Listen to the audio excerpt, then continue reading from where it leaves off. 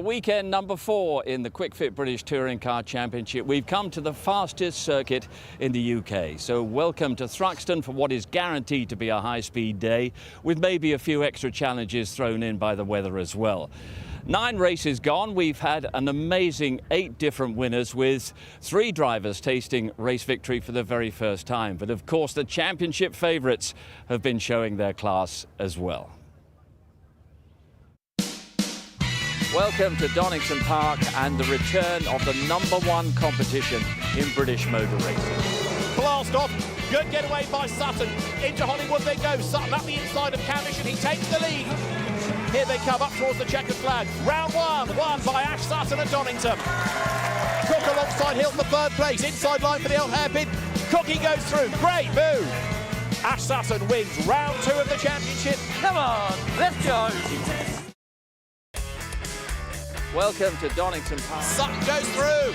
Tom Chilton takes race 3 at Donington.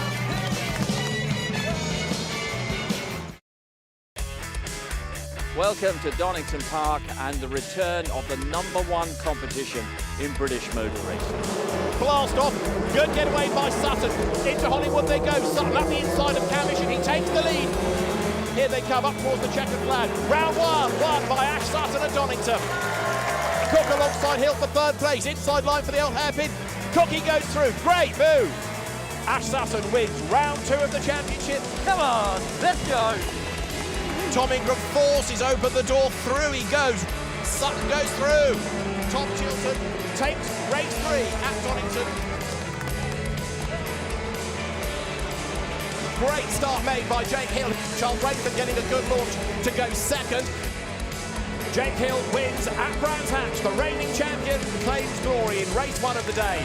De Leon for the lead on the inside. Daryl De Leon wins in the British Touring Car Championship for the first time. Rainford gets the inside line for Druids. Charles Rainford, a first-time winner in the BTCC. Good start by Camish. Woods, the Toyota's getting themselves together and Jake Hill gets turned around. Bang, straight into the side of Gordon Shedden. Camish wins at Snetterton. Big slide there from Ingram, who's in the wall. Rowbottom back up the inside, he's going to retain the lead. Look, coming up towards turn 5, he's done it. A win for Dan Rowbottom. Mikey Doble wins for the first time in the BTCC.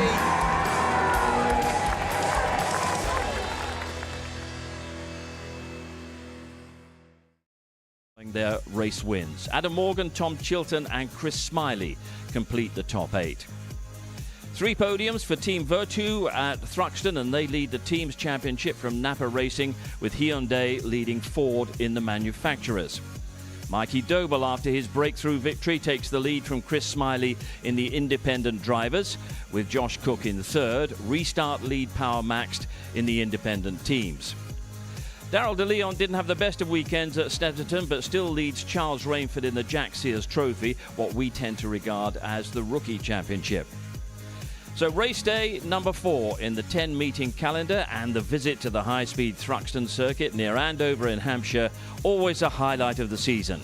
2.37 miles in length, relentless high-speed corners, and let's give a nod to Josh Cook. He's not had a win this season, but he's been victorious on 10 occasions around this fastest of all touring car circuits. But yesterday, as far as Josh Cook was concerned, Thruxton fought back. We'll have more on that in a moment. Good morning from myself and Tim Harvey as well. Clear skies at the moment. Yesterday, though, was absolutely horrendous. It was biblical rain, wasn't it? And I really felt for the drivers out there in qualifying. You know, you're trying to put your fastest lap in really treacherous conditions that are changing lap on lap. So they really earned their coin yesterday, those guys. It's important that we get a day like this. Not only is it the fastest circuit on the schedule, but it's also the circuit where the hard tyres suggest that there's nothing tactical about tyres today. They all start as one. Yeah, in some ways I like that, because it takes away that unpredictability, and it means everybody's racing on a level playing field, all bar the Toka turbo boost, of course, which will play into the strategy of racing. But the fact they're all on the same tyre just here at Thruxton, it makes it safe because they need to be on that hard tyre for the high speeds, but it just adds that element of we can really decide who's the best driver on the day. Well, let's hope it stays dry. Looking back at Snetterton a couple of weeks ago, I don't think I've seen 3 winners all so emotional about what they'd achieved that day. I mean, Dan Camish, first of all. Well, everybody wants to win a race. You know, it's what we race for. It's that rush of endorphin that gives you that winning feeling. But for Dan Camish, after his problem at Brands Hatch when he accidentally switched the engine off, it was the perfect bounce back to get a win. Yeah, and Dan Rowbottom, after all his medical issues during the close season, what an extraordinary performance. Yeah, by no means is Dan Rowbottom overshadowed by his illustrious teammates within that Napa Racing team. He's a race winner himself, and yeah, after the winter that he's had to come back, he must feel it was a very emotional moment for him for those reasons. But more than anything else, Mikey Doble in race 3, I mean, he was owed this one. He's come so close in the past, and he seems to be carrying the same kind of form onto here. Yeah, I mean, I think he's an underrated driver. You know, he punches above his weight. Power Max punch above his weight, above their weight. They're not the most well-funded team, but they get everything right. And there wasn't a dry eye in the pit lane when he got that win. The team celebrating there. He so deserved it. He drove brilliantly, and what a win to chalk up your first one, holding off champion Ash Sutton in fine style. Okay, right, looking ahead to Thruxton today, news from the pit lane. Nick Halstead has been taken ill. He's a non-starter, but it's also been very much musical chairs over at Accelerate. Michael Crease raced early on. Ryan Bensley took over at Snetterton, but now the latest change is a big one. Here's Paul and Jade. Thanks, Steve. Yes, the B team, me and Jade, are down here with Senna Proctor. Senna, you're back. You're a bit early. Wasn't supposed to be for a couple of weeks, was it? Yeah, no, we were going to be doing a part programme doing the second half of the year, and the opportunity's come early to jump in the car, so grabbed it with both hands, and yeah, we seem to be in a little bit of the deep end with no testing and stuff like that, but you know, we're here just enjoying it and just trying to do the best job we can.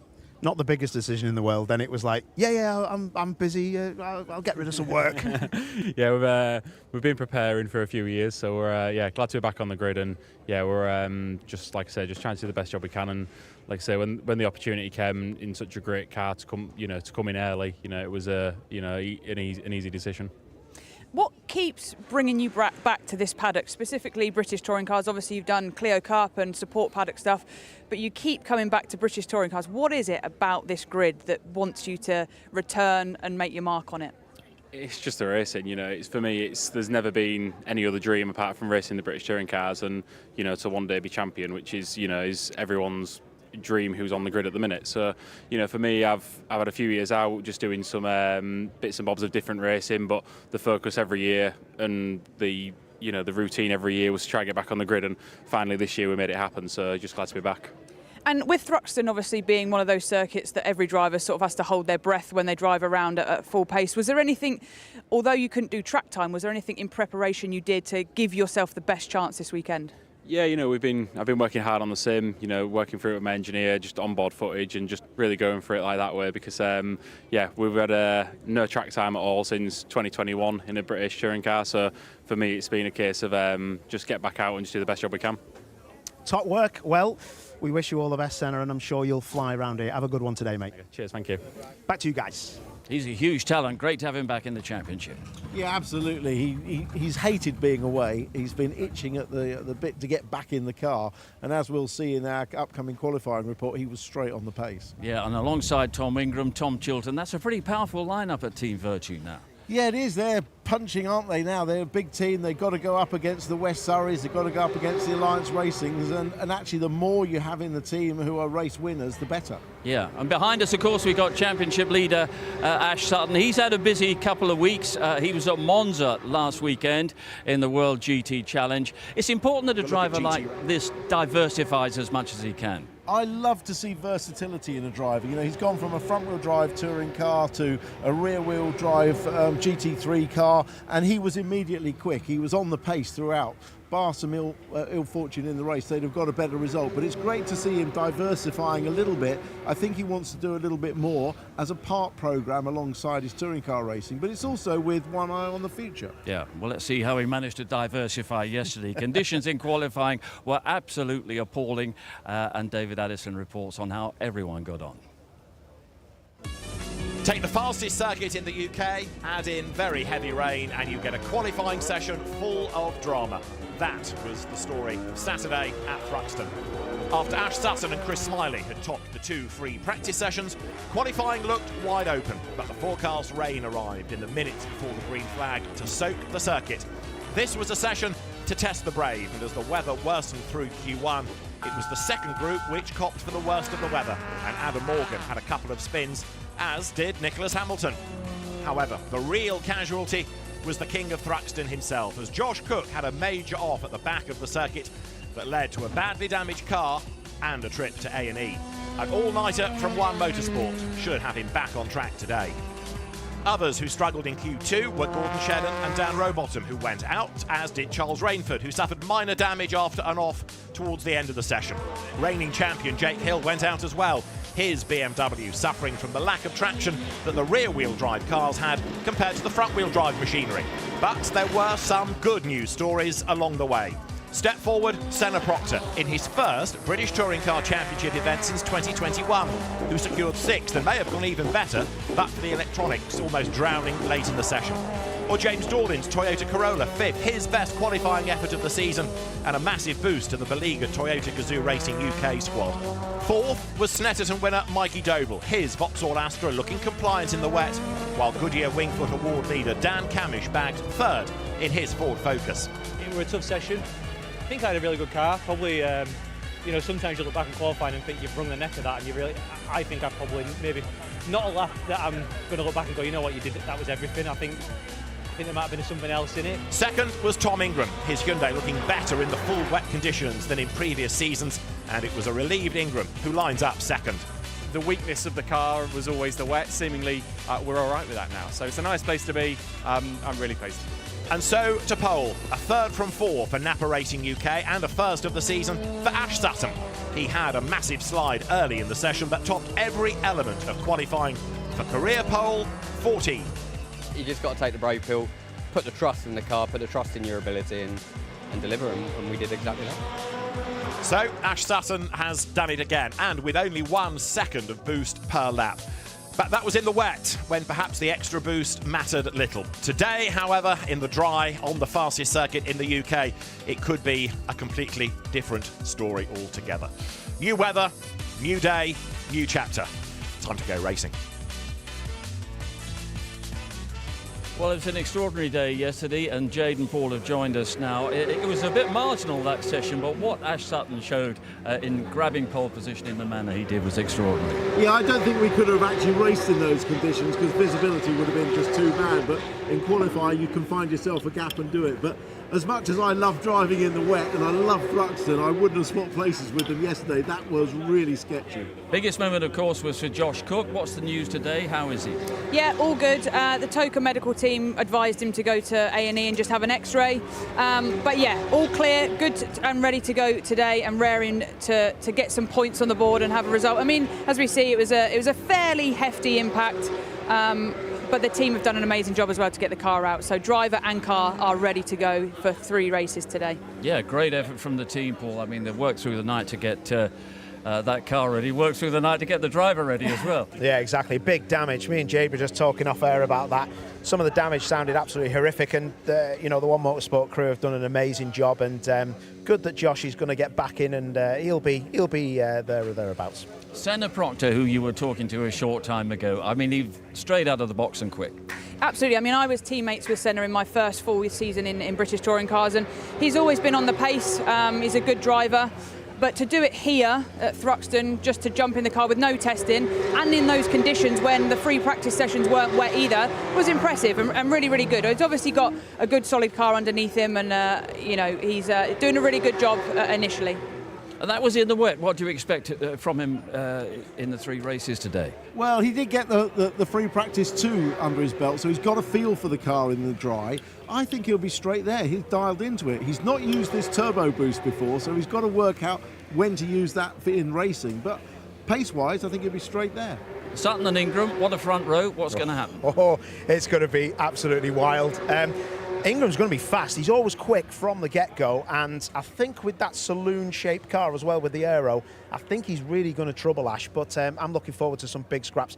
Early doors, watch out for Ingram. He will go for it out the back. Another good qualifying performance, which we must highlight as well, James Dorlin. Absolutely. He's always had the pace. He keeps knocking on the door. In the races, he moves up and he shows promise. But yesterday was really, really good showing, especially around here, like we keep saying, with the weather conditions and this nature of circuit. He's really impressing within that team. He does it quite quietly. He's always been one of those people that just works very hard, always got the pace underneath him, and slowly now we're starting to see his true talent underneath that sort of rookie-ish element to his first debut season. Okay, I think we can hear from him. We were talking with James a little bit earlier today. James, a fantastic qualifying result for you yesterday, P5, in what was a fairly tricky, should we say, understatement session. Yeah, it was horrendous. I think Ash summed it up well after his qualifying, where he said, "I just don't want to do that again," and I share that. Yeah, it was nice to get a proper wet run. That was my first time in the wet in a touring car properly. First time at Thruxton in the wet, and so yeah, it was an eye opener. But I think it just evens it out for everybody, doesn't it, when it's wet? So I was happy to come away with P5.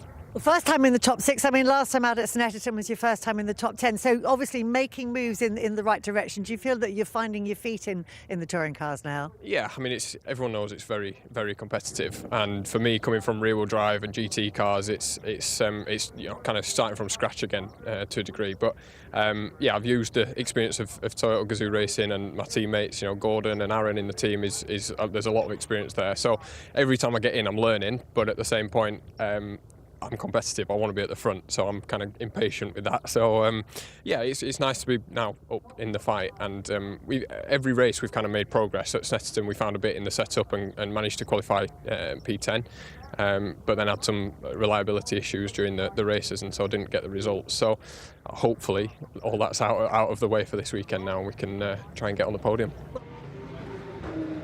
James Dorlin, who starts on row 3 for Toyota. This is the timetable for the day. Today's action, round 10 of the British Touring Car Championship.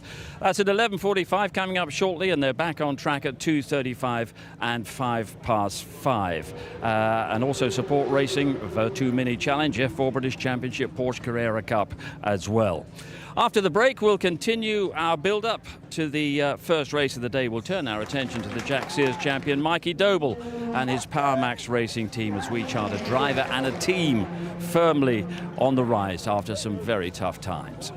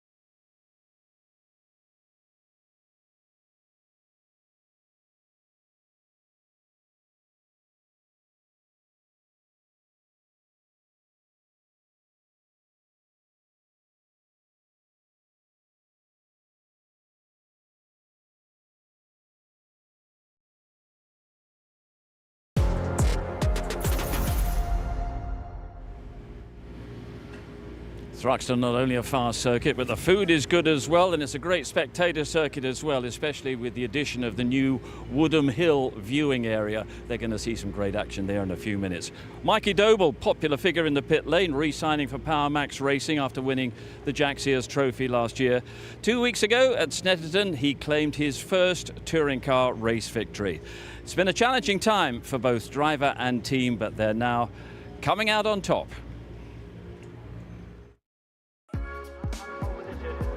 Mikey Doble wins for the first time in the BTCC.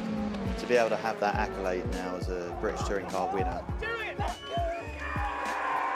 I wasn't aware of what was ahead of me, like when I came into the pits and experiencing the team all standing at the front of the car and seeing what it means to them and, you know, the family.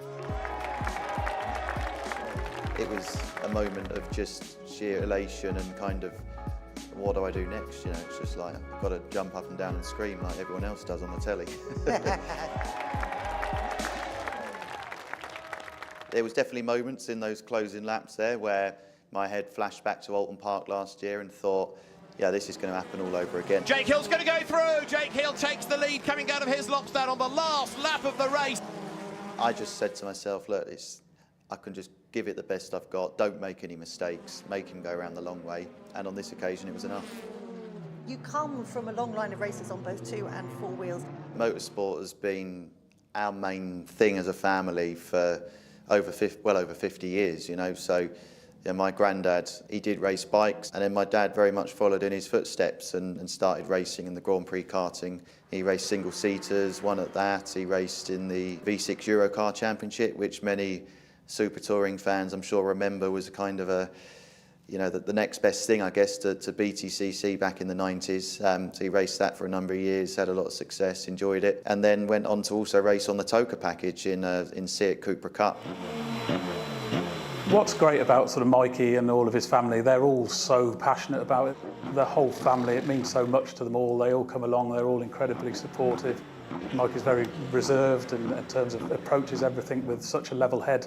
You know, I don't think I've ever seen him angry in any way, shape or form, or even close to it. So if he does feel that, he hides it very well. My other sport growing up was golf. From the age of about 13, I was pretty much playing full-time, you know, school holidays and that after school. My mum would pick me up from school and take me straight up the golf club and I'd play around. And, you know, I got to a level where I was just about ready to turn pro, really. I'm glad I didn't in the end, otherwise I wouldn't be here now. But I kind of get a lot of my mental strength and level-headedness from golf. You know, I've really had to earn my stripes in the championship to get to the point where we're now fighting for overall wins and overall podiums. But we're certainly reaping the benefit now of the hard work that we've put in over the last couple of years to push ourselves forward. What a waste of a great golf career. We're very jealous of that. Yeah, we'll have a moment to talk about Mikey and Power Max in a moment. Let's just have a quick word with Alan Gout, the boss here. Alan, how satisfied are you to see these blue skies above? It's fantastic after yesterday. Anything's better than yesterday. So great crowd, great weather. It's all good. And what are you expecting from the action out there on the circuit? Hopefully a lot, but I'm sure the drivers don't want to hear that either. I don't know. It's always good, fast, close racing around here. Who knows what it'll deliver, because we haven't seen how quick those cars will go because we haven't had qualifying in the dry. So it'll be interesting. Yeah. Track limits all under control? Oh, they're never under control, Steve. You'd have to talk to drivers about that. No, look, we've invested a lot of time and money in doing, trying to organise the track limits so that it's more equitable for everyone. They're the rules we have to work under with MS UK, and hopefully it's proven its worth. You know, Mr. Tyre Stacks here is very happy that we've got rid of the tyre stacks, and as long as the drivers behave themselves, they'll stay out. They won't. They won't, yes. And 8 winners in 9 races, that suggests that the regulations are working as well. Well, not as well. It should be 9 out of 9, to be honest. Right. So one slip through. Exactly. Yeah. No, the regulations are working well. It's good, close racing. It's everything to play for. Yeah. Okay, Alan. Thanks. Have a good day. Cheers. And we look forward to what's to come, and Mikey Doble off the second row could be building on what we saw at Snetterton for a start. Yeah, I mean, Alan was alluding to the fact we're going to see probably the fastest lap times we've ever seen around here. The cars are lighter, they're better developed, they've got the TOCA turbo boost. I think we're going to see the lap records broken, but Paul was absolutely right. The front 2 rows, or 3 rows, are absolutely stacked with talent, so I think the first race is going to be a humdinger, and I quite like the fact they are all on this same tyre just for this meeting anyway. Yeah, give us an idea of the kind of heart-in-mouth character of this place. Yeah, it's one of those places that you have to kind of hold your breath, and that for FP1, when you've got to go out and you've got to do the first lap, it's almost better to just go absolutely hell-bent for that first couple of laps to get used to it. What's weird, I'm sure Paul will agree, and Tim, is that the first few laps you do feel really fast, on the edge, but by the time you get to the end of the weekend, it becomes normal and it becomes almost like usual. So it's an interesting circuit. It's fast, one of my favourites, but these guys all love it, and I'm sure we're going to see high-end entertainment all day, door to door, high speed, and hopefully some round the outsides through the fast stuff as well. Wonderful. And Tom Ingram to break his duck today? I think so. I think Tom's definitely with a shout. He's got to win one of these races. This is going to be hard fought. I think there's going to be a lot of side-by-side stuff. Okay, cars are firing up. Time for us to get out of the way. We'll be out on the grid with Louise in just a few minutes' time ahead of round 10 of the Kwik Fit British Touring Car Championship.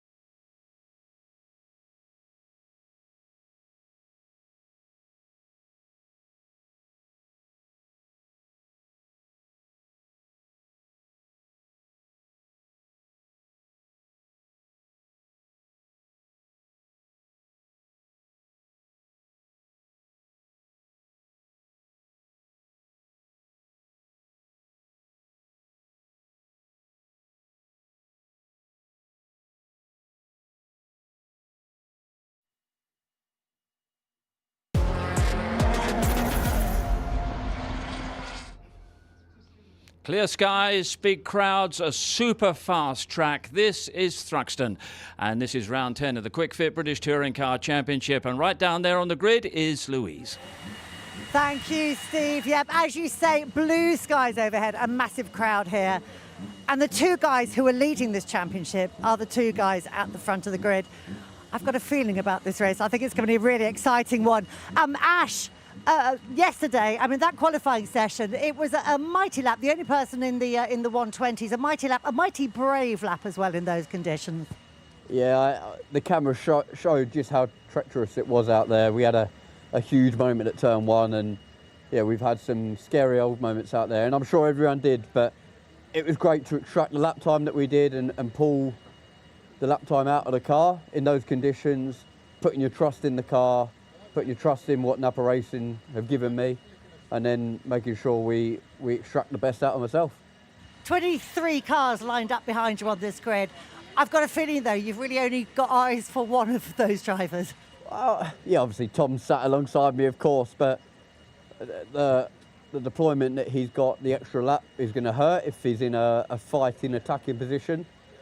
But I'm also hoping that Mikey Doble and Dan Cam have got something to say about that. So if they can put him under a bit of pressure and make him use that would be really handy.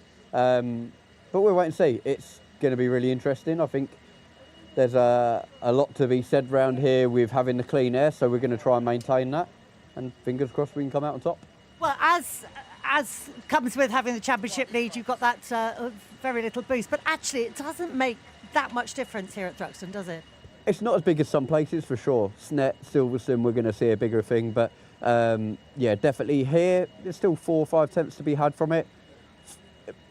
But it's when they deploy it all in one lump, you can't defend from it. So up the back straight is going to be where I'm going to be under threat if Tom wants to use it.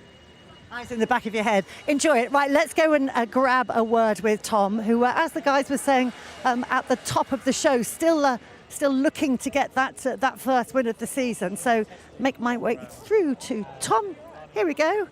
Can we dive in here? Thank you. Tom, so I've just been having a word with Ash over there. He mentioned the aero wash here. It's quite a big thing, isn't it? Just explain to us what difference it makes in terms of the feeling of the handling of your car. You're talking to who, sorry? Ash, bloke on the other side of the grid, blonde guy. I'm sorry to hear that. Yeah, it's obviously you do get a little bit around here, that goes without saying. What tends to happen is you hear of all the F1 people moaning about it, but we pick it up as well. It's just the dirty air, that turbulent air that comes off the back as it gets to the front of the car. It just makes it feel a bit horrible to be honest with you. So you start to have a bit of catch up. That said, the speed in the car has been strong. You know, it's felt good in the dry. Yesterday morning, I'd like to think we can have a good shot at this. You know, we'll see how it pans out. The current bun is out, so the circuit temperature's up. So let's wait and see. I mean, everybody is on the hard tyres for all 3 races here, so nothing you can do in terms of strategy. But it's all about kind of having a car that's lively enough for the start of the race, but not so lively that it uses up those tyres, because you do need to be slightly careful with them, don't you? You do, yeah, and I think the key is to try to just be strategic with it, because the trouble is you've got a couple of idiots here who are just going to try and race each other, and actually we've probably got to think about it a little bit as well. So, yeah, the tyres drop off, of course. There's every possibility of a safety car. There's every possibility of stuff going on in the race. So you just have to be fairly strategic with it. But at the same time, I want to beat him. He wants to beat me. They want to beat me. I want to beat them. You look around and we all want to beat each other just as much as we do anyway. So it's going to be a fast day, I think, with the as I say, with track temps up, the sunshine out. It's going to be good. It's so nice. Thruxton has its really unique way when you drive to the grid, seeing all the fans on the bank. So let's have a good day. Good stuff. Have a good one. Right, I've got time for a very quick word with Mikey Doble. We heard from him in the top of the show. I had a word with him earlier on, and I have to say he is so excited about this race, and so glad that he had such a good session yesterday. Great qualifying, great car underneath you. You're looking forward to this one, aren't you? Yeah, absolutely. Yeah, I mean we survived a treacherous qualifying session yesterday, but yeah, we're sitting here with So yeah, we're in a good position. I've just got to switch the engine on and run a cycle. Okay. All right, I'll let you do that then. Interesting that he's having to do that at this stage. I'll keep across that and see if there's anything going on there. But in the meantime, we will head off for a break and join us for this race one when we come back.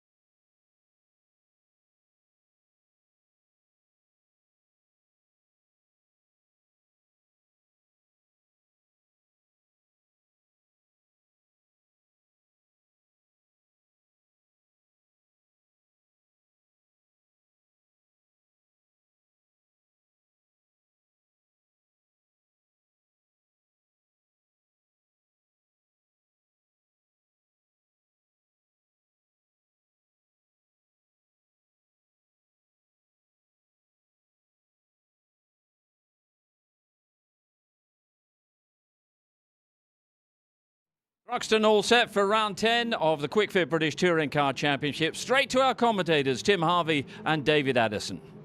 And so on a dry and sunny day, we have a really interesting grid to look forward to. We've got Ash Sutton on pole position, and is this going to be his day? Is this going to be his first race? It could well be. I mean, the signs are it is, but I really think this is going to be a humdinger of a race. I'm so looking forward to it. I hope Ingram can split those two Napa cars at the front and really make a race of it. That Hyundai should be very quick round here. Should indeed. So Ash Sutton starting on pole position. Before we go racing, let's go to 16th on the grid and say good morning to Adam Morgan. Adam, tough day yesterday, but this is a bit more like it in the dry, isn't it?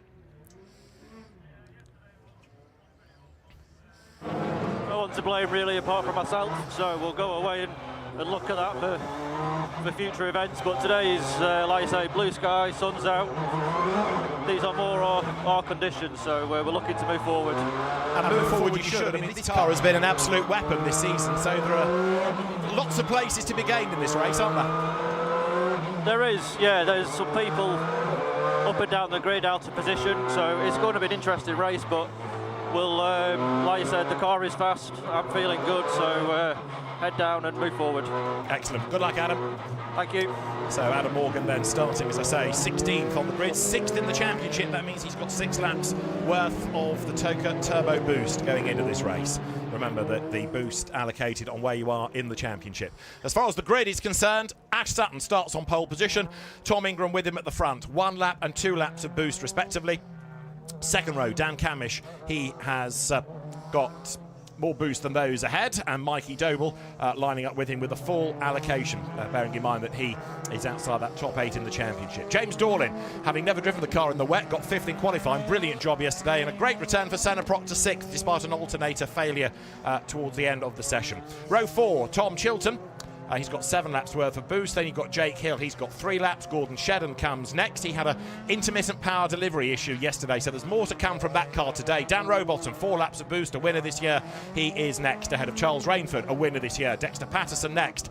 Then you've got Darryl DeLeon, a winner this year. And Josh Cook, after a big off yesterday, had a trip to A&E, an all-nighter from the team, but he's on the grid, one to watch. Dan Lloyd next. And then Adam Morgan, 6th in the championship, 6 laps worth of boost. He's ahead of Chris Smiley and Max Hall. Then you've got Stephen Jelly and Aidan Moffat, ahead in turn of Sam Osborne and Ronan Pearson, with Aaron Taylor-Smith and Nicholas Hamilton rounding out the grid. As ever, with the new qualifying format, there are people out of position, so there's a lot to look for in this race. Yes, and no option tyres. Everybody on the hard tyre for Thruxton. This is your boost allocation in laps. Remember, it's not in seconds now as qualifying, it's in laps. And Dan Camish on 5 compared to the 1 and 2 of those ahead of him, and with a quick car and with 2 pole positions to his name and a race win. Is he the dark horse to win this race? Yeah, he could be if he manages to use it at the right time or force the others to use it and run out, then he could well be in the pound seat. So Ash Sutton then up to pole position, the only double winner of the year. Tom Ingram yet to be a race winner. Dan Camish has had a victory, Mikey Doble has had a victory, and that is the top 4 on the grid. There is Ash Sutton, parked so that he doesn't just creep over the grid markings then on that 1-by-1 staggered grid on the pits straight, in quotes. It's more of a long arc that takes you down towards Allard. The new fencing on the pit wall means that there have to be repeaters and marshals on the other side of the road as well to let people see the flags, the boards, the lights. The teams now go to the pit garages, they have all the data, they have the pictures available to them. That's how they'll then follow the race, and the race is round 10 of the Kwik Fit British Touring Car Championship. The grid is formed. It is going to be 16 laps ahead of us, everybody on that hard tyre. It's a dry day, a dry circuit, 5-second board shown, and we are ready for business then. Lights will go red, engine notes rise. It is lights out. It is a good start by Sutton. Not a great start by Camish in comparison to Doble, who's almost up alongside him, but Sutton has certainly got the drop on Ingram. Jake Hill round the outside of Senna Proctor, and a very, very sideways Chilton in the middle of the pack. Has he been able to save it as the cars come up towards us? Yes, he has, but there's a BMW off the road as well in the background, having a big, big lose. It's Charles Rainford, who's gone around and around and around. A real magic roundabout job that. It will drop him to the back of the field. I think he was taking evasive action, and it all went wrong for him as Sutton leads Ingram, and those two have gone away with Doble third. Up into 4th is James Dornan, and Camish has gone backwards. Yeah, but Ash Sutton off like a bottle of pop from the line. He was gone. But Ingram's looking very challenging on this first lap. Both these guys so good on cold tyres. The tyres here get up to temperature really fast anyway. As you say, Camish was the loser initially off the line. And Gordon Shetton's also made some good progress then. We know that he's an experienced driver with a great strike rate here, 7 times a Thruxton winner, so he's certainly one to watch that Toyota Corolla getting better in the drive than in the wet. As here are the 2 race leaders then, absolutely nose to tail. Ingram goes to the outside line. Ash Sutton has only 1 lap's worth of boost. Safety car deployed as Ingram tries to go right round the outside. They're going to be level. He goes through. Sutton has to give him room. Ingram will lead at the end of the lap. They race to the flags and the boards, and Ingram is ahead. Doble tries to get up alongside Sutton, and he is ahead and past him as they get to the line, but then I think we'll give back that place. Sutton looked to be going back through on the inside. So, safety car deployed at the end of the opening lap of the race, and it must be for Charles Rainford's car that has not come by. Let's have another look at the start. Now have a look at Chilton. He's up the curb, he hits Proctor, he gets all sideways. Gets sideways, and it's actually Rainford goes off on the left in avoidance, comes back across the track. Fortunately, nobody collects him. That could have been very nasty. Yeah. Shades of Adam Morgan back in the Mercedes a few years ago, but fortunately doesn't hit anybody. But yes, a bit of a kerfuffle at the chicane as they came in. But Rainford has got going. The ones that we've lost are Max Hall and Sam Osborne. They are the 2 that have not come through on the opening lap. So the safety car is not for Charles Rainford, in fairness to him. He's got going again. But Max Hall and Sam Osborne are off the racetrack. And that's at the back part of the circuit, Goodwood Village Church area, where we saw Josh Cook having his moment yesterday and Adam Morgan off the road. You can see that Sam Osborne is out of the car. Max Hall a little bit winded, I fear, after the impact. You can see that the tyre barrier is deformed on the right of the shot there. So the safety car is deployed, and therefore everybody has to slot in behind. No overtaking permitted right now. Yeah, although I couldn't actually see any damage on Max Hall's car. It could, of course, be on the right-hand side, but I couldn't see it. So hopefully they're both okay. Yeah, it looks like he's getting out the car now. Sam Osborne in the background, he's out the car, but the car is nosed into the barrier, so that will definitely have front damage. Max Hall just checking a few things on the car. The Napa Racing, Alliance Racing team in the pit lane looking on slightly concerned. But back to the, this is off the start from Pearson, watching in front. That's Max Hall. Osborne is just in front. Aaron Taylor-Smith has come into shot in the Toyota on the right. Obviously got Charles Rainford who's come across the grid already on the right, so that doesn't affect them. Max Hall on the left, look, goes all the way around the outside into the complex, which is the right thing to do when you're at the back and the gap opens up for you. They're very tight together as they come through Campbell Cobb. Seagrave is the exit. The next one is the left hand of Noble, and it's through Noble and Goodwood, I think, that the incident occurs. Looking ahead, can I see? Oh, it looks like Osborne lost it on the right. Osborne lost it. Oh no, that's Hall. Max Hall's lost it on the right, and come back across the road and collected Osborne. Very unfortunate. That's a cold right rear tyre on Max Hall's car, is why he's lost it. But this is on board with Adam Morgan. Remember, he started down in 16th. Gets a good start. He's got... There's Rainford on the grass, straight across on the right, tries to catch the slide. Big scary moment for Rainford, so Morgan should be ahead of that drama that's triggered the safety car. He's up to 11th, incidentally, by the end of the opening lap. He gets involved there with Dexter Patterson, does Adam Morgan. And there you can see cars need moving, barrier repair work to be done. This might take a few laps yet, so the driver's currently behind the safety car, and Max Hall's car being retrieved. The drivers will go to the medical centre, of course, no matter how large or small an incident, just to be checked over. Let's try and grab a word with Adam Morgan then. Adam, not a bad first lap, up into 11th place. It all looked quite frantic. You had BMW spinning across the road in front of you and everything. Yeah, that was pretty hectic to begin with, but yeah, in those situations you just got to try and make the most of it. Try and pick your gaps, make sure it's safe. But yeah, it's not a bad first couple of laps up into P11, like you say. So we'll try and get our head down and keep on going.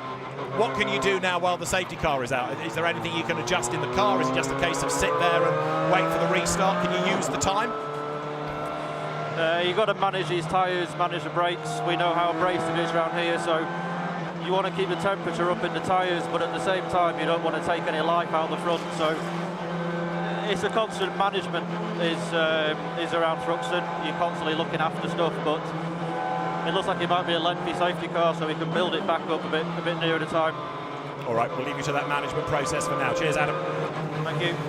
So Adam Morgan is in 11th place. Quickly to mention, behind him, 12, Josh Cook. Good first lap from him. Yeah, very good. Don't forget, Josh Cook's had no time in that car since it's been rebuilt. He couldn't even do a shakedown or anything. So One Motorsport have done an excellent job of getting that car fixed. A disgruntled Sam Osborne walks across to the instant support vehicle for a lift back to the pits. Just at the front though, remember Ingram had got round the outside of Sutton, but he's given that place back to Sutton, so it's Sutton that's leading on the road now. Of course it was at the chicane last year that Ingram took a place and did give it back and subsequently lost the win. True enough, so leaving nothing to chance this year. You're on board with Dan Rowbottom at the minute. He's 7th place. This is a replay of his start. On board with Rowbottom. Not the best start, look. He's lost several positions, not only to the fast-starting rear-wheel drive BMWs, but also to the front-wheel drive cars in front of him. Oh, that was a big old moment. Whoa, so was that. That was a big old moment. It just opened up nicely for him. It's probably just as well he made a bad start. Yeah. He will tell us he did that deliberately to avoid that incident. But it did leave him a nice gap in front, didn't it? It did rather. The first slide you saw was Tom Chilton. The car coming from the grass to the other side was BMW of Charles Rainford. Spencer Aldridge in the middle there. Tom Ingram's race engineer looking on in the Team Vertu pit. The BRDC cap just turning around in the background. Marvin Humphries, the team manager. There you start to get an idea of the damage on Sam Osborne's car. A lot of damage on that right rear corner. So the cars are being moved. We've also got that tyre barrier to sort out. We can add on 3 laps, but this is, like Adam Morgan predicted, a lengthy safety car period. Yeah. He could see the damage there to both the cars and the barrier. But yeah, I think as Matt Toole speared back across the track, he hit Sam Osborne in that right rear, and then that pushed Osborne obviously off into the barriers as well. So the Alliance Racing team have got some work to do to get that car fixed. I'm sure they're already getting the bits out. But yeah, I mean, Chilton actually is actually still in a good position. He's in 14th place, so despite that wild moment, he didn't lose too many positions. Max Hall's 4th retirement of the season. He's had quite a few incidents, as we've seen at Brands and Snetterton as well as here. Mikey Doble, in the meantime, running in 3rd place. There he is, at work, and this is his start. Good to see a start near the front. Look how well Ash Sutton gets off the line. In fact, both Ingram and Sutton got away very nicely. Camish at this point is 3rd and looks fine, so I'm not sure quite how he then loses position. We'll watch on Bob Dover. Hopefully we'll stay with it and see the overtake. He goes to the outside, good move, but can't quite get all the way alongside, or does he make a lunge? He does make a lunge. Oh, and that's what tapped Camish. So Camish lost that position as a result of a bit of contact with Doble, but Doble was racing hard there into the left-hander of the complex. They both lost distance to the front too, though. They're off and away, with Ingram trying really hard to get past on the first lap. Doble with the car working well for him as they come down towards Church. This is still 6th gear. Just a partial lift on the throttle right across the inside. There is a track limits violation if you go too wide on the exit, but he gets a nice neat run, and we're possibly going to see the Tom Ingram round the outside move into the chicane here. He sets it up beautifully. I was looking, in fact the lights were on, you could see on the marshal post. I was looking to the marshal's post, which is why he's given the post back. Doble actually possibly hasn't seen it because he actually overtakes at the line but then gives it back. Yeah. So that puts him back into 3rd place. He will have to do the work again, and so will Tom Ingram. So right now we're on lap number 6 out of what's going to be 19 ultimately, with the extra laps added on for the safety car. There is the Motor Parts Direct with Power Max Racing team. Down to 1 car. Nick Halstead taken ill yesterday with some pain. And he was watching at home. Get well soon, Nick. But he went out in FP1 and around his rib cage was quite tender. Went to hospital and has decided to step back from this weekend, but he will be back later in the season, no doubt. There is Mikey Doble then, upholding team honour, and he runs in third. Race order then is Sutton, Ingram from Doble, Camish, Dorlin, Proctor, Rowbottom, Shedden, Hill and De Leon, the top 10. And there is Max Hall's car being craned away from one side of the circuit to the other. The car of Sam Osborne behind. The tyre barrier, assuming it is sorted out, should allow us to go racing very soon as well. Marshals will be back on post once those incident vehicles are out of the way. Ian Watson, Dave White, his deputy, the clerks of the course, they'll be looking at not only these pictures that we all have, but at the Marshals post CCTV cameras, making sure everything is out of the way, making sure that the barrier is safe. So if another accident has to be withstood, it's up to the job, and then the call can be made to bring in the safety car and we can go back racing, which hopefully might be at the end of this lap. Yeah, one thing, of course, that's new this year is the safety car restart rules, which will close everybody up, because if you remember, Sutton and Ingram had that little gap to everybody, but although that was closed up through the chicane under the safety car, but on the new restart rules, they're not allowed to accelerate till they're out of the chicane and they get to the restart line, so it should mean that everyone's much closer together. So who are the ones to watch on the restart? Well, probably half the grid, really. But you've got Dan Rowbottom looking to buy back some places. Gordon Shedden's in a hurry. So is Jake Hill, Adam Morgan and Josh Cook and the recovering Tom Chilton. Dan Lloyd is in 15th, and that car was quick in the dry. And Chris Smiley 17th, and he topped FP2. So he struggled in the wet, but that's another car that by rights ought to be higher up the order. And of course, there's Charles Rainford, 22nd last, but he's now got to try and get some places back.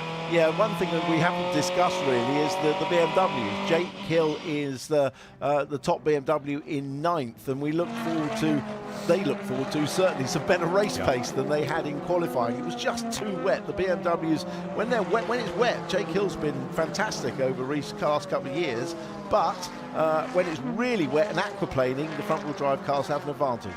Looks like we're going for a restart. Lights are out on top of the safety car then. Into the chicane come Sutton, Ingram, Doble, Camish, Dorlin, Proctor, the top 6. Rowbottom, Shedden, Hill, De Leon round out the top 10. There's a green flag being readied on the start line. The boards and flags are withdrawn. There's the green flag. Ash Sutton accelerates. Now, coming out of the chicane, we go back racing. You can't overtake until you cross the timing line and down towards Allard. It is Sutton versus Ingram. They are absolutely nose to tail. Ingram has found a way past once in rather robust fashion. He's going to try and do it again. Neither of them wanting to use their lap or 2 laps worth of turbo boost until the very end. This is Doble closing up on the outside. Camish goes back past him. Really demon move by Camish. He goes third. Ingram's looking for a way past Sutton, but Camish certainly has a point to prove after being roughed up at the original start, and he's brought back third place already. Well, Doble outbraked himself. You can see by the closing speed into the chicane that Doble was either going to do a demon brake around the outside, or as it transpired, he just outbraked himself, so he just opened the door for Camish, who's straight onto the back, in fact, of Ingram. And don't forget that Camish has got more boost available to him. He wants to use that towards the end of the race as well, but it's Sutton ahead of Ingram. Camish absolutely storming along to catch up. In 4th place is Mikey Doble. Small gap back to 5th, Dorlin. 6th is Proctor. 7th is Rowbottom. Here are the race leaders. And look at Camish go. Gets a bit of a toe off Ingram, who gets a toe from Sutton. To the inside line goes Sutton. To the outside line goes Ingram. He's done it once here to get the lead. Sutton right on the limit as the car quivers under braking. They clash. Camish is going to go through for the lead. They skip out the chicane. Arguably gain an advantage in so doing. Proctor's off the road as well. Ingram comes through in the lead, and that was the last of the late breakers on the outside line. There was really nowhere Ingram could go. There was nowhere to go, because Sutton's car was barely in control, wasn't it? It was hopping and skipping on the brakes, and he just ran wide and took Ingram with him. Here's Proctor getting stuck back into touring car racing behind champion Jake Hill, and not afraid to rub him up. Absolutely, and there's Josh Cook. Look up on the inside, the king of Thruxton, 9 times a race winner here. He's on the back of Gordon Shedden, 7 times a winner here, and Cook's going to clear 2 of them in one great move. Fantastic. Josh Cook goes by. No ill effects of yesterday's off, that's for sure at the moment, as he goes up towards Noble. And that contact, Proctor gets into Shedden, who's on the grass. The car is sideways. He's back on the tarmac, and mercifully, nobody collects him. That was an enormous Code Brown moment for Gordon Shedden, but thankfully he'll be able to get back on the tarmac. He might want to brought a lot of grass on the front of the car, which will send the temperatures off the clock, and the pit lane may beckon, but that could have been a whole lot worse. Well, I mean, poor old Gordon Shedden, he just has no luck. Remember, he was collected by Max Hall at Snetterton. He's now been turfed into a spin at one of the fastest parts of the track here by returning Senna Proctor. He won't be happy at all. I think turfed was the operative word, given how much grass he brought back. Out of the chicane, then come the leaders. Morgan is there ahead of Chilton, ahead of De Leon. So Tom Ingram leads ahead of Sutton, ahead of Camish. Now this is how Ingram got the lead.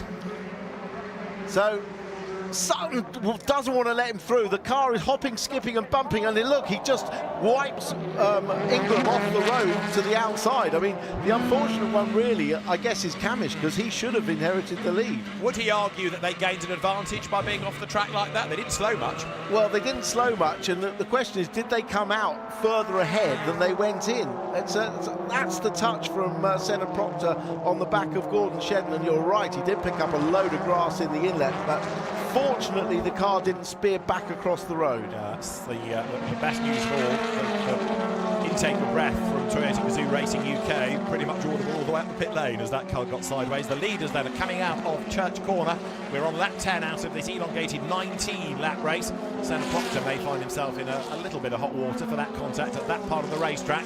Bit race rusty, Senna, having not been in the championship since 2021. As with a lock-up, Ingram leads. Sutton, though, is back at him. Yeah, he is. Well, obviously Ingram did absolutely nothing wrong in that manoeuvre. He couldn't turn into the corner. He got taken wide. But so I guess between the two of them, the positions are as they should be. Yeah, but as you say, Dan Camish might think, well, hang on a minute, I did it all right. I went through the chicane and I've come out no better off. So look back now from Adam Morgan's car at Tom Chilton. The two teammates running currently in 10th and 11th. But Tom Ingram still looking for that maiden victory of the season. He leads the way. He's up the road ahead. And Tom looking for win number 34. His last win was at Brands at the end of last season. That's Rowbottom getting ahead of James Dorlin. So that's the change for 5th place now. That was a lovely move. That was a really well-timed move to get through on the exit of the complex. He did that absolutely beautifully, Rowbottom. Cookie, though, up to 8th place now. Fantastic run from Cookie. So then Jake Hill next on the tail of Rowbottom. He's cleared James Dorlin as well. Cook next up. So Josh is going to line up to have a go on the inside. Is he into Church? Yes, gets the job done. This is the replay of the Robo move. So watch how he does this. He carries more speed through the left. So normally you sacrifice a bit of speed through the left to get a good line, as James Dorlin for the last one. But if you carry more speed, you can slip up the inside, just like Dan Rowbottom did. Perfect manoeuvre. And typical Thruxton racing. Yeah, absolutely right. Hill for Rowbottom is a possible change. Cook to get in on the axe as well before the end. Ingram and Sutton go by.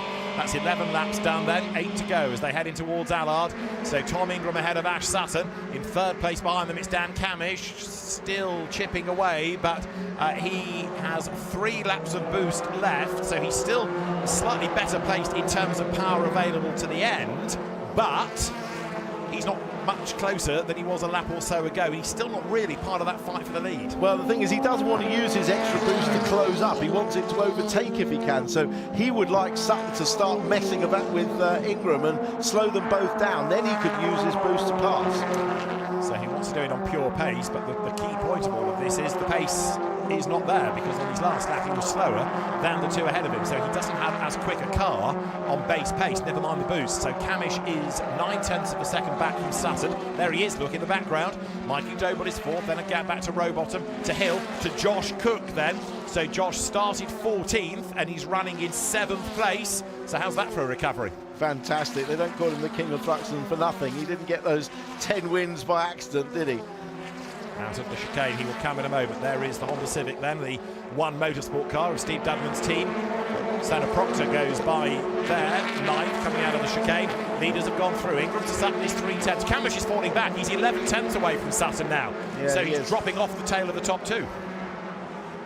And tyre management used to be a huge aspect of racing at Thruxton, but the cooler conditions and the fantastic Goodyear hard compound tyre, they don't have to worry about it in the way they used to. It should make the end of the race, especially having had that nice little safety car moment to cool them off a little bit. So the race leaders currently are on lap number 13. Josh Cook, fastest lap of the race. He's gone past Jake Hill. He's into the top 6. We have not seen the best out of the Honda, the team, nor Josh this year. We are seeing it now. Bear in mind, this has been rebuilt overnight. Josh was in A&E with a sore ankle being looked at. He's okay, although during the week he might, when the adrenaline wears off, be a bit more in pain. But right now, this is an absolutely fantastic performance. Yes, we know he goes well round here, and yes, we know the car has always gone well round here, but bear in mind that it hadn't turned a wheel after the crash until it went to the grid. This is impressive. Yeah, and here he comes round the outside of Rowbottom to take 6th place. 5th place, sorry. and he's still got boost available. He started with the full 8 laps worth. He had 4 laps at the start of this lap. He is going to be on the back of Doble before long as well. So Cookie goes by, and Ingram to Sutton is 3/10, 1.2 seconds further back. It's Camish, and then it's Doble in 4th. It's Cook 5th. But Josh for 4th place before the end is a real possibility. Ash Sutton for the race lead before the end isn't out of the question. No, it's definitely not. He's back on the tail, and that's got Ingram looking in his mirrors, which is exactly what Sutton wants. But yeah, just emphasising how good the Goodyear tyres are. Josh Cook set that fastest lap on lap 10. That's almost unheard of in Thruxton racing sort of parlance, because normally the tyre starts to go off very quickly after lap 2 or 3. So he's on fire, and so the Goodyear tyres. Race leaders then working their way out of that long Goodwood Village Church right-hander that loops you all the way around the back part of the circuit. We've got 1 or 2 more drivers being warned about track limits, but we've still got battles to resolve, one of which crucially is for the race lead. Lap 14 in this now 19-lap race because of the safety car intervention. It's Tom Ingram ahead. He's not getting away from Ash Sutton, and it's Ingram that locks up slightly this time into the chicane. Sutton closing back up behind him. 2 of the most popular drivers absolutely together as they come through the chicane, where there's as ever a big vocal crowd on hand at Thruxton. In 3rd place then it's Camish, and 4th is Josh Cook. He's done it. So Josh Cook then comes through 14th to 4th. Wow, what a drive.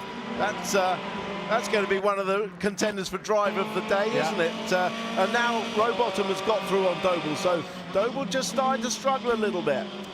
Now, is it out of the question to ask Cook to catch Camish by the end of the race?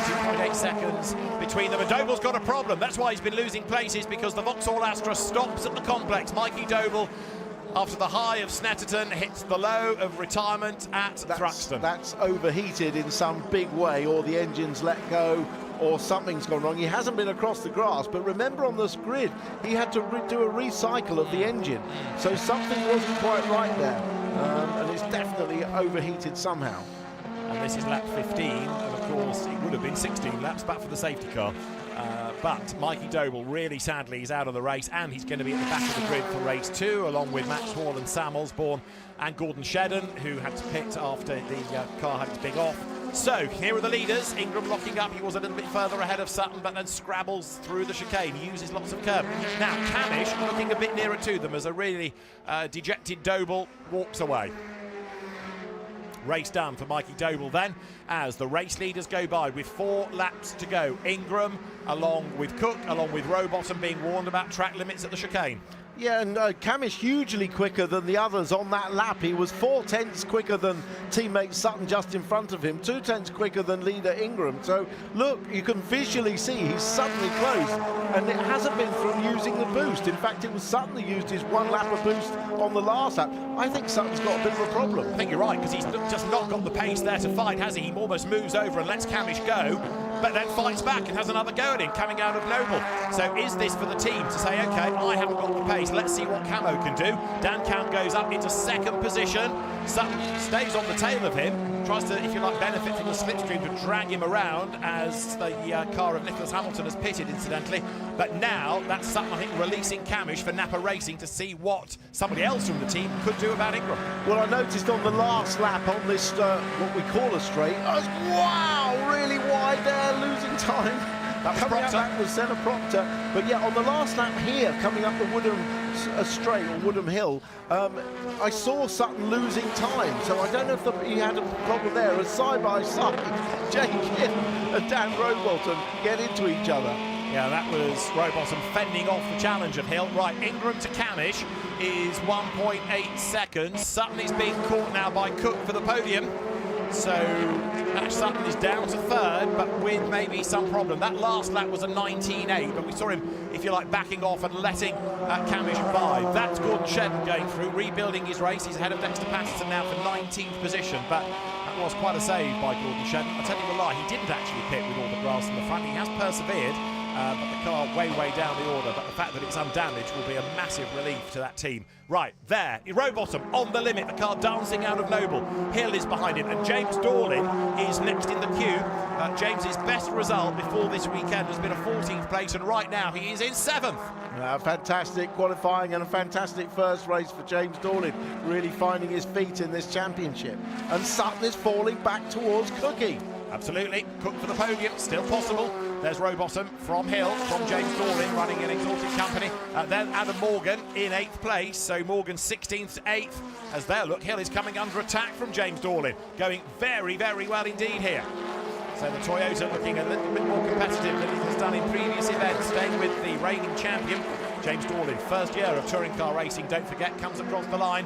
We've got 2 laps to go. Ingram to Camish is 1.4 seconds. Last time Camish was quicker. Camish has an extra lap of boost available. Yeah, 3/10 quicker. The gap is still 1.4 seconds though, so he's going to need a bit more than that 3/10 of a second. The boost itself is worth about 3 or 4 tenths of a second, but he's only got 1 more lap of it than Ingram, so he may not quite have enough. And remember, Ingram hasn't won a race this year. He will be desperate to win this race. This is the Sutton versus Cook battle. Tom Chilton is being given a 10-second penalty for track limit offences. He's 10th on the road, but this is the fight for 3rd on the road. Sutton versus Cook, Ford versus Honda, and Josh, after a very, very tough season, is about to make the move and go through on the inside, heading into Church. Job done. Brilliant stuff, this. Josh Cook goes by. He had a 3rd at Snetterton, and he might well emulate that, but bear in mind he was in hospital yesterday evening, the car was in bits, and he's ahead even with a flash of the lights as they thank for the room. Up towards the chicane he comes then. Brave stuff by 2 more of the top drivers in the championship. But Sutton's car's lost all its top speed. Yeah. Both here and on the way up the hill. It's just lost all its top speed. Looks fine in the corners, but definitely lost speed up the hill. So we'll find out after the race what that's all about. But what a fantastic drive by Josh Cook. And we're on the last lap, so we will not be far off finding out what Ash Sutton's problems were. He is, as Tim's been saying, losing top-end pace. Meantime, Adam Morgan now attacks James Dorlin. This is for 7th. Morgan has not done yet. Last lap, it's Ingram, 11 tenths up the road from Camish. Camish is closing, but they've both got boost to use on this last lap. Cook, 3rd. He's not going to catch Camish, but it's been a great drive by him as Morgan now starts to challenge James Dorlin. Senna Proctor behind in 9th place after that great save coming out of Church a couple of laps ago. Dorlin's car there on the edge, dancing out wide. Morgan trying to get the undercut, maybe if he's really brave through Goodwin. He's not really close enough there, however. So that Toyota stays ahead. But Tom Ingram is going to come through and score victory. And it will be his 1st of the year. It will be his 34th in the British Touring Car Championship. Dan Camish ain't that far behind him, but the Team Vertu mechanics have just run across the pit lane ready to cheer their man home.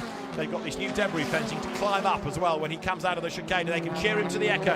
It's been a long time coming, but Tom Ingram's 1st win of 2025 comes at Thruxton. Tom Ingram wins race 1, Dan Camish 2nd, and Josh Cook, after a brilliant effort from 14th on the grid in a rebuilt car, is 3rd. A troubled Ash Sutton 4th, then it's Rowbottom 5th, Hill 6th, Dorlin 7th, his best ever, Morgan 8th, Proctor 9th, Chilton 10th over the line, but Daryl De Leon will inherit that with the penalty that Chilton will have applied. And that was a very lively start to the day. What a brilliant race. I thoroughly enjoyed that. I'm delighted for Tom Ingram to get his 1st win of the year. He drove really well. The team are delighted. It's been a long time coming, that win. Not before time he pulls it off in style. Camish a good 2nd after dropping to 4th, but man of the race, absolutely Josh Cook, rewarding that One Motorsport team for all their hard work overnight. And hopefully, therefore, Tom can avoid talking about a pointsy day. We can have a winsy day from him instead. 1st win of the season then, big bag of points. He, of course, gets lap leader points as well as the race win. Doesn't get the fastest lap point, and that goes the way of Josh Cook, as Tim was saying during the race. But well done, Tom Ingram. Really feisty drive. But as far as Ash Sutton is concerned, there are lots of questions to be answered after that car lost pace. Yeah, the team will be all over the situation. They've probably got the data and to back up whatever he was feeling in the car, and I'm sure they'll have that fixed for race 2, but it definitely was an issue in the car. And One Motorsport very, very happy indeed. And there in the background, Steph, Josh's partner, and their child, and Dad did them proud there, bringing the car home in 3rd. We understand the lack of power is all the team is saying so far from Ash Sutton, but yes, that's the euphemism for the moment. The results of round 10, Tom Ingram the winner then from Dan Camish, Josh Cook 3rd from 14th in a rebuilt car and an independent category win. Ash Sutton with a problem drops back to 4th, Dan Rowbottom 5th and Jake Hill in 6th. 7th, his best ever in the BTCC for James Dorlin, ahead of Adam Morgan, then the returning Senna Proctor, and Daryl De Leon promoted to 10th after a penalty for Tom Chilton. So that put Chris Smiley 11th, Aaron Taylor-Smith 12th, then Dan Lloyd ahead of Aidan Moffat. Chilton drops to 15th and therefore gets the last championship point. Ronan Pearson 16th from near the back of the grid. Charles Rainford 17th after a spin. Gordon Shedden 18th after a spin. Stephen Jelly was next, and Dexter Patterson came home 20th.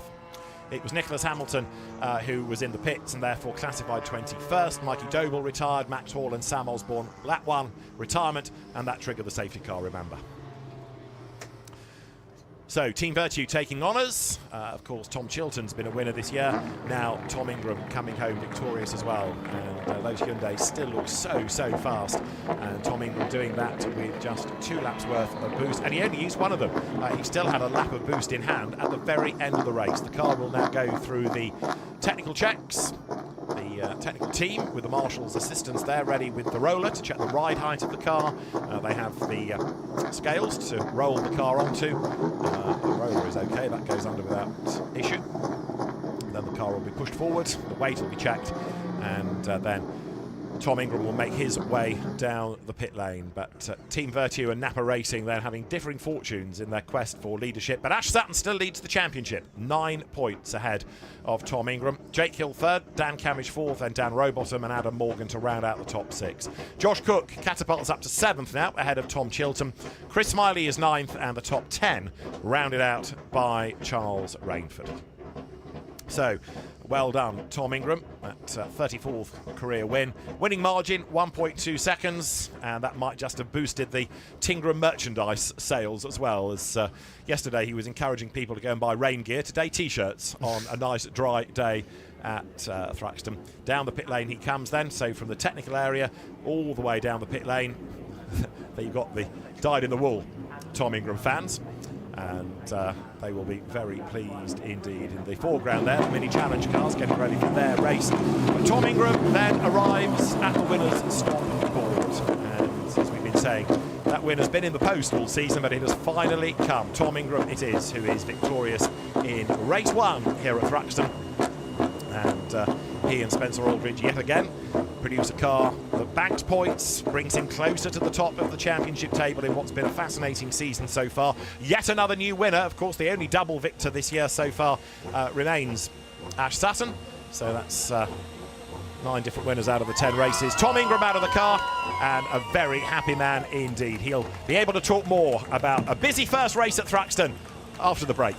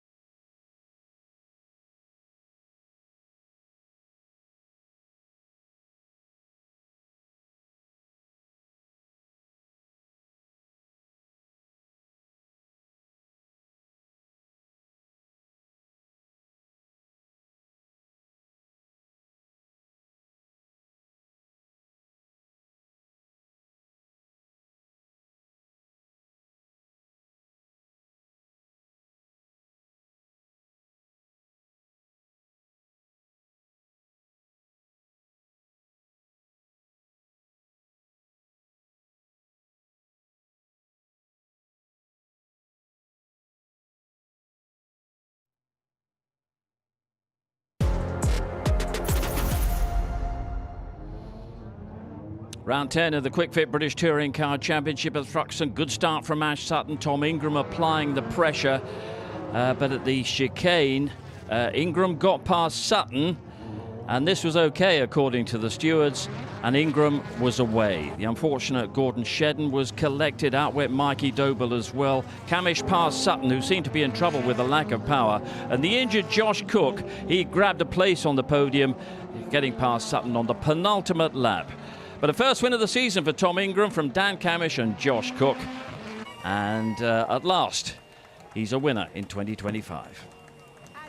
As you say, Steve, at last. And Tom, normally drivers come into the podium and celebrate the win. You just gave a huge one to me, anyway, like a huge sigh of relief as you got out of that car. Is that how it felt? A little bit, yeah. It's been funny because I've not been too aware of it, that everyone said, you haven't won a race this year.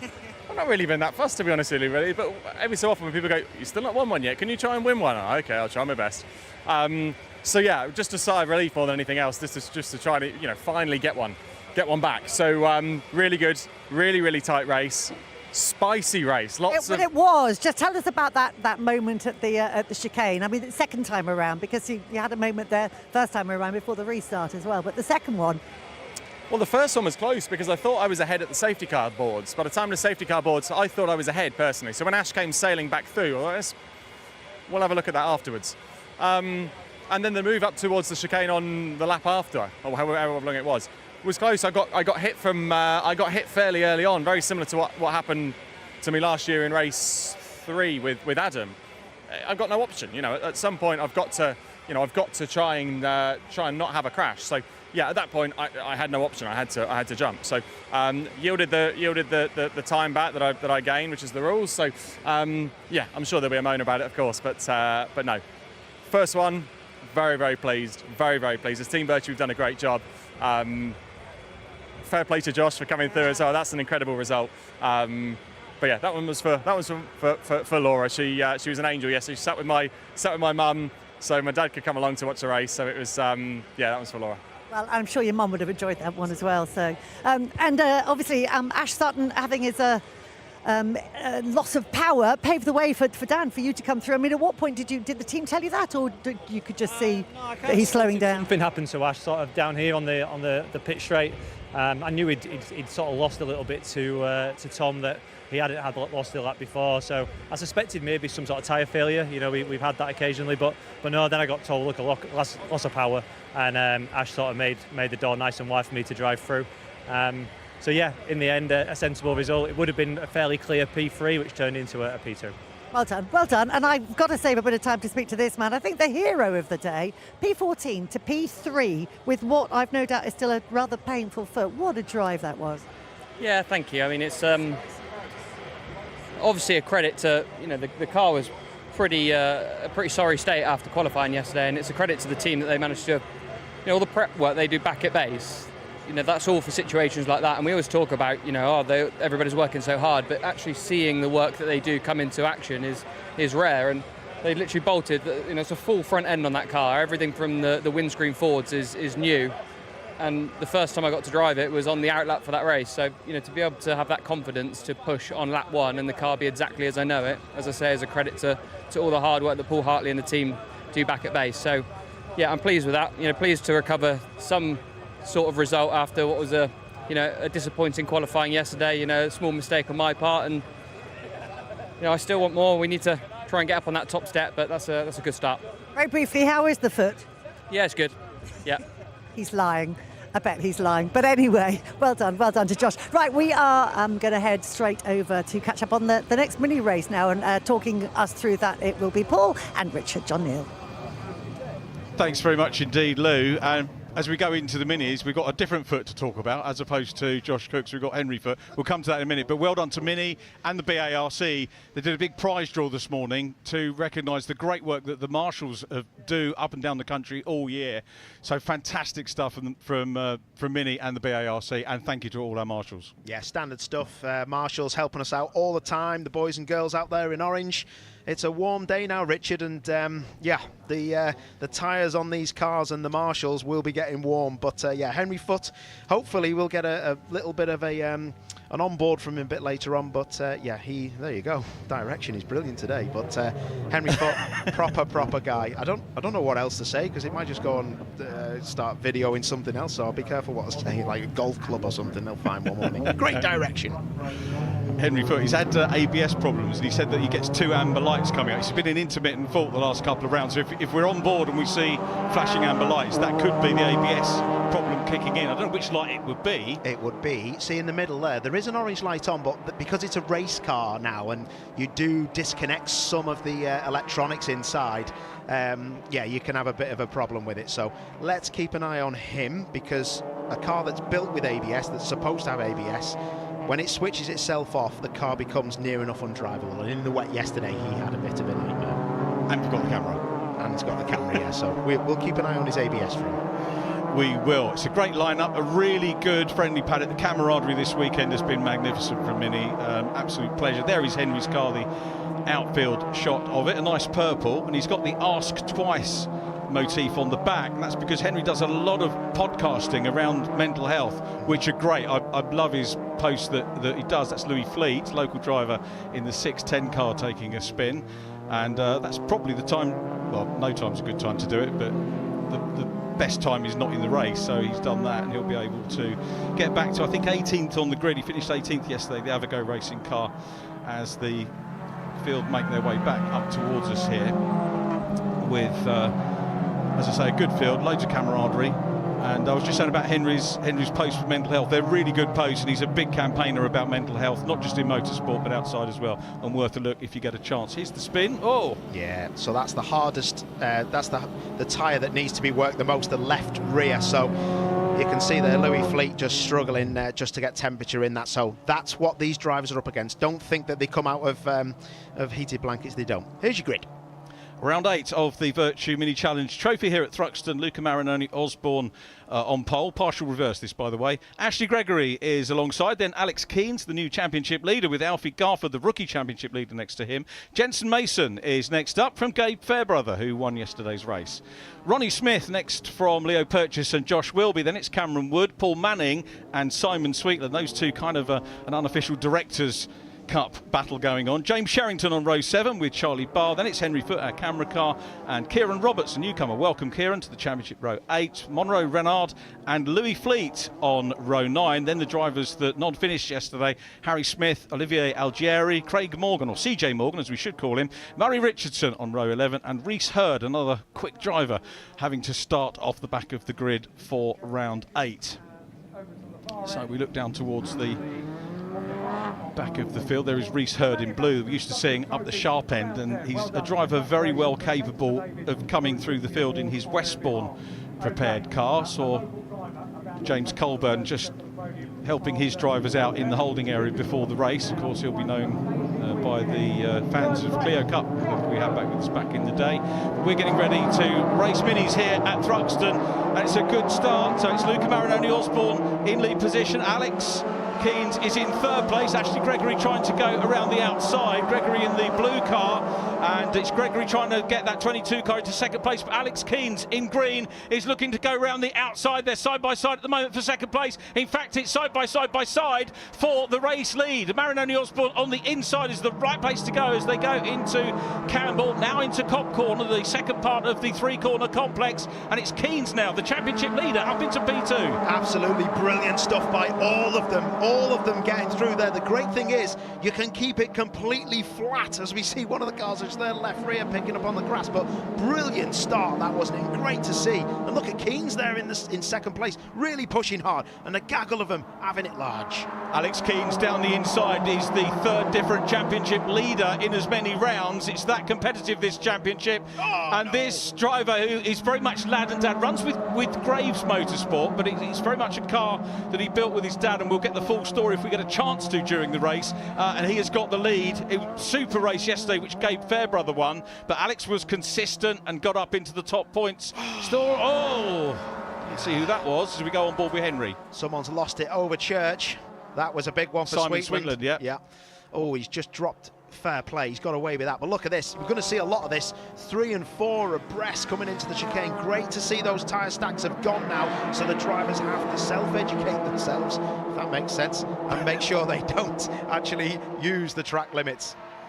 Yeah, they do. Simon Sweetland, by the way, the driver, had his best result yesterday, 12th position. So well done, Simon. Newcomer this year, the Max Tune boss, going to run his own team next year. But it's Alex Keanes out front, Ashley Gregory in P2, unencumbered by onboards. Remember, she had the onboard and goes for the lead, dives down the inside. Does Ashley Gregory? Is it too much momentum, though, Paul? No, it's not. That's his.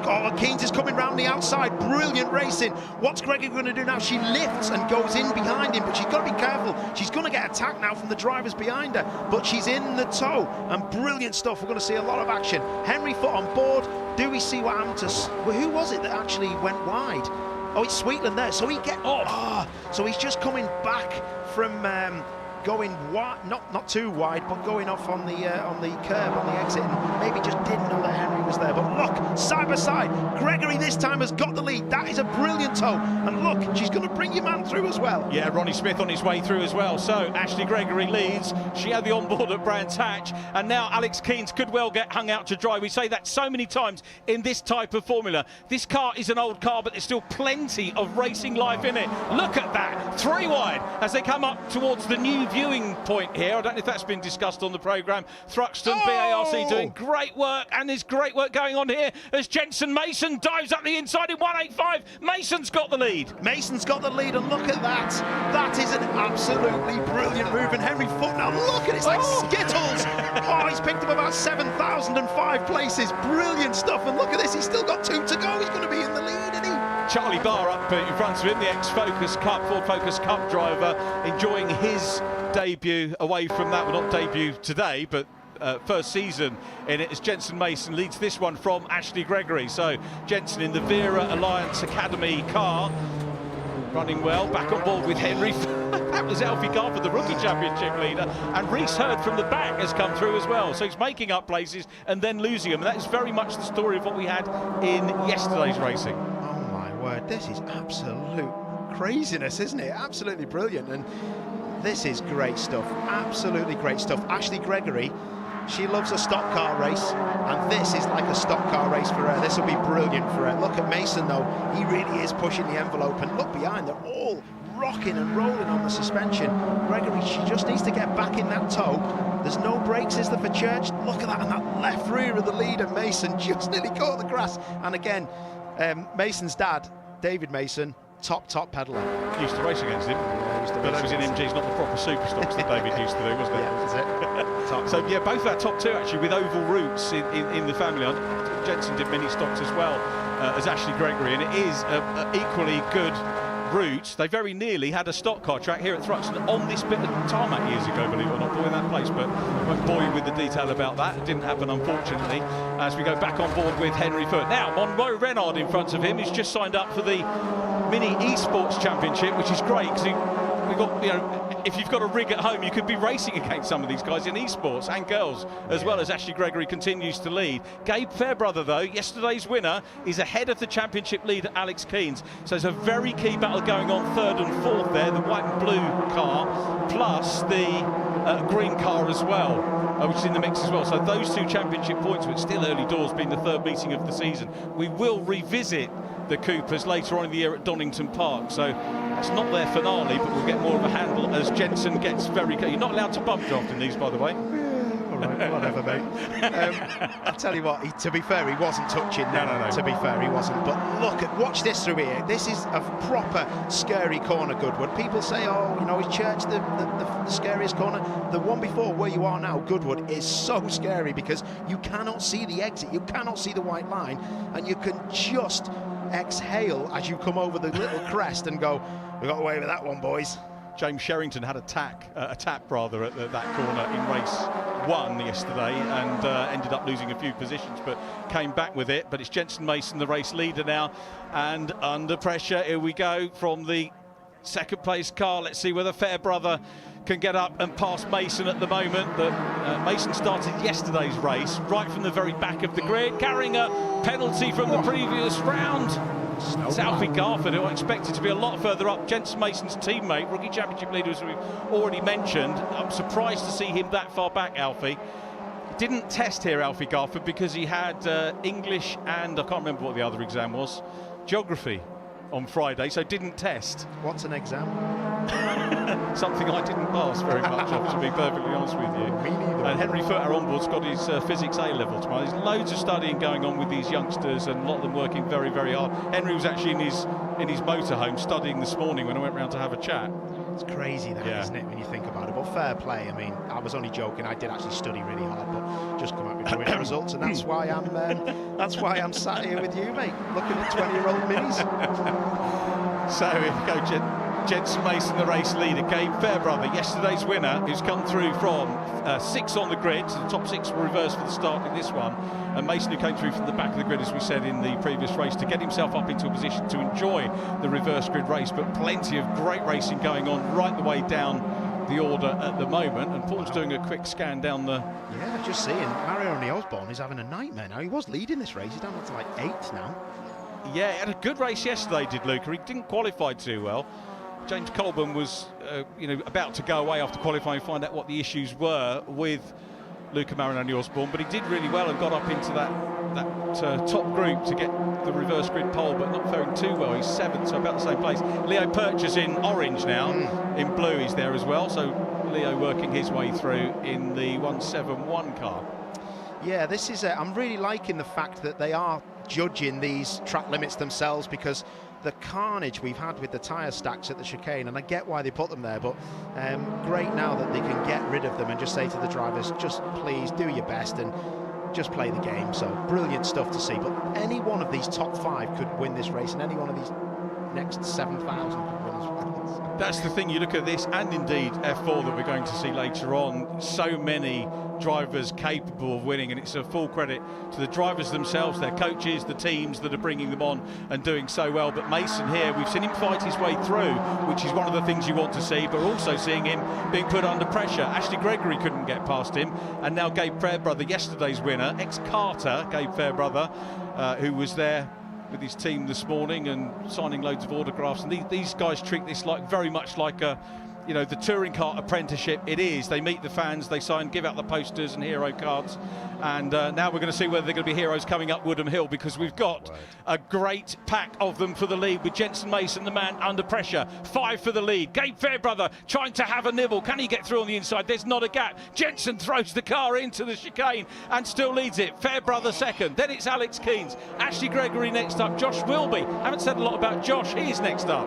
Yeah, Josh Wilby there getting fired out, but to be fair, he was sideways into the chicane. He went into the side of Ashley Gregory and ended up just getting a little bit of a tip out there. But look at this from Henry Foot. He's got good drive, and he's gonna go up a place here, and that is going to be spot on for him. Richardson giving him enough room, and it'll be flat. Let's see. His ABS is definitely working. That orange light in the middle of the dashboard. Oh, what's that hand for? He's a bit like, oh, what am I doing? I don't know if he's had a little tap or something there, but that little orange light, I think, is where you turn what's called the DSC off, the destabilisation program, so the car can actually go sideways and you can use the power and things like that instead of the electronics kicking in. So that's what we want. The white and blue car is Paul Manning, so Paul Manning getting stuck in, one of the older drivers in the race, and next to him is James Sherrington, little side by side there. James' dad Patrick used to race in Sports 2000, we remember. Oh, please slow down. Slowly, yeah. Big runoff, thankfully. Thankfully, yeah. I always hold my breath there, because it is Thruxton circuits do the best job ever at keeping this track as level as they can, because if you go off at over 100 mile an hour and hit bumps, you roll. So I'm glad to see he's okay. But look at this now, top 3 are absolutely lit. Where are they going to go? What's Keynes thinking? Can he get round the outside? It's so difficult to do that, to get from 3rd place. But I'm so impressed with Mason. You never hang on to the lead for more than that. Yeah, he's doing a good job, as the others did in yesterday's races. Over the grass. We're seeing all the facets of mini racing in this one. Some wild moments, some brute determination, and some great racecraft going on up at the top end. And this is exactly what it's all about. There's action all the way through the field. You'd need so many cameras, wouldn't you, and insets to cover the whole thing.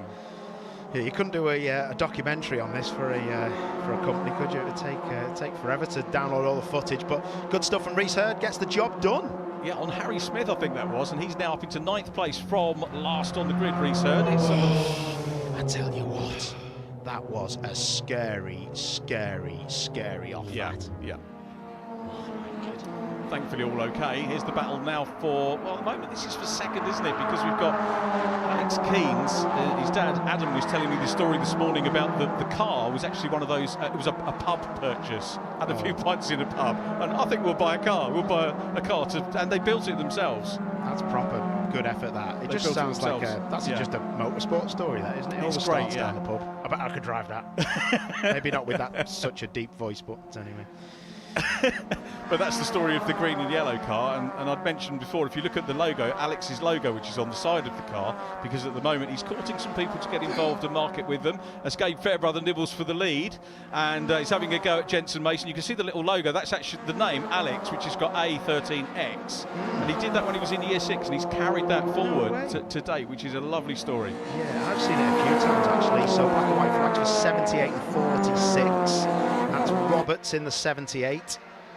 And 46 is Manning, and that's just track limits. So they're just getting a call and saying, listen, through the chicane, you're taking the mickey a bit now, so just calm it down. Another one of those, and they'll be getting a penalty. Kieran Roberts did pick up a penalty yesterday. It was his first meeting, it's his first senior meeting. He ran in the BARC's Junior Saloon Car Championship. This is his first one. He's in Matt Hammond's car, his Uncle Matt's car. Oh, nice. Yeah, which is good, so welcome to him. He's learning a great deal this weekend. That was it. Smith and Smith. That was actually quite a good move until it was just run out of room a bit. Oh, that's close. Look at the bonnet. The bonnet's going, isn't it? Yeah. Yeah, the bonnet's going on that 96. There's a lot of damage on those cars, isn't there? There is, yep. So Ronnie's obviously had a tap somewhere along the line. Ronnie running with Race Car Consultants, David Elsley's team. David's up on Fiesta duty, I think, this weekend on the Isle of Anglesey. Yeah, that is not so good, that bonnet. Back on board with Henry Foote. So we're flat out here. This is, look, you can actually see what speed they're doing, which is quite nice, isn't it? They're doing 113 miles an hour, I reckon. So 5th gear, and it'll just be a lift. Let's have a listen. No, it's not. It's absolutely flat out, and you can see now. Look at the toe. That's how much the toe is. So the air has taken off the back of Richardson's car, and you pull out, and you hope you've got enough momentum. He's pulled out as late. Do you know what that is? His hand going in the air is going, my engine is just not strong enough. Why am I not getting a tow? Why is the car not actually pulling alongside him? I reckon if you spoke to Henry Foote, he would tell you that that engine is not powerful enough in his car. It should carry on and overlap. Yeah, that's a good shout, isn't it, as we go back to our race lead. See whether Henry can make any progress, but now we've got Ashley Gregory back with the top 3. Oh my word, they've got to give him a meatball. Yeah, they've got to give him a meatball. And we don't mean obviously a meal. Sorry, yeah, the meatball, the meatball flag, which is mechanical warning or mechanical failure. So we'll have to come into the pits and sort that out. The damage on that one of those cars, then it had like just strips of plastic hanging off it, you know, like the earthing strips you used to have on an old MG Maestro. Oh my word, they've both got it now. They all look like a curly lip, isn't it? You know, I was just about to say, yeah. It needs a Here we come then. So oh my word. Ronnie Smith getting stuck in on contact as well, but Rhys Hurd's coming through. No, bonnet's up. That's why we were worried, because now he's got a little gap he can see. Look at that. It's like Marilyn Monroe. In what way? No comment. Back to the race leaders. So Jensen Mason still out front. Kate Fairbrother is in second, still under pressure from Alex Keynes. Now Ashley Gregory is trying everything she can do in the blue 22 car to try and close down, as our man there tries to limp back in towards the pits, and it will... Oh no, come on. Harry Smith, come on. Harry! That's exactly what my hair looks like when it's a bit windy at Thruxton. Oh, you're lucky you got some, mate. The meatball flag is going to be shown, so as if he didn't know what he's for. Jensen Mason still leading, though, and he's got a bit of a gap. Alex Keynes is closing up. Gabe Fairbrother, who played yesterday's race to perfection, in the wet. They were basically went out in the dry. It started to rain. They all did a magnificent job yesterday, did the mini runners, and we've got two big championship protagonists here running second and third at the moment. Jensen is too. He's quick. I cannot tell you how impressed I am with Mason, because you just never, you see how many overtakes we've seen already. Yeah. You never usually get this. These 3 minutes are going to go so long for him, because look now, Fairbrother is into him. Fairbrother has to attack. Fairbrother is into the back of him. Yeah. Mason sideways. This is where we're going to see some action. I reckon we're going to go 3 abreast here. Keens will want a bit of this. Jensen Mason, double race winner on his way up into this formula from the BRSCC's Junior Fiesta Championship. So he knows how to win races, and he knows how to defend as well. And he's got Gabe Fairbrother, who's got a little bit more experience of the minis behind him. And he'll be hoping, will Jensen, is he going to back him up and back him up into Alex Keens, the championship leader, and also Ashley Gregory? Because if they all get taken up with other things going on, that could help Jensen, who's out front at the moment. Fastest lap in the race from the back of the grid. Olivier Algieri, the Merrill Motorsport driver, is up into 6th place. Yeah, that's a good effort, that. Real good effort. So a lot going on. Black and orange flag for number 10. Oh, sorry, no. Black and orange flag for number 96. Who I think is... That's the other Smith, isn't it? Yeah. Ronnie. So, yeah, there's a lot going on. Oh, and a black flag for number 10.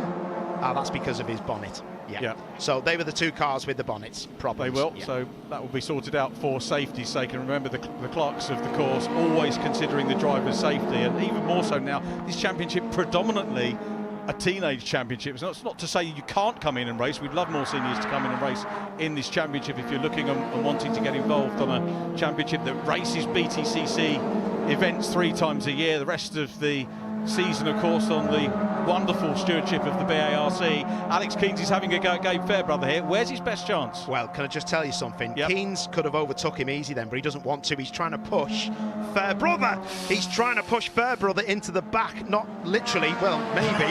But look now, they don't want to lead. They don't want to lead. One of them might shock the other now, but look at this. They can overtake when they want, but they don't want to lead yet. This is interesting. Oh, sideways. Mason! Look at that car control from Jensen Mason. Yeah, this is the Caterham Shuffle, I think they call it. They don't want to be lead. He's got away now. How's he done that? Oh, and Keens is going to go up to second. Keens has had enough of Fairbrother now, so Keens is going, I'm dropping the hammer. He's got to get the hammer down, and he's got to try and battle, because he's going to get away. He's going to get away. Mason, unbelievable. So sideways and gained about 3 seconds. That was unreal. Yeah, incredible stuff from Jensen Mason. Now the battle is on for second again, or third now, because Ashley Gregory's having a Gabe Fairbrother, and this is when you want to play the cards, isn't it? This is what they were looking for. This is, I think, going to be the last lap. So, you know, Caterham-wise, remember that wonderful Caterham race we had at Brands Hatch where nobody wanted to lead going into the last lap? It was a similar situation here. We've got Josh Wilby coming up and having a go as well. So Josh Wilby was 5th. He's now up with that group, but Jensen Mason is away. Jensen Mason is away. Is he going to win this? Is he going to go across the line and get another lap? I don't know. 35 seconds is quite a short amount of time, but it might be close. But they all know, and they've acted too late. Mason has absolutely nailed this race. Yeah, he's driven a good one, and we were talking about what he needs to do media-wise, and I said, go and introduce yourself to Steve Ryder and Lou before you win a race, so that it's not your first conversation when you get a win. Did he listen? No. So he's going to have that awkward first conversation in a minute. Maybe Lou, but maybe not Steve.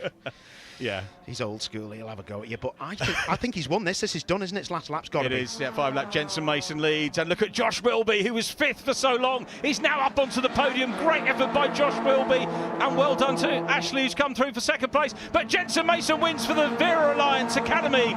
Mason wins, Gregory 2nd, Josh Wilby, fantastic stuff for 3rd place, Alex Keens 4th. Gabe Fairbrother, who was challenging for the lead going on to the last lap, is down in 5th place. Great drive from him, and Olivier Algieri completes our top 6.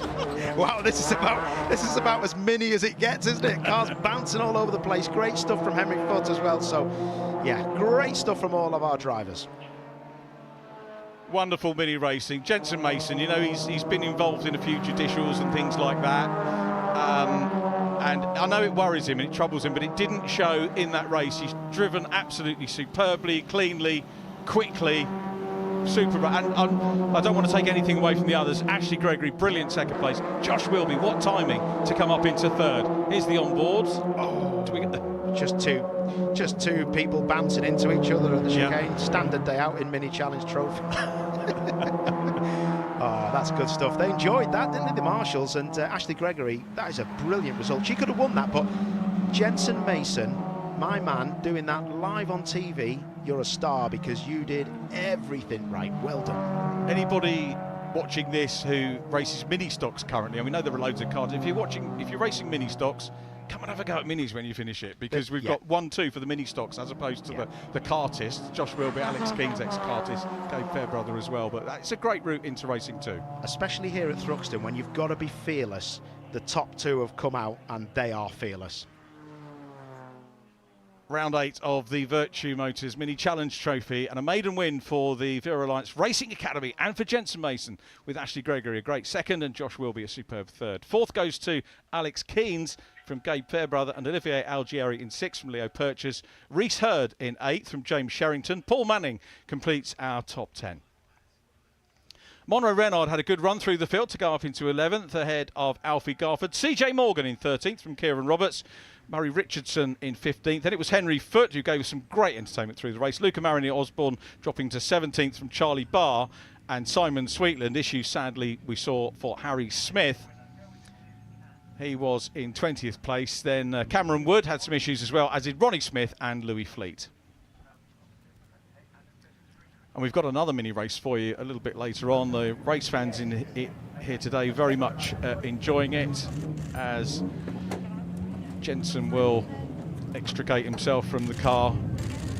Did the hard work, you could argue, in the early stages in terms of the overtaking to get into the lead, but then the harder work started of having to defend that lead through the course of it. And you know Josh Cook's the guy with all the records in touring cars here. Look at the hair colour. Yeah. Do you have to be ginger to be fast around there? Could be a thing. Great stuff. Let's have a look at the standings after round 8. Alex Keane still the championship leader, but it's down to a point now. Josh Wilby's closing him in. Ashley Gregory's up to 3rd. Alfie Garford 4th from Gabe Fairbrother. Then it's Luca Marinoni Osborne and Leo Purchase. James Sherrington is next up. He's in 8th from Reese Hurd. And Ronnie Smith completing your top 10. In the rookies, Alfie Garford continues to lead, 29-point gap over James Sherrington, with Henry Foote in 3rd place from Monroe Renard and Harry Smith. Josh Wilby, the top graduate, from Leo Purchase, Ronnie Smith, Louis Fleet and Cameron Wood. So you're all up to date on the championship points. Go and grab yourselves a quick cup of tea and a chocky bicky. We'll be back with a word with Jensen Mason in just a couple of moments.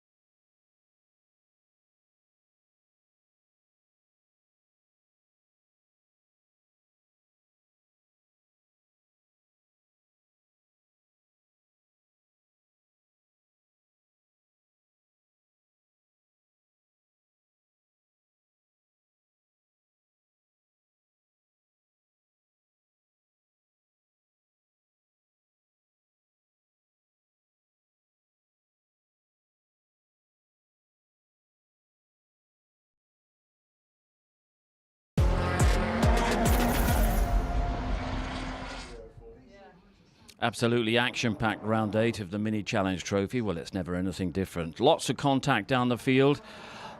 Grass tracking expeditions for some, visibility issues for others. But while all that was going on, Jensen Mason, who had a storming drive yesterday, led from Gabe Fairbrother and championship leader Agus Keynes, and somehow managed to stay in front, which is so difficult in mini racing, and then pulled away on the last lap. Jensen Mason from Ashley Gregory. Josh Wilby grabbed third on the very final lap as well. Great race, and Louise is getting all the reaction.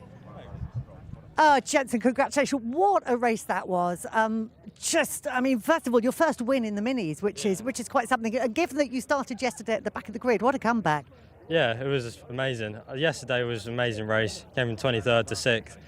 And yeah, started 5th today because I was selected for pole, but then had after race judicials and stuff, so I started 5th. Yeah, going on to the first lap, got up to, I think it was 3rd. Second lap was up to, I think I was in the lead for the second lap, and yeah, I didn't think it was going to last 2 laps because of the tow round here, but yeah, I couldn't believe it. I don't think anybody did. I mean, and Paul O'Neill, who actually came down to see you here in Parc Fermé to shake your hand, because as he was saying the whole way through, it's so difficult keeping the lead in the minis, but you just seem to manage it. Yeah, it seemed incredibly difficult keeping Gabe and everyone behind me. As soon as I was out wide, everyone was going to come flooding past, and I was going to be 5th or 6th. So yeah, it was. Yeah. There was that moment in the final stages at the chicane. I mean, you were sideways at one point, but it seemed to actually give you a bit of a gap to the guys behind. Yeah, I think it might have shook Gabe a bit behind, maybe not trying to hit me or anything going through there. But yeah, fair play to everyone who was behind. Amazing race for everyone. Well done. Fantastic result. And let's, Ashley, come on in. I mean, great result for you. That was all kicking off at the end there, wasn't it? Yeah, it was crazy. I mean, we was P5, we was P6, we was P7, and then, yeah, across the line, P2. Just tell us about what it's like racing these minis, because at times you're 5 in a row, you're 3 wide. It's close stuff, isn't it? Yeah, it's so competitive. It's all about driver talent. And the talent on this grid this year is amazing. So yeah, it's super competitive. Just tell us about that getting up into P2 at the end there. So into the opening lap, we was in P4. I knew we had to make that move that lap. We just got the toe on Alex. Josh followed us through. So. Courtesy of Josh, really, that we got P2. Well done, great result. And Josh, let's bring you in as well. I mean, it is all about the tactics in terms of racing these minis, isn't it? Yeah, it's very difficult, especially around here where it's just mainly tow. Just tactics, got to play it smart. Obviously, pick the right person to push and follow. Well, we did that today in today's race, and it worked out well. Went from 9th to 3rd, so. It's almost as if kind of nobody wants to be at the front of the pack in that final lap, and for obvious reasons. I mean, it's played out totally into your hands in that race, hasn't it? Yeah, it's not ideal going into front because you're most likely to be slipstream, but obviously me being in 5th at the point, managed to make up 2 places on last lap, so it's worked for me, so I can't really complain. But Team Avigo gave me an amazing car, and just thank you to all sponsors for making this year possible. Good stuff, well done. It was a great action, as always, in the minis. Back to you, Steve. Thanks very much indeed, Louise, and we'll have more from the minis at 4:10 this afternoon, joined by Jade and Tim for a quick reflection on what we saw a little earlier on from the opening touring car action. Call it a breakthrough win for Tom Ingram, but he's been threatening that all season, but so much to talk about in that race. Ingram against Sutton at the chicane, twice. Yes. First of all, what did you make about the first move and his decision to hand that back? The first one, absolutely clear cut, really. Ash Sutton lost control or total control of the car and took Ingram out with him. So absolutely slam dunk, really. Ingram had no choice in that one. But yeah, you're right to say it was a breakthrough moment for Ingram. He's been trying to really make a mark on this championship, hasn't he, for years. Finally win. But here you see, Sutton just gets loose, has to come off the brakes to save the car, and they go through. But they did gain about a second of advantage there, I think, in terms of both of them. Yeah. And Josh Cook's performance, well, the team's performance as well, because it was an overnight rebuild of the car, but Josh dug deep for that one. Yeah, definitely, and I think he was happy with it. I think he went out aiming for somewhere around P8, and then all of a sudden just kept going and going and going, and then obviously Ash here had some sort of issue, and he slipped through into a podium position. But this is as much for Josh as it is for the team. I think you could see with how happy Josh was with his celebration, how much it meant to him. But yeah, Paul Hartley and the crew, mega work overnight, and that's credit to them. Yeah, it's interesting to try to work out what happened to Ash Sutton. There seemed to be a loss of top-end power. Any theories? Because we've got one. If you watch a bit of VT coming up here, I I'm told, look at the number plate on Josh's car. Yeah, as he gets really in the toe of Ingram, you see the number plate, it just disappears. It almost looks like it got sucked into the radiator duct. I've had a look at the car, and the air intake, which is a spiral piece of coil, had completely collapsed to within about an inch. So he said it happened when he deployed the boost, but it looks like it also could have been affected by that number plate going stuck in the inlet. But obviously lost a huge amount of power, was lucky to finish. Yeah. Quick thought about where that leaves us for race 2. Another one for Tom. Yeah, I think that's where he'll be trying to aim for. Obviously, whenever a driver wins race 1, they try and carry that into race 2. But I think we're going to see more action. Ash was very, very quick right up until that moment where he sort of had that hindrance of the number plate going into his radiator or whatever. So he's going to come back through. Josh will be wanting to build on his day as well. So I think we're going to be in for more door-to-door, equally paced racing round here and a lot of entertainment. Yeah. Well, stay with us because a lunch break is being taken around Thruxton at the moment. We'll take a break ourselves, but coming up after that break, a nice bit of nostalgia as we go back to a classic race from here at Thruxton way back in 1989, the mighty Sierra Cosworths, the days when Tim Harvey was still full of potential. 36 years ago. We'll have that for you in a few minutes' time.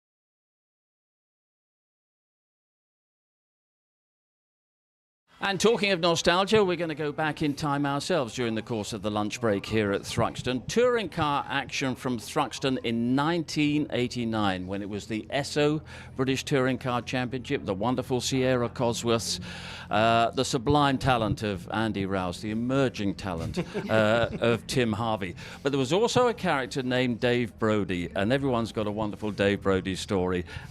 He was a wonderful character. Everything he did on the track was not entirely legal. As he arrived at Thruxton, there were a few question marks standing over him as well. I remember standing on the grid and doing an interview with him in 1989, and he gave me this view of the class of 1989. Carl's right, there's only one person in this paddock that's ever been in front of me, that's Andy Rouse. The rest of them are a bunch of Group N drivers, right? And why should they be in front of me? They never did before, why should they do it now? I mean, Guy Edwards had more spins and rock around the clock. Frank Sittner's had more rolls than Joe's Chilk Corner Cafe, right? And what sort of an example is that to set the public? I think it's diabolical. I've never seen driving, 26 years driving saloon cars, I've never seen such pitiful, ridiculous driving like it in my life. It's no good to us doing anything other than winning. I don't mind a close second or a close third, but we come here to win. And I love the little smirk from Tim Harvey in the car. And we had so many smirks to choose from, to be honest. We did. He was such a character, Dave Brodie. I mean, he wrote a fantastic autobiography which went into about 5 volumes, but nobody would publish it because it was so litigious. He had to publish it himself, but it's a brilliant read. And he was a strong character. I mean, you couldn't go near his car because it made your eyes water from the fumes out the exhaust. But and that really was the background to everything that happened at Thruxton, because I mean, there was such a question mark over the composition of his fuel, let's say that. Yeah, I think it would have powered a NASA rocket, whatever it was, never mind a Sierra Cosworth. But he did like to turn up and cause a stir, and he certainly did that then. Well, Jay, this is long before your time, so sit back and enjoy. Thruxton 1989. I haven't said this for quite a while, but let's join Murray Walker. So things more than a little fired up for this 5th round of the championship, and Dave Brodie is true to his word, having claimed pole position from the driver he admires. In fact, having qualified almost a second faster than Andy Rouse. Second row, Rob Gravitt, winner of the opening round, and Tim Harvey in the Labatt Sierra. Guy Edwards had qualified on the 3rd row but had no chance of making the race after his practice crash, but Mike Newman, he qualified well. Carl Jones and Graham Good make up the 4th row. Rows 5 and 6, and behind them, James Weaver in the BMW M3 had qualified just ahead of his Class B rival Frank Sittner. John Clelland, a leading qualifier from Class C, Phil Dowsett in Class D. Round 5 of the Esso British Touring Car Championship. Once again, we hear from Murray Walker. There's Dave Brodie in the white Sierra and Andy Rouse on the right. Follow the pace car round for the rolling start. It's really hot at Thruxton. 17 laps at over 100 miles an hour. They're going to be tough on the tyres. Brodie won last time and Rouse the time before, but no one's won twice this year, as off they go. Round 5 is go, and it's Andy Rouse leading. Brodie going through though. Brodie going through on the inside of the right-hander at Allard. Rouse hits the grass and it's Brodie. But Brodie weaving is really putting the power down. Into the right-hander at Campbell, the left-hander at Cobb. Now up to Seagrave. Brodie, Rouse, Gravitt and Harvey. And now we're in car with Frank Sittner in the BMW. David Pinkney goes off. David Pinkney in the Ford Sierra Cosworth goes off. Comes from Harpenden, and he's really got a struggle on his hands now. He's got to get back into the race. Meantime, up at the front, there are 6 Sierra Cosworths. Dave Brodie, Rouse, Gravitt, Harvey, Jones and Mike Newman. And the winners of the first 3 rounds are 1st, 2nd and 3rd. And Rob Gravitt in the red and white Sierra is challenging Andy Rouse for 2nd place. Closing right up on him. The long drag down to the chicane at over 150 miles an hour. Brodie in front, Rouse closes up into the chicane. It's Brodie, then Rouse, Gravitt, Harvey, Jones, Newman, absolutely together. Over the line.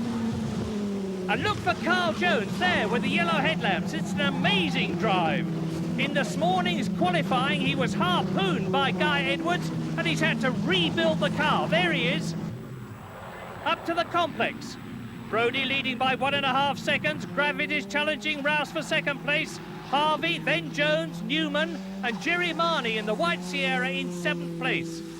Now up to Seagrave, and Gravitt is attacking again. Village, and Gravitt is passing Rouse up into 2nd place. Gravitt goes through, Rouse goes down to 3rd position, and there is Gravitt ahead of Andy Rouse. Now, is he going to pull away? The Cartel car has got terrific speed, but Rouse is fighting back. He's closing up on the rear wheel of Gravitt's 4th Sierra Cosworth. He's responding down to the chicane. Brody leads, Gravitt 2nd, Rouse 3rd, and Jones and Newman, look, they are ahead of Harvey. End of the lap. Over the line. And Brody leads, Gravitt 2nd, Rouse 3rd, then it's Jones, Newman, Harvey. And the dust is kicked up. Now we're in car with Jerry Marnie. Harvey ahead in 6th position. Down through the box into 2nd gear for Campbell Corner. And now Cobb, the left-hander. Out of Cobb, the leaders go through. And there is Graham Good and Lawrence Bristow, the Donington winner, with Mike Smith right behind him, and Mike Smith is going through. Smith goes through to take 9th position from Lawrence Bristow. And here is Bristow. Mike Smith on the right. Nice one, Mike. He's through and up a place. So Mike Smith on his way, chasing his teammate Rob Gravitt, and Ian Forrest's BMW M3 is out of the race onto the grass. Down to the chicane, Rob Gravitt in 2nd place. Ahead of him is Brody, and he's catching Brody. Rouse is 3rd, Jones is 4th, Newman, Harvey and Marnie 5th, 6th and 7th. Now, last year, Andy Rouse was in a class of his own, but here today at Thruxton, he is struggling. Up to Allard, and Mike Smith is charging. He's obviously got his car set up better. He's passed Good into 8th position, and Bristow is going for it, and off! Off goes Lawrence Bristow. Let's have a look at it again. This is what Bristow saw. Mike Smith ahead, out of the chicane in front of Lawrence Bristow. Smith going past Graham Good on the right. And here we go. We're going to take Graham Good, clip in, and we hit. Collision, contact, and away. Down to the chicane. Jones in 4th position. Newman in 5th place and closing up. Over the line, Rouse, Jones, Newman, Harvey. And I suspect for the Tim Harvey there, number 7 is conserving his tyres. He's taking it easy. But there's a terrific battle for 4th position. Jones, Newman and Harvey. Number 3, Mike Newman there in 5th position, carrying Carl Jones. Tim Harvey right behind him. And Newman goes through. Newman takes Jones and he's being clipped. Part of the body trim is trailing and it's fouling the tyre, and that is very bad news.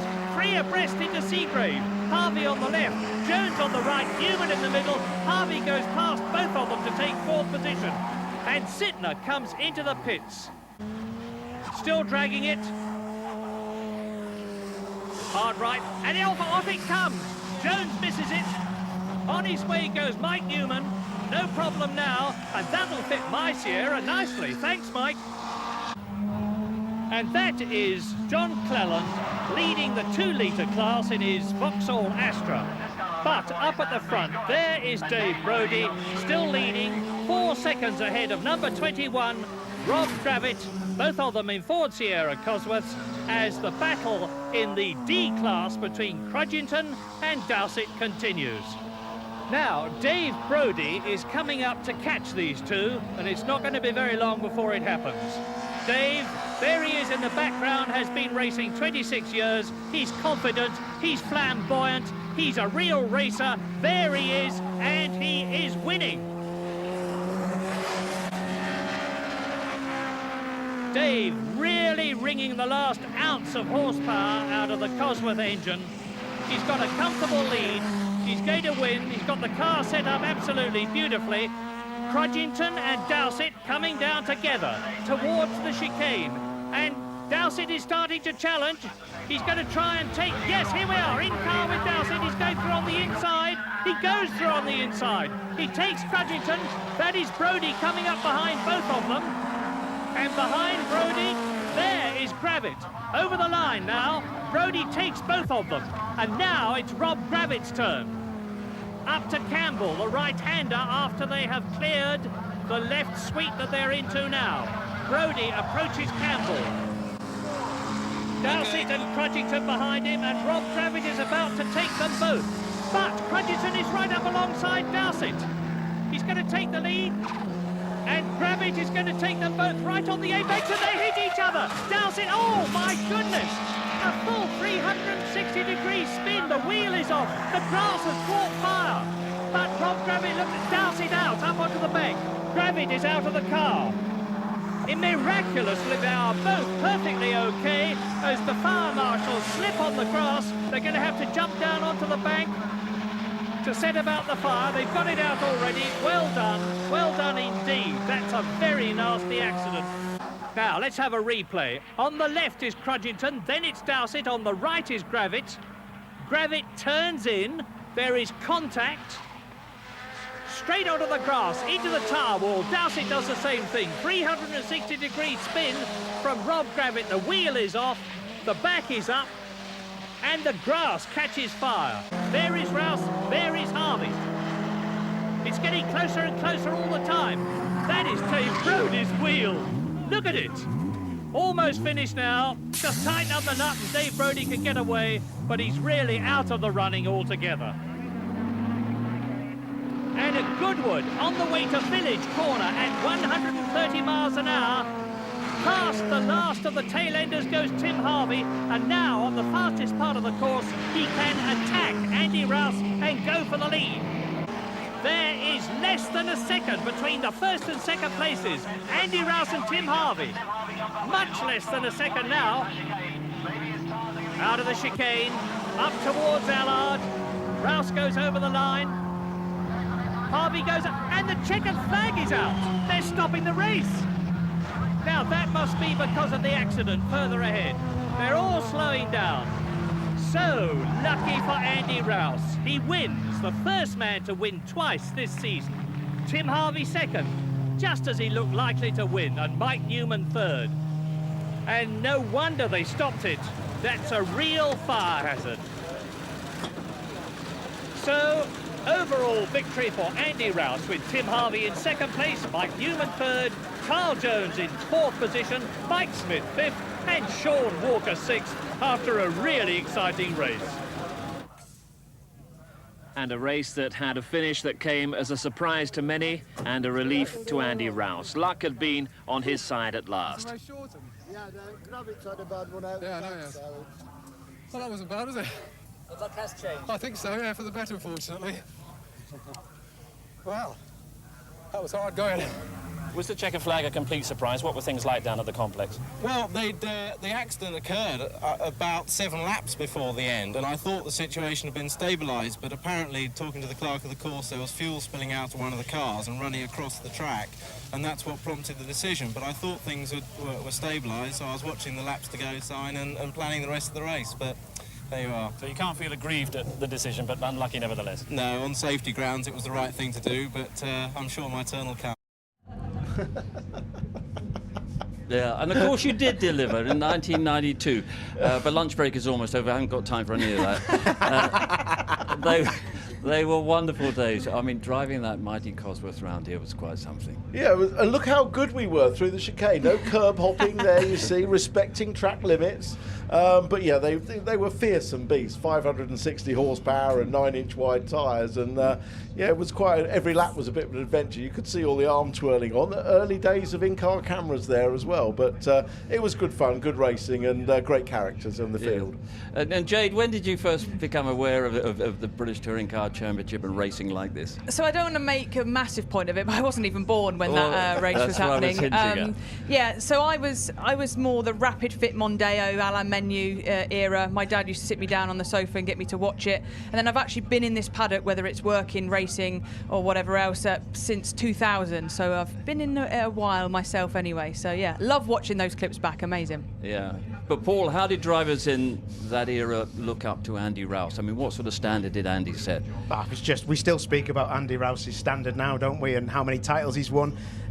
He was one of the big names that I always, looked for. Obviously Tim as well, and that's not a joke, mate. I used to watch you guys regularly. It was great to watch, and Andy Rouse, legend, and it's great to watch that footage, and I wish people could actually see what we were just saying and how we were reacting to that. And it's obviously great to have you here as well, Stephen, and saying Murray's name as well. Somehow. I mean, that checkered flag came as a surprise to Murray Walker, and he was doing the commentary 4 days later. That sounds like us. Surprise to us all. But Alan Gow was obviously behind this. Harvey's going to win this. Get the checkered flag. I just realised that's actually 2 races I should have won at Thruxton. There was the one in with 95 with the Alfa Romeo. Oh, he's off now. Yeah. I was robbed. That was great fun, and we'll have a bit more nostalgia at Alton Park in a couple of weeks' time as well. Okay, thanks very much. Lunch break is almost over here at Thruxton. Live action is set to resume on the track. The huge crowds are ready for it. That's coming up after the break. Let's first check in with David Addison, who has this week's quiz question. Dan Camish, winner at Snetterton, had a second place here at Thruxton back in 2021. But for which team was he driving? The answer is after the break.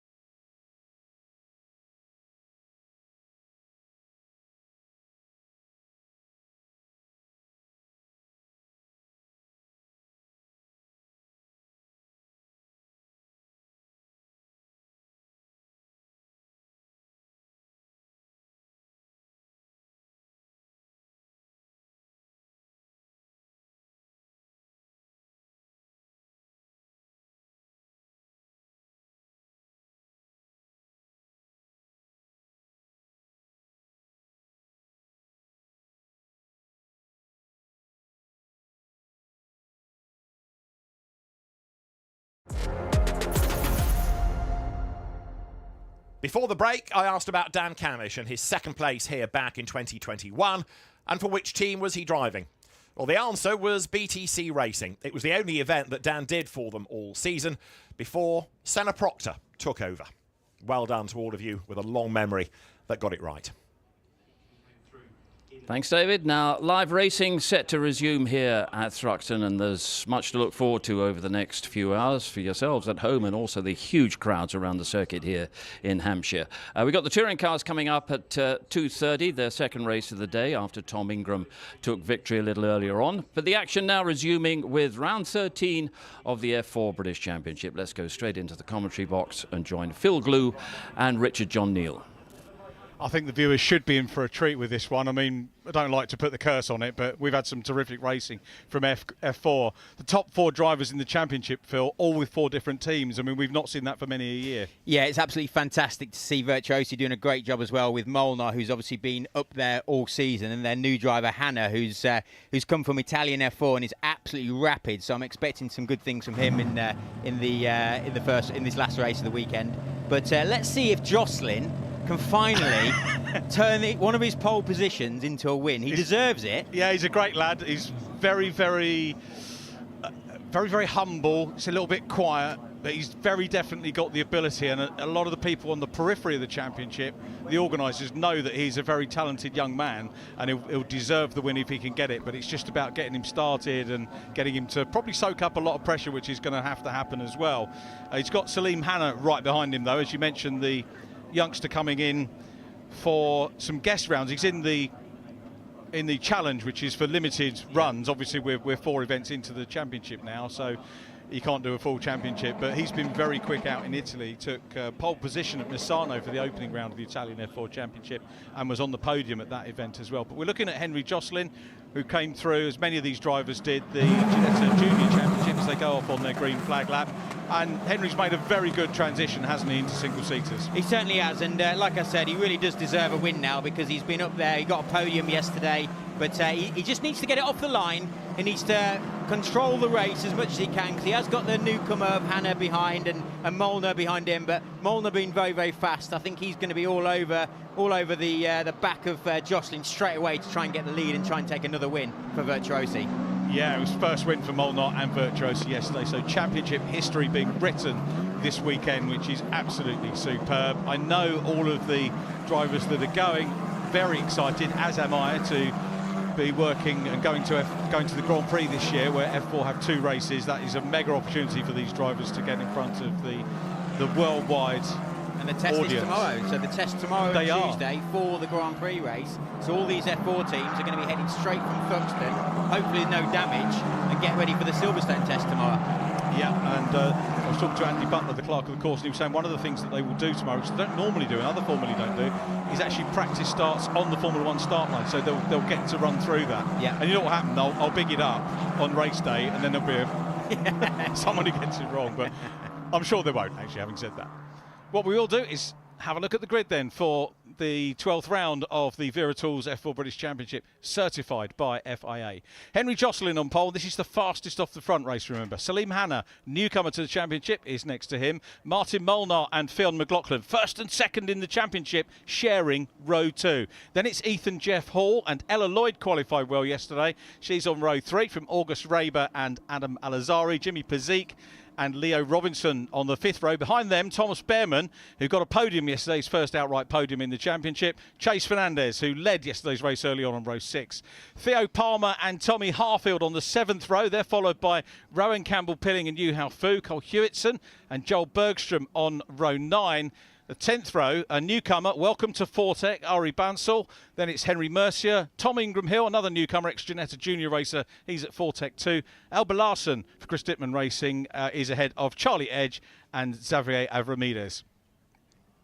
So that's our grid. Wonderful to have 3 newcomers in the mix, and nice for Henry Jocelyn. Virtuosi and Fortec going from being single car teams this weekend to more than one. Can't really say multiple. Virtuosi got 2 drivers and Fortec have got 3. Henry Jocelyn maybe hasn't got 2 as speedy pacemen with him. We've got a gap on the grid, Phil, you're pointing out. I'm not sure who that is. try and work that out for you as we get ready for the start of 20 minutes of F4 action. He's done it again. He's done it again, hasn't he? Yeah, and the two Virtuosi cars. It's Hannah that goes through. McLaughlin's going around the outside in the Red Bull car as well. But Henry Jocelyn will be frustrated with that one. He'll be certainly practicing the starts tomorrow at Silverstone, as Phil mentioned. But now he might be able to fight back, and he looks down the inside there, 3 wide. He's into done well. Campbell. He has done well to try and come back. But it's Hannah leading from Phil McLaughlin next up, then Henry Jocelyn in 3rd. Yes, exactly. Jocelyn made a great move because he was down to about 6th place if you looked at him before he went into the complex. But he managed to outbrake them going into the inside and get into 3rd place. But McLaughlin up to 2nd. Great start from him. And now you've also got Molnose all over the back of Jocelyn. Yeah, the one we've got to look at championship points-wise, and it could go any way over the next few rounds, particularly with the likes of Jimmy Pazik, who had a bit of a mare yesterday. He's down in 9th place at the moment. He's up on the points, but McLaughlin and Molnar are the 2 leading point scorers at the moment, and that was a good move by McLaughlin getting up into P2. Challenging for P1 is his shades of Sandy Mitchell, isn't it? 10 years ago, where he rocket ship past. Oh, he's done it! He's got it, yep. Round he's through. The outside, Look at that. outbraked him. He's managed to collect it all up, but Hannah's got was the a run. move. I think Hannah will get the run and get back into the lead there, but a great move from McLaughlin round the outside. Yes, I'm right, he has got them back into the lead, but McLaughlin really showing his intent there. Now, although our viewers in the UK won't have seen Salim Hannah before, as I mentioned, he has been a front runner in Italian F4, and this is great for him to come over and ply his trade and work out, you know, the ins and different teams, of course, racing in the UK. He races for Prema in the Italians, one of the leading teams overseas, and running well. But really good for our lads as well to get the chance to race. We watched Chase Fernandez going side by side with Cole Hewitson, his teammate. Yep. So teammates running side by side, so now coming into Goodwood. Now Fernandez is on the outside as you've got another Fortec car, and JHR car running very wide as they go through Goodwood on all the marbles. So Fernandez lost out to his teammate there, but he's now back in the slipstream, ready for Church. He's going to send it down the inside of Church, all over the inside curve, and I think he's made that one stick, and he's going to have the inside now. Let's see if Bergstrom, I think that's Bergstrom further back that's now trying to push him along down the straight. As you can see, we've got the Argenti cars of Ethan Jeffall and Raber now battling for, I think, 5th and 6th.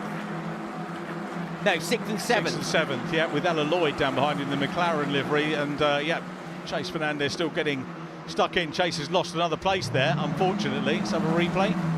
Let's see again as we went. Oh, big off there for... that's Harfield, isn't it? I think it is, yeah, 21 Tommy Harfield. Didn't quite make the barrier. No, he didn't, luckily, because it goes uphill there, so really good effort of Thruxton, just putting that nice banked run-off area so you don't quite have as much momentum to hit the barrier there. So, yeah, that's what saved him there, and I'm pleased that he's back in the race, but not a nice place to go off going into Church. Very definitely not. Yeah, definitely the case. That is Charlie Edge, his teammate, just chasing the... Henry Mercier, yeah, in the 13 car. Meanwhile, Ella Lloyd getting stuck in. So Ella Lloyd and Jimmy Pazik, the 2 Rodin teammates, side by side. Ella in the black and orange, and Jimmy P makes the move, goes through on the inside, flick away from that to go back to the Argenti battle. Yeah, so we've got Raber in front now, so he's going to lead his teammate Ethan Jeffall as they're coming into the final chicane. But Ethan Jeffall trying to go on the outside, doesn't look like he's got the same momentum as McLaughlin did on lap 1. Great to see Ethan Jeff Hall running well here. Ella Lloyd and Jimmy Pazik having a good run. No team orders between those. Ella running in the limited campaign challenge series because she's doubling up with the F1 Academy for this year, as is Elba Larson, who's racing a little bit further back. But again, you know, every race has thrown up a little bit of a surprise over the course of this season for me, Phil. Yeah, absolutely. It's pretty amazing to see so many teams, so many drivers all getting results. It's so competitive this year. And like I was going to say earlier, with the Red Bull driver of McLaughlin, and then the McLaren young driver of Ella Lloyd, and the Mercedes young driver of Ethan Jeffall, it just shows how these Formula 1 teams, with the McLaren one driving around the outside of Pazik. Oh, she's had a big slide there. She's trying to change direction too quickly at too high a speed, so she's just had a bit of lost loads of momentum. She is going to be under attack from the guys behind now. Ella's been a fascinating driver to watch because came into... The Red Bull car's slowing, so McLaughlin has got a problem. Yeah, Pierre McLaughlin, yeah, losing time hand over fist, so back to the Argenti battle. Meanwhile, it's going to be a potential Virtuosi 1-2 out front, so Martin Molnar will want to grab a second win. Salim Hannah will want a British win as well. It's job to know where to look. Let's see what happened. Did he? Oh, he's run wide. He didn't have a problem. He's just lost all his momentum because he's bounced over the grass. It's so rough out there, as we can see what we saw earlier with Ella Lloyd just losing momentum from her teammate Pasik, as we've got Fortec and Excel car running side by side through turn 1. We have some cracking racing going on. Henry Jocelyn for Fortec in 3rd place. Salim Hanna. Oh, we've got someone in the wall with front wing damage there. I think that's Joel Bergstrom. Bergstrom. And Thomas Behrman. Oh, no, as you can see, his rear wing's gone as well. So let's see what happened here. A little bit of contact. Yes, just bounced over the curb, taking out Fernandez. Oh, wow, big shot there. Chase Fernandez involved as well. That's the one we didn't see, but there is Joel Bergstrom. He's had some rotten luck this year, Joel. He's a quick young lad, comes from Sweden, 2nd generation racer. Dad raced in Rallycross back in the day. Thomas Behrman, younger brother of Oliver, of course, in F1. Good news is that car is mobile, and thanks again, big shout out to the marshals doing a super job getting everybody back to safety as quickly as possible. I'm not sure whether they're going to be able to get him into the pits, so he's going to have to do another lap to get round and see if they can maybe change that rear wing. I'm sure there's more damage than just a rear wing there, because it was a car going over the top of him. But yes, I think that was between Behrman and Fernandez, and unfortunately Bergstrom got caught up in it completely by mistake. As you can see them now all coming through the final chicane, nice and slowly, because we have the safety car. Yeah, it will just give the opportunity to see if the situation can be rectified without stopping the race. That's the key thing.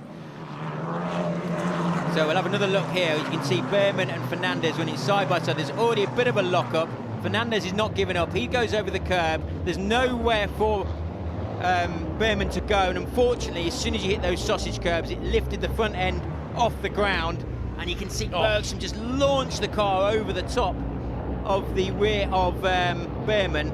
So it's a great shot from all the guys watching in the grandstands and on the bank there. But yeah, not a happy Fernandez. He's not having a good year, is he? No, it's his first year moving over from Ginetta Junior. He's a great lad, is Chase, one of the characters, and of course won the reverse grid race at our first meeting, but hasn't had a great deal of luck since then. But you know, luck ebbs and flows, doesn't it? And he'll manage to get back and get up towards the sharp end in his JHR car. Sorry, XL Motorsport XL, car. yeah. You're not in the XL colours. He's the only one that runs in the sponsor colours of Vera Tools Academy. So good for them to be getting a bit of coverage. Best lap with Salim Hanna, who's out front. So it is a virtuosi battle now. We have Jocelyn still in 3rd. Yeah, let's see, where did McLaughlin? He dropped all the way down to 11th, so he was P2. He got into the lead momentarily on the first lap, and then just ran a little bit wide through Goodwood, which we know is not the place to run wide. You've got no room for mistake if you clip the grass, and it's very bumpy out there, so he's probably even got a little bit of damage as well. So that's why he's running all the way back down to 11th. So let's see if he can try and crawl any of those places back, because he was fighting well, and he is leading the championship, as we know. Yes, he is. How much do the bumps, when you're going over that sort of thing, how much does it impact on the body? It's bad. It's real bad on your back, because obviously you're sat like you're laying in a bath in one of these single seaters, and so if you sort of go over a bump and you're pretty much sat on the ground as well, they make the seats so that you can feel the car underneath you. So there's a little hole in the bottom of the seat, so you can almost sit on the floor. And unfortunately, if you go over a bump or bad curb, it goes right through your coccyx. So it's not nice. You can sometimes get away with it, but there's a lot of people that have had a lot of injuries by having moments like that. Yeah, who've been campaigning against the sausage curves, because cars can get airborne without sausage curves, but even more so with. Yes, exactly. Yeah, that's why they have sort of dulled them down a little bit over the years. I remember a few years back they had some big ones to try and stop all the track limits, but unfortunately it just caused bigger accidents, so it wasn't worth having. These curves are quite nice. These at Thruxton, I've always liked the curves here because they're slightly raised. You're able to just nibble them. You can use more of them in something like a touring car, but single seater, just nibble them, try and generate a bit of rotation in the car, and it's all fairly safe. I think we're going to have a look at the restart again. Let's see, Henry just can't get it away. Yeah, that's what he's been struggling with all year. I mean, I was talking to the owners of Fortec before this race, and they said, he just needs to get it off the line and he'll be fine. But he just needs a bit of a confidence boost, and that is definitely not going to help.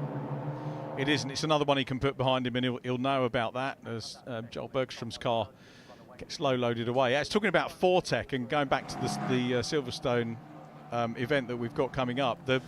a lot of people are saying to me, it's kind of like having F4 there is like the old days. You won't remember this because you probably won't, but we used to have a British F3 race. Yeah, I do remember. You do remember those? Yeah. It was mega, wasn't it? It's a little bit like that, going back there. And I was reminded yesterday, Fortec, the last British F3 race, Fortec won 2. Oh, did they? Who were the drivers? Kovalainen was one, I can't remember the second. Nice. Excellent. Yeah, I do remember British F3 going into sport the F1, but it's so good that we've now got British F4. There's going to be FIA, so that's an FIA championship. So FIA F4, F3, F2, F1, all on one weekend. Family weekend for the Bearmans. And exactly, he's going to be racing with his brother. So let's see who can get the better result that weekend. Don't be cruel.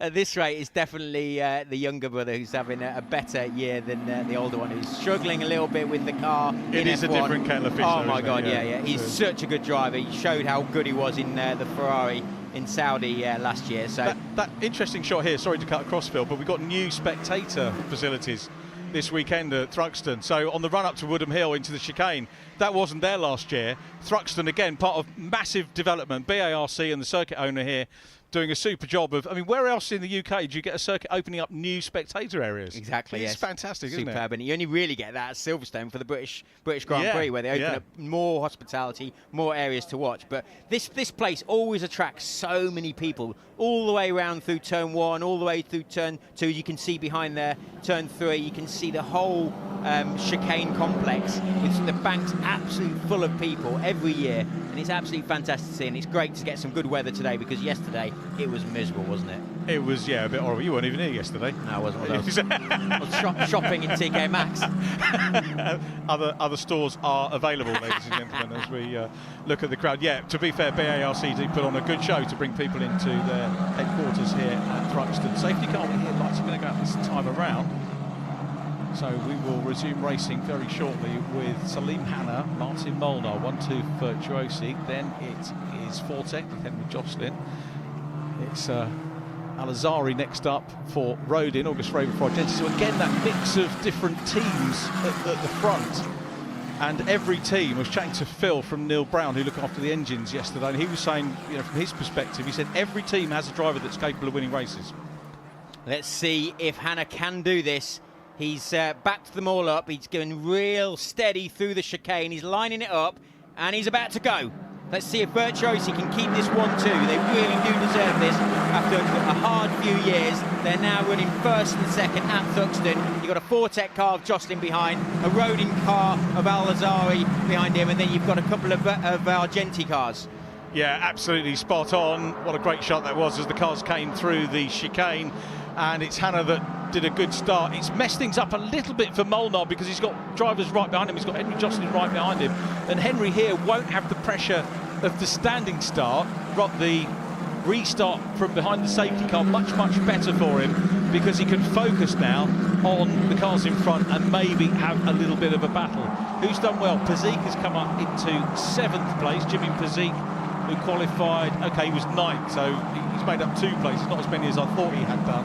Ella Lloyd down to 8th, Campbell Pilling in 9th. Rowan Campbell Pilling's done well because he qualified down in 15th. A mare in qualifying for him, but doing better in the race. Yeah, he's moved all the way to 9th, like you say, but he did have a big moment, which is why he's dropped off the back of Ella Lloyd, and he's under pressure from Hewitson. So, that's why there's a bit of a gap, because we can see a big lock up there from both the Rodin and the Argenti car. Oh, they've nearly collided. The Rodin car, Pazik has managed to get away with that. He's got to try and slot in now the place that he was before. Ella Lloyd's having none of that, and she's going for her own position as well.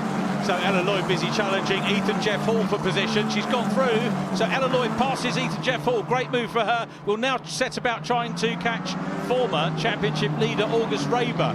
But we'll have pressure from Ethan behind, so the 2 F1 juniors together. Yeah, exactly, and you can see another one in the Red Bull colours that's behind, who's got a good run now on the XL car, Hewitson. So he's back in the mix now. That battle there between Jeff Hall and Ella Lloyd has actually really helped McLaughlin get back into the mix. As we can see now, the 2 Virtuosi cars, I feel like they should just work together for a little bit longer, because we've got Jocelyn who's catching up again. Let's see what happened here. We've got Raber, who then tried to defend from the pair of them, locked up. Luckily, Pazik also locked up, because I think there would have been contact if he hadn't. And then he's just got to try and slot in the right place there. And and then we've got obviously Ella Lloyd, who's battling away with Ethan Jeff Hall. But now look, Jocelyn right around the outside. Oh, look at that! Move. Henry Jocelyn, that's now, you say about confidence on the starts, he needs to be a racer, and he's done that, but he's left the gap on the inside for Martin Molnar to come through second in the championship, goes back through, but I tell you what, that was a wonderful piece of racing by Henry Jocelyn and Martin Molnar. They're still side by side, no they're not. Molnar gets the position back, great news for Hannah, but no, the door's open, and through on the inside goes Jocelyn again. Are they going to hang on to it? It's all about the complex here. Surely he's got the move complete now. Yeah, Molnar has been very kind, both at the chicane when he went around the outside, but also then going down the inside. He's obviously not as confident as Jocelyn on the brakes, but this is bringing Al-Azhari into this mix because they've let the leader get away now. Hannah's down the road. Yeah, he's away, fastest lap still. That was on lap 9, 1:11.770. Oh, Al-Azhari nearly did what McLaughlin did there. He did. This circuit can bite a lot. The drivers make it look quite easy for a lot of the time, don't they, here? Yeah, apart from moments like that. Exactly. Yeah, they're scary moments, trust me. You do not want to be running. The other shout out I want to give is the driver behind McLaughlin, we'll come back to that in a minute. As we watch here, this is the pass and repass. Yeah, we're back with them again. So now Jocelyn back in third place. So Molnar is back in second. So Molnar managed to get back, probably using the slipstream before they even got to the final chicane. So now these two just need to get their head down. They've got no one behind now because Al-Azhari's run wide and just try and catch the leader. Otherwise, they're just battling for second here. They are. The other shout-out we've got to really do, I was going to say, is Colt Hewitson, who's in 11th place. So the young South African having one of his, really getting to grips with the car now, which is what you want to do in your rookie season. But Lloyd having a very good run in 6th place at the moment. And I was beginning to make the point earlier on when she came into Ginetta Racing, hadn't got the background in karts or anything else, but other sports. Equestrian sports or a bit of skiing as well, and made the move, which you can do into motorsport. I'm sure her folks maybe would have preferred that she'd stayed on less financial sports, but she's proved to be an absolute consummate sports person. And also McLaren have obviously seen the talent there and backed her for the F1 Academy, so you know there's definitely it's definitely worth doing, and she's doing a great job in P6 here with Jeff all over the back of her, trying to outbrake her coming into the chicane, but she's got that one covered this time. It's bringing a lot of the other drivers into this mix here. It's got Paseek, Campbell, Pilling, McLaughlin's there as well, all fighting, ready to try and pounce on Jeff Hall. Tommy Harfield's made good recovery. He's up ahead of Tom Ingram Hill now, so he's way down the order. Is Harfield. He's in 16th place, but really good places gained as we watch McLaughlin getting stuck in here to Rowan Campbell Pilling, and Rowan, who hasn't had too much luck so far this season, but another driver that is very well worth a race win, I'm sure, at some point. And you know, not even talking reverse grid scenario for the second-year driver moving to JHR for this year. But McLaughlin, absolutely key now for Finn McLaughlin to get himself as far up into the points as he can. He's on 1 point at the moment for 10th place, but he needs to be further up, particularly as Molnar is in P2. And you were saying that Molnar was being very gentlemanly, and he's going to be thinking about the bigger picture, isn't he? Probably, yeah, that's a good point, because obviously he might know that McLaughlin went wide, and that's fastest lap as we're talking about the guy Martin Molnar with Virtuosi. So he's now back on terms with his teammate Hannah, and actually dropped Jocelyn. So Jocelyn has lost a little bit of time, and that's the, like you say, fastest lap. 11.5, 11.6 from Hannah, 11.4 on that lap from Molnar, 11.8 Jocelyn. So he's clearly the fastest man on the circuit right now. As we can see, Paseek's now got past Ella Lloyd and Ethan.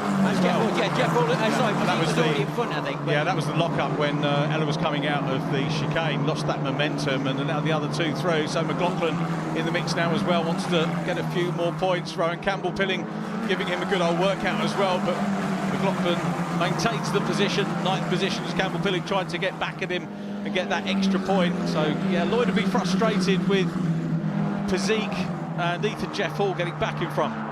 Yeah, and also I think Jeff Hall's actually further back. He's down in 8th, so he's actually behind it. I think he lost a lot of momentum as well. As you can see, he's got the Fortec and the XL car behind. So yeah, unfortunately, I think Jeff Hall's had a bit of a mare there. McLaughlin, I thought, had got past Ella Lloyd going into the complex, but she had that one covered as she had the inside line for the next one. There is Ethan just about to make a move as they come through Brooklands and up into Woodham Hill. just keeping an eye on the gap on the timing screen for Hannah and Molnar. It was 9 tenths on the previous lap, down to 8, so he's pulled another 10 out of it. The clock is winding down, 5 minutes to go on the race. I'll tell you what, Banzel has done well. He's gone from the back He has to 11th. done well, yeah. He's the one in the Fortec car that's battling all over the back of Jeff Hall. So fair play to Banzel, who started in 19th. Yeah, the young driver from India. It's great to have him in the championship. Yeah, very nearly on the points.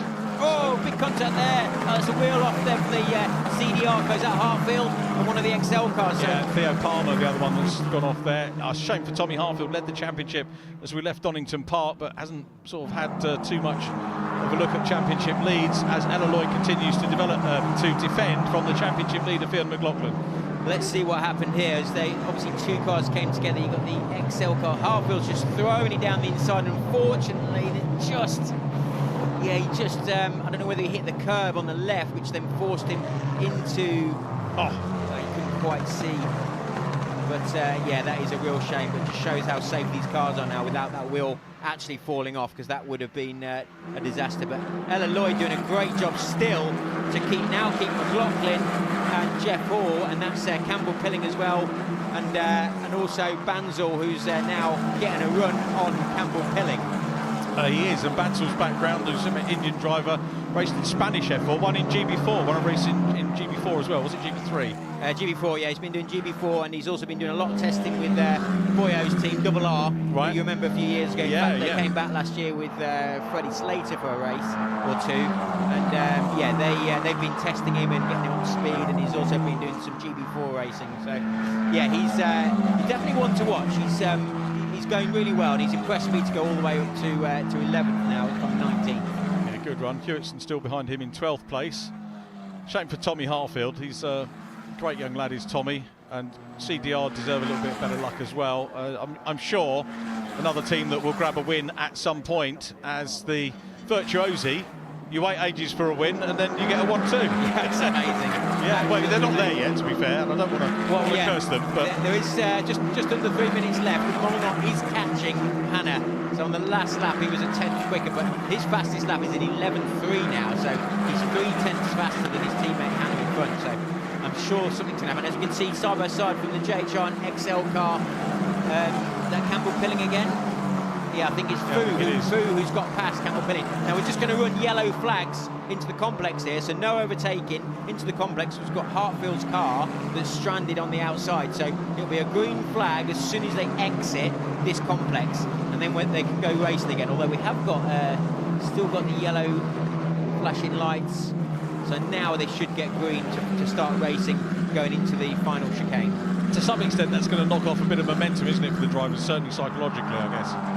Yeah, certainly, yeah. Unfortunately, it just loses that bit of momentum. But yeah, let's see now if they can. You can see now Jeff Hall all over the back of McLaughlin. These are ex-karting sparring partners from last year, both doing the World Championship. Jeff Hall was the World Karting Champion. And now we've got a great battle between the Irishman of McLaughlin in the Red Bull colours and Jeff Hall in the Mercedes Argenti car. Is he going to try and outbrake him around the outside? We know McLaughlin's good on the brakes because he made a great move on lap 1 to get the lead. So let's just see now if he can get momentum coming out of the chicane. Unfortunately, we probably will still have those yellow flags as we go into the complex. Yeah, and Harry Banzel was the red and white Fortec car closing in on those. It looks like it could be game over for Hannah. He's there, he's got a good lead, 0.6 of a second as they cross the line with 1 minute 16 to go. Back with Ella Lloyd defending from McLaughlin. Lloyd's going to, at the moment, pick up some points. Jimmy Pazik is ahead of them in 6th place, so he's recovered well from earlier on. Schraber in the points too, Al-Azhari still 4th. But Hannah is impressed, and what a great weekend for Virtuosi to potentially bag 2 wins. Yeah, certainly. Absolutely brilliant for those guys. I was chatting to the owner before this race, and he was saying how great these guys are going and how well they've got dialed in around Thruxton. So, yeah, really good to see a newcomer join the championship who's doing really well in Italian F4 and not finding it easy. You know, he looks like he's going to win this race, but it's not been an easy one because I think his teammate has obviously been taking it to him throughout the whole race. I think if Jocelyn could just get off the line, that would be a lot better, a much closer race to the end. But yeah, he's obviously cooked his tyres because he's dropped right back now in P3, and the Al-Azhari Roding car in P4. And you got Raber in the Argenti car. I think Jeff Hall, by him battling with his teammate Raber, he lost a lot of time, and that's why he dropped behind Pesic, Lloyd and McLaughlin.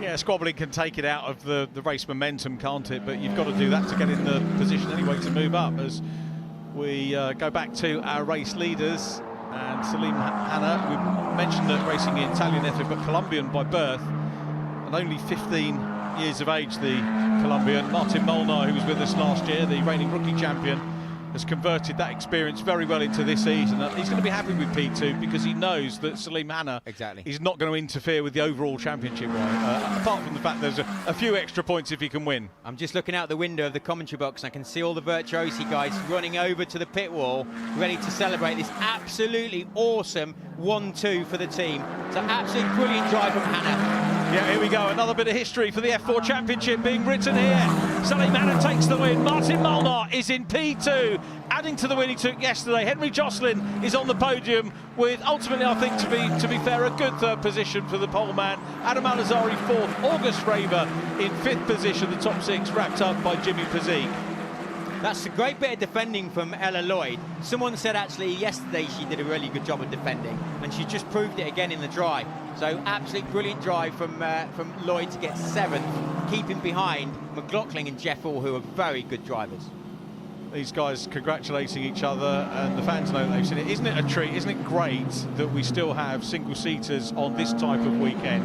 It is intrinsic to, you know, everyone's into and interested in Formula One. That's the top of our profession, isn't it? Top of our chosen sport, and it's great to have, you know, FIA approved single-seater racing over these weekends, and long may it stay. And seeing these drivers as well from the past go all the way to Formula One as well. So from the British F4 grid all the way to Formula One. Round 12 of the Wera Tools F4 British Championship, certified by FIA, and a rookie win and overall win for Salim Hanna, the young Colombian driver, and it's a 1-2 for Virtuosi Racing with Martin Molnar, yesterday's winner, grabbing P2. Henry Jocelyn is third from Adam Alazari, August Raber fifth from Jimmy Pesic, and Ella Lloyd, who drove well. Then it was Fionn McLaughlin, Ethan Jeff Hall ninth, and Ari Bansal did make it into the points on his debut weekend. 11th was Rowan Campbell-Pilling from Yu Hao Fu. Another of yesterday's winners, Leo Robinson 13th from Cole Hewitson, and then Xavier Avramides and Henry Mercier next up from Thomas Ingram Hill and Alba Larson. Charlie Edge 19th ahead of Theo Palmer. Theo, of course, dropping out in the closing stages of the race after that incident. Tommy Hartfield, Chase Fernandez, Thomas Behrman and Joel Bogstrom also sadly non-finishing, but they will be back at Alton Park and ready to go for points there. Talking of points, here's the championship standings. Martin Molnar takes the championship lead back from Fionn McLaughlin by 10 points from Jimmy Pesic. Then it's August Raber and Henry Jocelyn up to fifth. Tommy Harfield sixth. Adam Alazari seventh from Leo Robinson.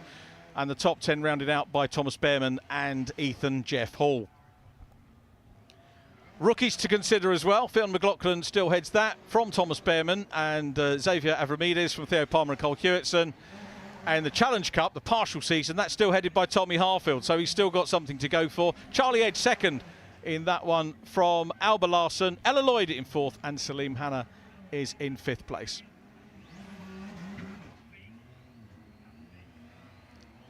So Salim Hanna, you can see Prema on his crash helmet there, the team that he races with in the Italian Championship.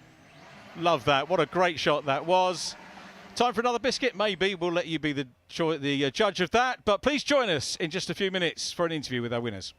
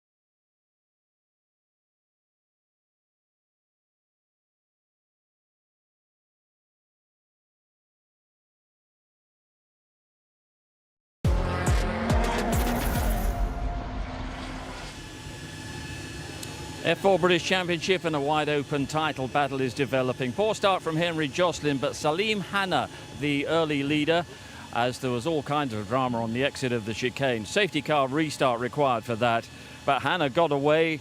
Molnar would fight back to grab second place from Henry Jocelyn, but it's a virtuosi 1-2 in the F4 British Championship. Salim, our race winner, let's have a word first of all. Sum up the race, sum up the experience of contesting this British Championship. I mean, it's completely different of what I am used to.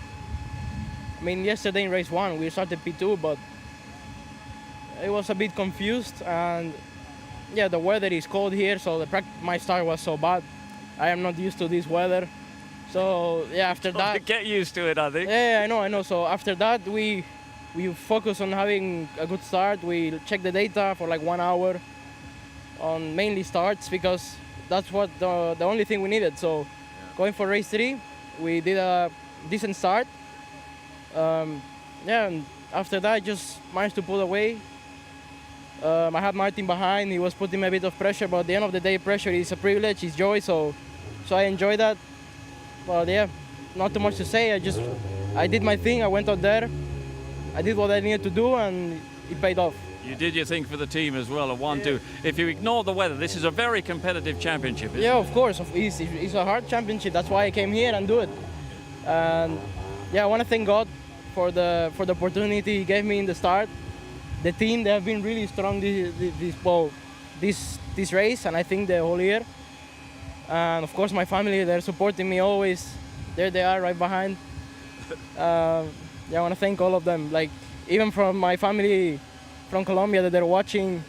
That's fantastic. Thanks to all of you. Oh, will you go and say well done, or get your family to say well done to you? That was terrific. That was terrific. Martin, let's have a quick... terrific for the team as well, the virtuosi 1-2. That's so important. Yeah, definitely. It's been a really good result and really good weekend so far for us. And yeah, we did a really good job both as a team and, well, everyone I think in the team. And yeah, I'm happy with how the weekend ended.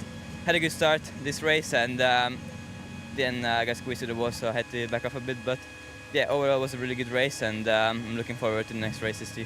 Yeah, did you feel that sort of result was coming for the team? It's great to have Salim in the lineup. Yeah, definitely. Salim is a very strong driver too, so I knew that if nothing extreme comes in the race, then we can have a double podium. So yeah, in the end it happened, so I'm really happy. Yeah, because you're a bit more focused on the championship, and I think that puts you into the championship lead.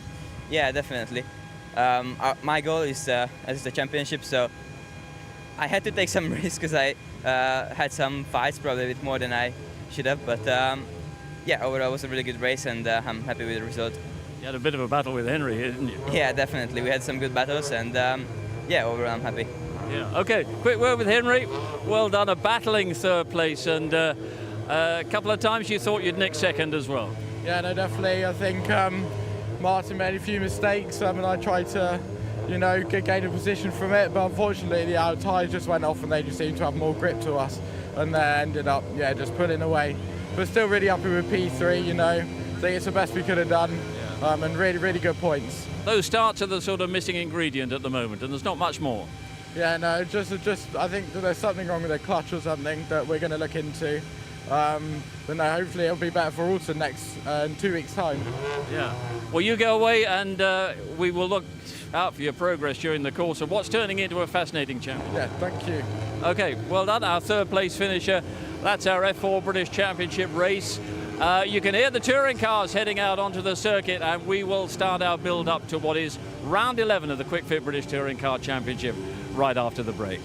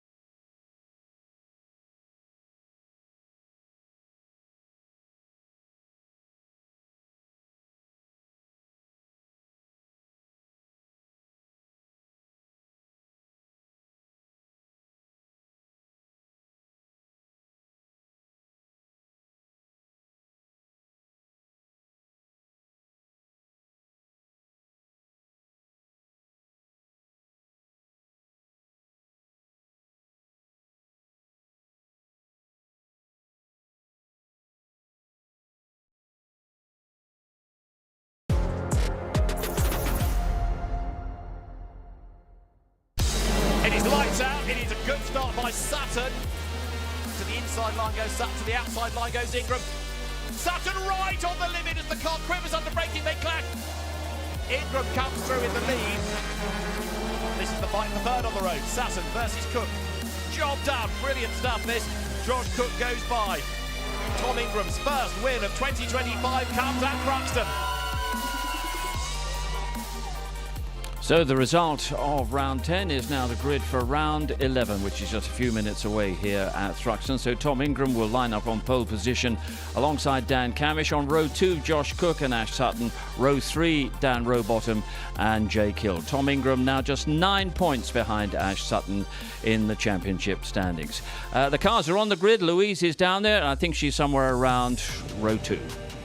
I am indeed, Steve. I'm down by Ash Sutton's car. You're looking at the front of the car, and it was actually this little number plate, this sticker here, was what caused the issue for Ash in that last race. Ash was one of 4 drivers who the number plate came off, and in Ash's case, it's basically your car ate your number plate, didn't it, which cooked your radiator.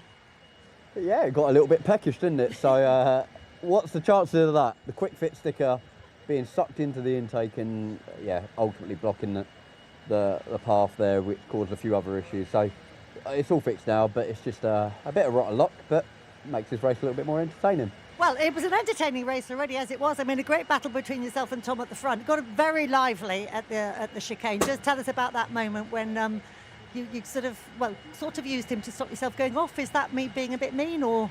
No, it's not. I mean, ultimately, me and Tom just touched as I hit the brake, sent the car into this horrible snap of oversteer, and thankfully Tom was there. So he kept me straight and narrow, but obviously we both jumped the chicane. It's just one of those little racing incidents under a bit of braking, under a bit of pressure. So yeah, we were ultimately, if we got that issue, we were always going to be on the back foot, but pleased we managed P4 ultimately with the issue, and puts us in a sensible place now. Good stuff. Hope this one is trouble-free. Obviously, Ash wasn't the only one who had a few problems in that race. Paul is down at the back of the grid with another driver who had a little coming together. Paul, over to you. Thanks, Lou. Yeah, it's not great when you're having to talk to me, obviously, because we're at the back of the grid. Senna Proctor having a little bit of contact with Gordon Shedden. Gordon, you have just got no luck at all. You're second only to Josh Cook with wins round here with 7. It's not where you want to be, is it? No.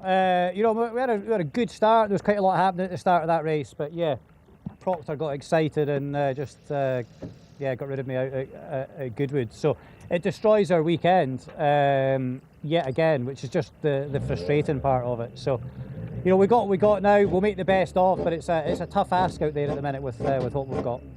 What about the car in general? I know you had big problems with it at Brands Hatch. Have you gone forward with setup, found a problem? What's the score? 'Cause you look pretty racy. Yeah, to be fair, the handling of the car is really good. It's just slow as anything in a straight line compared to some. I mean, it's just mind-blowing what the speed that some things just drive past you in a straight line. So, we're trying to do everything that we can, but it's that's a tricky one to turn around quickly. But handling-wise, I'm happy. I think the car's in a good place. We've improved it a lot, but yeah, we've got some limitations at the minute. Top man, well, the best of luck, mate. We'll leave you to it. Back to you, Lou. Thank you, Paul. I've moved down the row. I'm down with Jake Hill now. We spoke briefly after qualifying yesterday.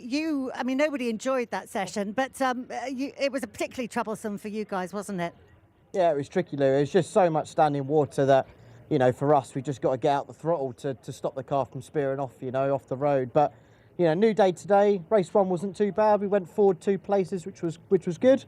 And now, looking to try and sneak a podium in this one. I had a chat with Craig, your engineer, just before this race, and he was saying the thing with you guys at the moment is you're having. Last year you came to a race pretty much knowing what you got, whereas this time out you're having to hunt for everything at every single track. Yeah, that's exactly it. I mean, it's not easy this year, Lou. It never is. But last year things just seemed to fall right. And we had a great car. This year we're just struggling for straight line speed and just general, bit of balance here and there. So it's not quite as easy at the moment. We're just trying to capture every point we can and just enjoy it.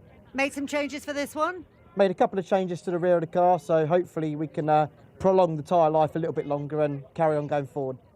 Good stuff. Right, I think I've got time left for another quick word with James Dorling. We spoke to him ahead of our first race today. His best qualifying position so far, up in the top 6, and a really good result as well, finishing P7. James, I've no doubt you're quite happy with that result. Yeah, like I said to you earlier, it was a case of trying to hold position really after the good quality we had yesterday. This is where we should be and where we deserve to be. So this race is for me about trying to move forwards. You know, this is, yes, still the best weekend we've had up to date, but I want to be battling for a podium, so I'm giving it everything in this one. What have you done, or have you done anything to the car ahead of this race to give yourself a little bit more pace, a bit more speed? Yeah, so understeer was a huge issue for me in race 1. We did very little running in the dry on Saturday, so had no real idea setup-wise what we needed to do. So found we were struggling for turning in on the front in race 1. So we changed a few bits to try and help with that. We seem to be losing more on the back straight than anything else, but if we could get through the corners as quickly as possible, then the rest will be what it is. Good stuff. Sounds easy when you put it like that. So good luck. We are for a quick break, but when we come back, the second touring car race of the day will be kicking off. So make sure you come back for that.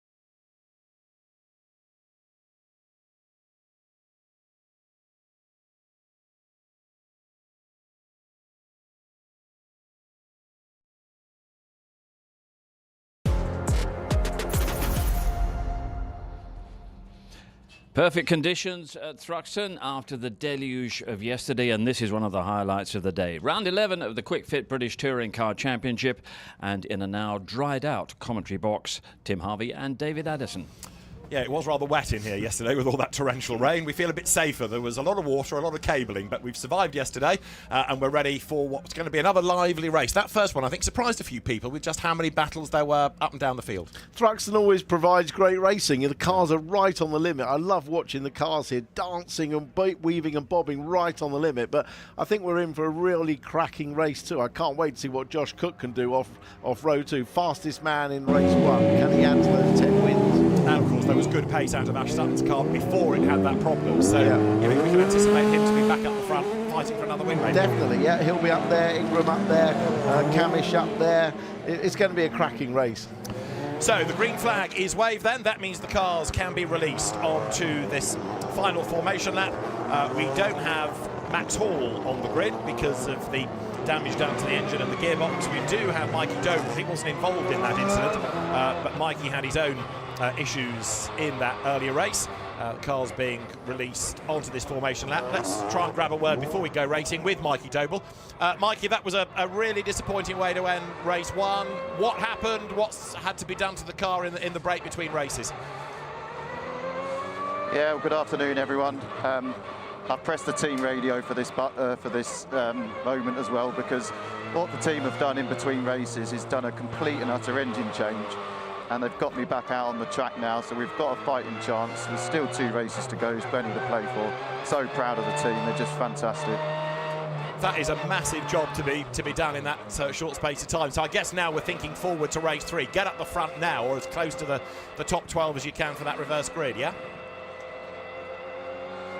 I mean, we saw what can be done with Josh Cook in race 1 there. I saw him siving his way through the pack. So, you know, if we can get ourselves up into that sort of top 12, give ourselves a reverse grid chance, then, you know, we could salvage something pretty good from the day still. Yeah, race 3 was pretty kind at Snetterton. Let's see what happens here. We'll leave you to it, Mikey. Good luck. Cheers, guys. Enjoy the race. So Mikey Doble then is going to start 22nd on the grid, but to get an engine change in that short space of time, that's good going. Yeah, in actual fact, what they did was they took the whole of the front clip off Nick Halstead's car, which was sitting there in the garage being unused. So they literally just took the front off that car in complete form and put it on Mikey Doble's car. So in a way, they were quite lucky that Nick Halstead wasn't here, because they had spares all ready to go. It shows how innovative touring car teams need to be to keep things on track over a busy day. It's round 11 of the championship. Tom Ingram is on pole. Dan Camish then with him at the front of the grid with 1 and 2 laps of Toka Turbo Boost respectively. Josh Cook starting 3rd. Could there be another win on the cards? He's ahead of Ash Sutton on the grid, and then Dan Rowbottom starting 5th. Jake Hill will line up 6th. Then you've got James Dorlin after a great weekend thus far. He's 7th. Adam Morgan is 8th, and he's the first of those drivers on the maximum amount of laps of boost. Then it's Senna Proctor ahead of Darrell De Leon. Next come Chris Smiley and Aaron Taylor-Smith. Next on the grid, Dan Lloyd. Aidan Moffat is alongside him, ahead of Tom Chilton, who was given that time penalty in race 1, and Roden Pearson alongside. Then you've got Charles Rainford, who had that big spin at the very start of the earlier race. Alongside him is Gordon Shedden. Then you've got Stephen Jelly and Dexter Patterson. Nicholas Hamilton comes next. His car was overheating in the earlier race. Mikey Doble then with that engine change. He comes next. Max Hall sadly not on the grid after the damage sustained, but Napa Racing UK have done a great job to get Sam Osborne's car out on track. So that gives us 23 cars going into 16 laps of action. In terms of the laps of boost, 1 lap for Tom Ingram, 2 laps of it for Dan Camish, 3 laps for Josh Cook, 4 for Ash Sutton. Dan Rowbottom has 5, 6 and 7 for Jake Hill and James Dorlin. Everybody else on V8. Don't forget, we don't need to worry about people running a different tyre in this race. Normally it's the top 3, remember, that carry the harder tyre into race 2, because everybody is on the hard tyre. So fast and abrasive is Thruxton. This is the one event where option tyres are parked. Everybody's on the hard tyre all day long. Yeah, that makes for a purity of racing that we only see here now. They're all on the same tyre, which I do quite enjoy. I know the option tyres make a big difference and make a great show, but it's quite nice occasionally just to see them all on the same tyre. Right, to the grid then comes Mikey Doble. He's going to start 22nd. Nicholas Hamilton just to his right. Dexter Patterson is ahead of him. The last car into place. The green flag is going to be shown at the back, and then a 5-second board will pop out from the debris fencing on the pit wall. There it is. The drivers look towards the lights. Round 11 of the Kwik Fit British Touring Car Championship is ready to go. Lights go red, quickly lights out. It is blast off with Ingram making a good start, but Josh Cook gets a much better start than Camish. So does Sutton as well, and Dan Camish goes backwards. Look at Sutton round the outside of Cook, up the inside of Ingram into the lead. A fantastic start. Ash Sutton away like a scalded cat. He leads as they head up towards the complex with Ingram on the outside. Josh Cook looking for the run on the inside line, and Dan Camish fighting back as best he can. You've got Rowbottom in the mix as well, but Sutton is away. What a start. That was one of the best front wheel, if not the best front wheel drive starts I have ever seen. Incredible. You'd think that car was rear wheel drive with a load more boost than everyone else. He literally split the grid in front of him, and he's away. Brilliant start by Ash Sutton then, and he leads the pack as they work their way up through Goodwood onto Village for the first time. He doesn't just lead, he's got a gap, and it's a sizable gap as well. Further back in the queue, Adam Morgan is busy trying to defend the place, trying to gain the place. You can see who is up and who is down the order. Camish has gone backwards to the tune of 4 places. Aaron Taylor-Smith has gained a couple of places as well. But here they come, up Woodham Hill for the first time with Ash Sutton in the lead, getting away. Ingram second, Cook third. Jake Hill's up to 4th. He's had a good first lap. Then you've got the next of the Napa Racing Fords, which is Dan Rowbottom. Then it's Adam Morgan. Does Camish have a problem? Because he really has struggled on this first lap. Yeah, he's hemorrhaging places, isn't he? He's lost another place on the run up to the chicane to Adam Morgan. So a really poor first lap. We'll keep an eye on Camish, see if there's any other issue, but may just been a poor first lap. But good starts for Adam Morgan and for Jake Hill. Absolutely right then, as they come now up to the complex. The Restart Racing Hyundai's getting themselves together then, with Dan Lloyd looking to get past teammate Chris Smiley. That might take some management if they get a bit too close to one another, but they survived it for the moment. What progress of Mikey Doble from the back? He's up to 19th place, still charging on. So the race leaders work lap number 2 with, at the end of lap 1, Sutton leading by 8/10 of a second. Replay here of Adam Morgan getting the run on Dan Camish, heading up Woodham Hill, gets a toe, goes to the inside, the room is there, the Hyundai keeps on coming. Up the hill, heading to the chicane, Morgan through. Look at the lead that Sutton's got. This is nuts. This is an incredible first lap. And bearing in mind, he's not just doing this over the rest of the field, he's doing this over Ingram. And he's doing it with a little bit more boost, but he hasn't yet had to use it. He's done that on pure pace. 4 laps of boost available to Sutton, but he hasn't touched that button yet. Ingram second, Cook third, way off the racetrack there, and skipping out the chicane. Looked like Dan Camish. There's another one. I think that's Aidan Moffat all over the curve in the middle of the chicane. So it's lively, that's for sure. 1.8 seconds, 1.8 split Sutton from Ingram. That is a hell of a gap. I mean, Sutton is always good on fresh tyres, on cold tyres, and although the tyres warm up quickly here, to have that kind of pace on the first lap is extraordinary. I mean, a 1:15.2 compares with the fastest lap in race 1 of a 16.2. That's absolutely incredible. So Ash Sutton then is away and gone up front, and people in the paddock say, well, you know, those Hyundais are really quick. Well, right now there's some head scratching as what they're going to do to catch Sutton. Tom Ingram almost 2 seconds back. Josh Cook in 3rd place, then it's Hill, Rowbottom, Morgan to round out the top 6. In 7th place, Dan Camish. In 8th, it is Senna Proctor. Aaron Taylor-Smith having one of his better showings of the year, 9th, ahead of his Toyota Gazoo Racing UK, or teammate, James Dornan, who's down into 10th place. Right, that yellow car in the lead is Ash Sutton. Behind him, there's a really good race. There's a really good race. Look at the battle for 3rd place between Hill and Cook. That's very close indeed. I just hope that Sutton hasn't take too much out of his tyres on those first couple of laps. We'll watch the lap tyres now. 15.8 and a 15.7. In fact, Ingram was a 10th quicker that lap. And Sutton has now used a lap of that boost allocation. So to try and build that gap, he's been on the boost on one of those earlier laps and try and keep the other 3 perhaps to the end of the race. You're riding on board Dan Rowbottom's Ford then as he sits on the back of Jake Hill, 4th and 5th. They run through the complex now. Rowbottom has been a winner here in the past. Jake Hill had a tough day in the wet in qualifying, but there he is running in that leading quartet, and he's going after Josh Cook. Yeah, and Sutton obviously decided to use one of those laps of boost, as you say, to get a bit of a gap, try and break the chain behind him, while still leaving 3 laps, which is more than Ingram's got, same as Cook, to defend later in the race. There's Mikey Doble. He's already up to 16th place. And Tom Chilton is in the pit lane. There he is. So Tom Chilton has had reason to pit. Looks like a tyre issue. They're changing the left front. Absolutely.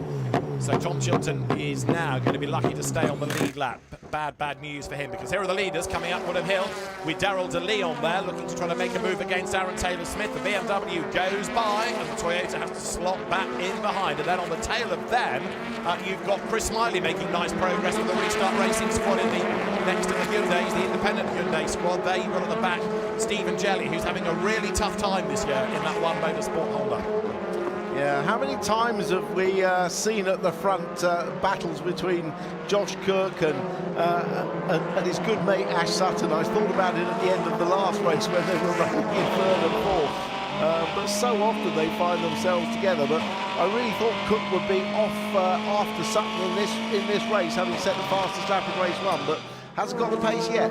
And Gordon Shedden looks like he's been off because They're clearing being grass scooped from out the of the front. Yeah, so Gordon Shedden back in the race. He might stay on the lead lap, but another tough day at the office. Now, Ingram has spent the last 2 laps getting a bit nearer to Sutton. 1.8 to 1.7 and then down to 1.5. So we're not done yet, far from it. There is the charging Ingram.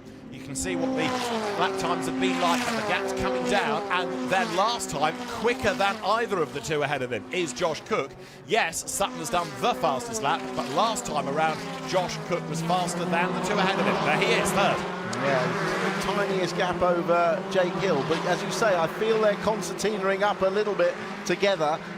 Both Cook and Ingram quicker than Sutton on that lap. Actually, Cook dropped back a little bit. And Ronan Pearson and Tom Ingram being warned about track limits, driving standards flags being issued. So the gap 1.4 seconds now. That's 3 laps in a row that Ingram has chipped away. They're not massive gains, but they're all steps in the right direction. Josh Cook last time around, not as quick as the 2 ahead of him. So it's yo-yoing a bit there. Hill is still 4th, then it's Rowbottom. And Adam Morgan, after a tough day yesterday, rebuilding the day, rebuilding the weekend, he's up into the top 6 now. Yeah, Jake Hill definitely has the same pace as the others, which is good to see. In race 1, you heard him talk about on the grid he made changes to the setup. That was because he ended up losing the rear tyres at the end. They got too much oversteer. This is on board with Shedden, and he went off in avoidance, didn't he? Yeah, of Chilton. So Tom Chilton having a lose going round Church, and Gordon Shedden having to take to the grass in avoidance. Blimey, that's brave stuff. I know there was not much option, but you don't want to be there. No, now was that when Chilton had his tyre problem? Presumably, yeah. Because he pitted straight after, didn't he? So, there you've got the race leader, Ash Sutton, into the chicane. This is for 4th. Dan Rowbottom has caught back up to Jake Hill. Jake's got 3 laps of boost left. Rowbottom has got 4 over the timing line. They now come. Lead gap hovering at 1.4 seconds last time around. Sutton just fractionally the quicker by hundredths of a second. Yeah, great on board from Dan Rowbottom, really close to Jake Hill, trying to tee up a move potentially into the complex. Is he going to try and go around the outside? No, he's going to try and cut back. No, remember that move in race 1 where he slid up the inside here? Is he going to pull it off again? He is. Nicely done, side by side. Rowbottom on the inside, Jake Hill crowded out wide, 2 wheels on the dirt. That compromises the exit and it brings Adam Morgan into the mix as well. So Rowbottom now up into the top 4. Adam Morgan not quite close enough to attack, but he might be come the end of the lap. On board with him into Goodwood. That was a great move by Dan Rowbottom, and Hill is the one with dirty tyres now, which is allowing Morgan to get a little bit of a run at him. We saw how quick Morgan was through Church on lap 1. Remember when he got a run at Camish? He's going to carry that speed this time. It's very equal at the moment. A little bit more exit speed from Morgan. He's got the run. Hill goes to defend to the inside, making Morgan go all the way round the outside. He'll be last of the late breakers. Here they come. Morgan's used all of the boost for that lap, and they make contact. Jake Hill gets into the side of it. Morgan gets turned sideways. He tries to skip the chicane. He has to barge his way through those markers that stop you cutting the chicane. But Adam Morgan, after contact, that was a lucky save, and it's a good job that those recticel barriers are much heavier because there's limited damage, if any, to the front of the Hyundai. But poor old Adam Morgan, just when he thought he'd saved the car, suddenly facing those barriers. Well, he did a brilliant job. You saw the front wheels spinning wildly as he buried the throttle. The question is, did Jake Hill hit him, and should he give the place back? Let's have a look. There was certainly contact, but whose fault was it if you can apportion blame? Well, let's stay with Adam Morgan. Here he comes then. He's run out of boost at about this point. He's on the outside heading up to the chicane. Morgan's got his nose in front. There's the contact. Yeah, I mean, he did brake later, didn't he? So he was marginally in front and decided to go right through the middle, split those 2 barriers. And this is a better look at it. Look, just in front on the brakes. And, well, I mean, in fairness, Jake was sort of going in a straight line and Morgan was slightly turning into the corner, but could Hill have turned in a bit more? I don't know. Oh no, we got another overheating engine for Doble. Mikey Doble then in the pit lane. We've also just... Chilton in the pit lane as well. Look at the grass in the fronts of both of those cars. That's Rowbottom's car, full of grass. He's surely can't continue. But how's that got there? They've both been off, presumably. So Jake Hill is back ahead, and they've had a moment somewhere, presumably in that fight. Chilton is back in the pit lane. Mikey Doble is in the pits as well. We've seen that. So these 2 are going to have to be looking at the dials, looking at the temperatures. Jake Hill and Dan Rowbottom then are battling together. This is for 4th place. Well, Jake Hill, we know, got involved with Adam Morgan. That wouldn't have put grass in the front of the car, would it? No, and how did Rowbottom get it? Because Rowbottom was already in front of Hill. So I'm not sure what went on there. We've missed something crucial there in the race. Yeah, we'll have a replay in the system, I'm sure, as you ride on board with Dan Rowbottom. He's trying to fight back. Jake Hill just up the road ahead. Up into the top 6, though, now is Dan Camish. So Adam Morgan's dramas at the chicane have cost him a little bit of time, bit of momentum, and Dan Camish now could be a man to watch, because Camish is only 11 tenths back from Rowbottom, whose car is not going to be 100% with all that grass swallowed into the front of it. That's definitely compromising him, isn't it? Up to the chicane they come. Meanwhile, the lead gap has shot up to over 2 seconds again. So Ingram has dropped back, and look, he's in jeopardy. Josh Cook right there behind him. Cook has got an extra lap's worth of boost available to him. Sutton's driving off into the distance, looking for win number 3 of the season. But Ingram now is having to make that car really wide to keep Josh Cook at bay.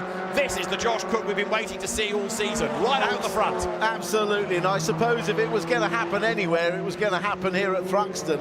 He is the king of Thruxton. The Emperor has won 10 races here, so perhaps not surprising. I just hope the form continues for the rest of the year, because we need Josh Cook at the front of the grid and mixing it up with the front runners. There it's Ingram then, making that run now up towards Noble. But while they're getting themselves together, the leader getting away. Now, this might tell us about Hill and Rowbottom. Let's have a look. That's Rowbottom off the road, and Jake Hill almost followed him, but he gets all the grass thrown at him by Rowbottom, doesn't he? Yeah, but all of them had a moment there. I wonder if that was anything to do with Mikey Doble's engine overheating and some fluid on the track, because Sutton came through there out of shape. Every one of them came through out of shape, so I think that's what happened. And this was then Jake Hill getting the move done, coming up Woodham Hill. But yeah, a wild ride for Rowbottom. 2 seconds then is the margin that Ash Sutton has over the opposition. There's Ingram's second, trying to get away from Cook once again. Yeah, this is on board back again with Rowbottom through the chicane, trying not to get track limits infringements, and then on the boost here out of the slower corners if you need to use it. But Jake Hill maintain that position, both he and Rowbottom not retiring with overheating engines, so they've obviously got that under control at the moment. Yeah, they're trying to carry on, aren't they, and salvage points, and of course a good grid position for the final race of the day. This is Rowbottom again. He's still there right on the back. Look at that BMW. Sutton, having been 2 seconds ahead, the gap's now down to 1.6, so it's still rather elasticated. Yeah, it's yo-yoing a bit, isn't it? Because Sutton managed to get through that little oil spillage or whatever it was a little bit better than the others, but the gap still looks comfortable in terms of managing it. It's Josh Cook that's just dropped a little bit away from Ingram. Next through will be Hill and Rowbottom, and the gap is quite big, but they're glued together still, and then Camish behind them. Right, this is Rowbottom's view then, coming now up towards the chicane and getting closer, getting a tow, and now dives to the inside. So Rowbottom has done it once in this race at a different part of the racetrack. He does it again coming into the chicane, and on the inside line, you're slightly safer than trying to go around the outside of anybody. Hill uses lots of curb through the chicane, but powers out the other side. He's not done yet. He still wants the place. Sam Osborne has had a second pit stop of the race. That car clearly not 100% from race 1, but you look back from Rowbottom at Hill, they are nose to tail. Yeah, well, I think that was a case of Rowbottom using his extra lap of boost, because Hill had run out. They now neither have any left at all, but it looked very much like a boost pass. Now, a big lock up there. Was that a tyre smoke going into the chicane? Looked like it, into the complex. There is Jake Hill, having lost out to Rowbottom. He might lose out again to Camish. As for the lead, 1 lap it's down, 1 lap it's up. And now we're back to 1.8. So Sutton has rebuilt that lead once again. Maybe the gap came down a little bit earlier on the basis that he might have been caught out by that liquid that we think might be on the road. But again, Ash has now rebuilt it up to 1.8 seconds. Ingram second, Cook third. Rowbottom and Hill still trading places. It's Robo ahead at the minute. Camish 6th, Morgan 7th, Proctor 8th, Taylor Smith 9th, Darrell DeLeon in 10th. Yeah, that gap's definitely jumped back out again between Camish and Ingram, and I think you're right, it was just a case of relearning where the track grip was through Noble, through that left-hander where they all had a moment before. It's this battle for third that's really closing up. And it's got Camish involved as well now. It's the fight for 4th, Rowbottom, Hill, Camish, out of the chicane they come. Driving standards flag to Jake Hill now for track limits, and Hill is in that invidious position of trying to attack one napper forward and defend from the other. Yeah, and of these battle for this position, Camish is the only one that has a lap of boost left. That's right, because the others have hit zero. They've used it all in their fight. Senna Proctor is ahead of Adam Morgan, so Adam, having praised him early on in 6th, after that drama at the chicane, is going backwards. Maybe the car's got some damage, having had to punch its way through those barriers. Yeah, quite possibly a little bit. Both sides of the front bumper got a good whack, didn't they? And here, look, Camish on Hill. So Dan Camish squeezes to the outside, going into Noble. That didn't work, but Jake Hill's got the car dancing then. Dan Camish again tries to duck up the inside as they turn their way through Goodwood. Camish, in theory, ought to be able to go through. He's got the power. He doesn't have any grass in the radiator, but Jake Hill, for the moment, stays ahead. Yeah, I thought Camish had got that done into the left-hander, but Jake Hill was incredibly brave. Maybe this is the lap that Camish is using the boost, but it didn't work there. Has he got any left for Woodham Hill? The margin has opened up just a little bit as they head up the hill. Rowbottom has checked out, hasn't he now? Dan Camish attacking Jake Hill is really good for Rowbottom. Into the chicane they come, leaders have gone by. Sutton to Ingram, incidentally, he's up to 2.1 seconds with 3 to go. That's Jake Hill going out of the chicane, he's running in 5th. Over the timing line now, chased by Camish, the margin 0.582 of a second. Senna Proctor comes next. Looking back from Adam Morgan's car, that is Senna Proctor behind him. And Morgan's about to get gobbled up coming out of church. Both Hyundais, obviously, run by Accelerate, but a lot more momentum being carried by Senna Proctor through church that lap. Another change a bit further back is that Chris Smiley is up into 11th place. Adam Morgan, just about to his woes, a 10-second penalty for track limit. So Adam Morgan, days unravelling around him now. He's got this penalty, so poor old Adam Morgan ends up with a 10-second penalty. And that's going to drop him right out of the possible reverse grid positions as well. He's in a nice 8th place. That might have been, might have been pole for race 3. We don't know yet, but he's going to be out of the top 12. So big disappointment. He's fighting back against Senna Proctor. See Senna's car moving a little bit coming out of church. He had a wild ride there early on. Morgan's not giving up the fight though, is he? Here he comes again to attack his teammate. Round the outside, when he's done the outside move on Jake Hill and it didn't really work. What about on Senna Proctor?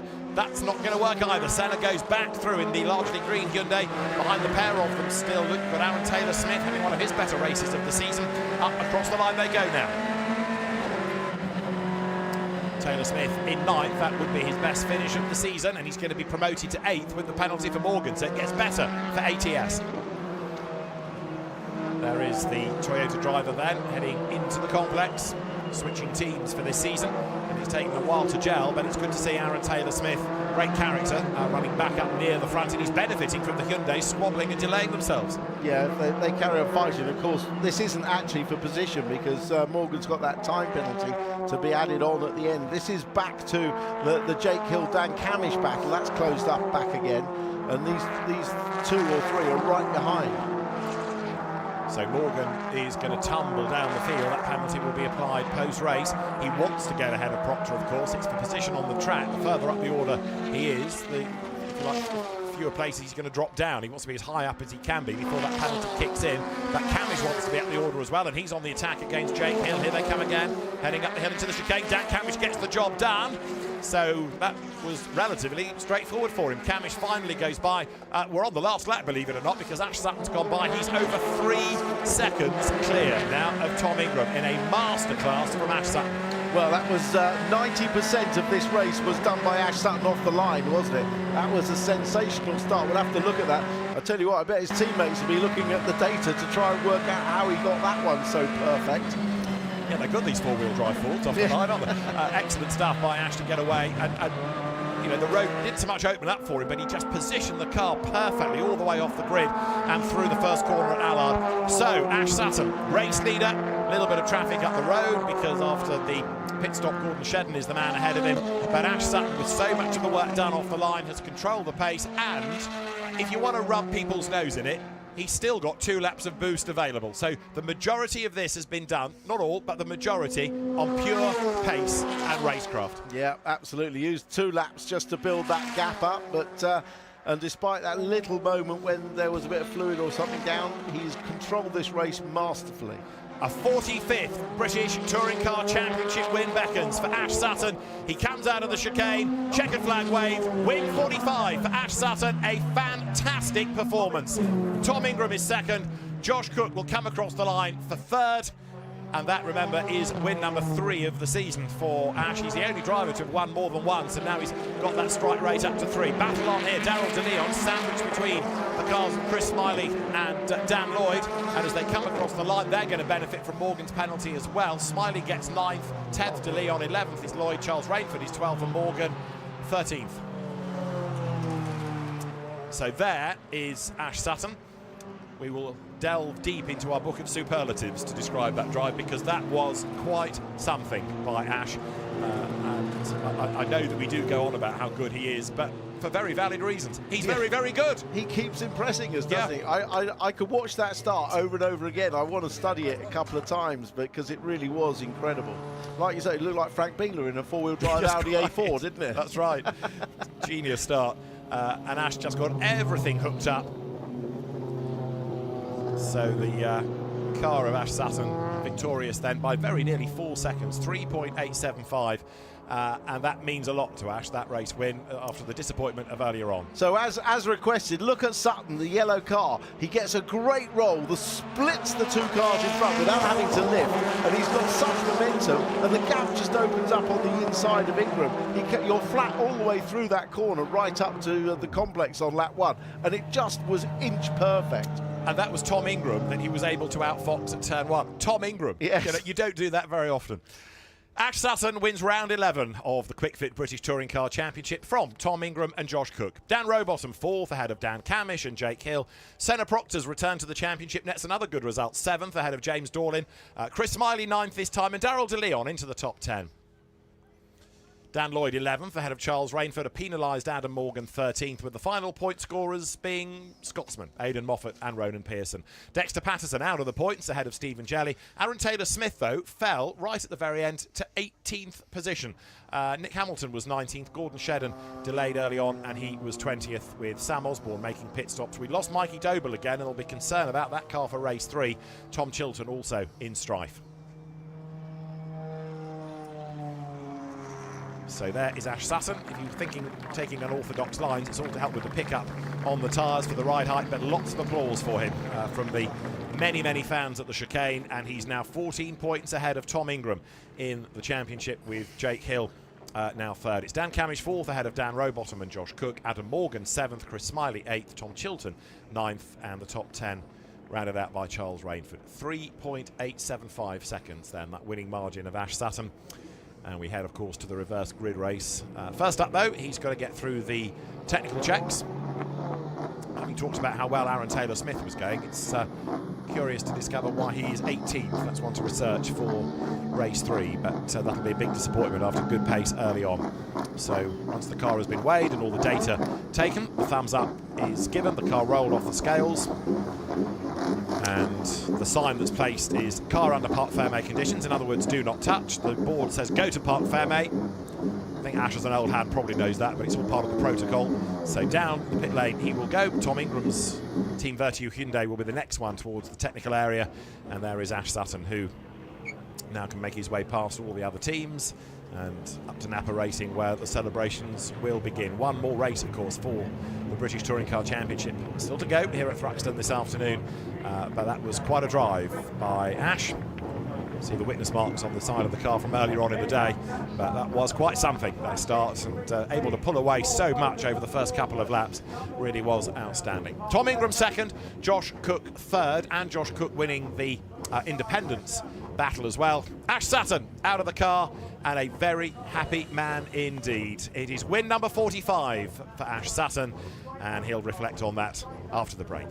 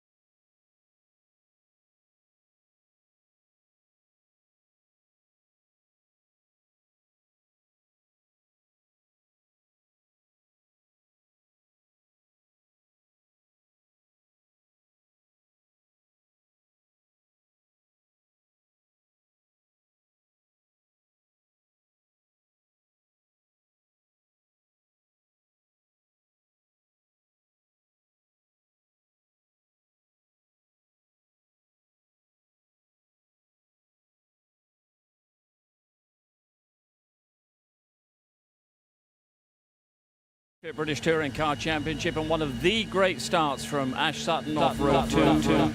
He led by the complex. By lap 2 he was over a second and a half ahead as the others scrapped and got their elbows out for the minor places. Sutton's jet-propelled start will be the story of the race. It finished Sutton, Ingram, Cook. We now understand Josh Cook may have failed the ride height test, but what a start, what a performance from Ash Sutton. Ash, every race win is good, but you really, really enjoyed that one, didn't you? Yeah, that was mega. I mean, all done off the line. I'm sure the other guys had not the best of starts, but we hooked the thing up and got the best start I've ever had in a front-wheel drive car, especially on the hard tyre. So yeah, really, really pleased with that. Damage was done at the very beginning. It's kind of settled in. Not quite sure what happened in the middle of the race. There must have been some oil or water drops. I heard Mikey Doble was in the pits, but that woke me up. I was sort of settled in, right, okay, we've got a decent gap, we'll just manage this. And next thing you know, I'm sided everywhere. So I'm sure it was the same for everyone else, but it's nice to bounce back and get them points we needed.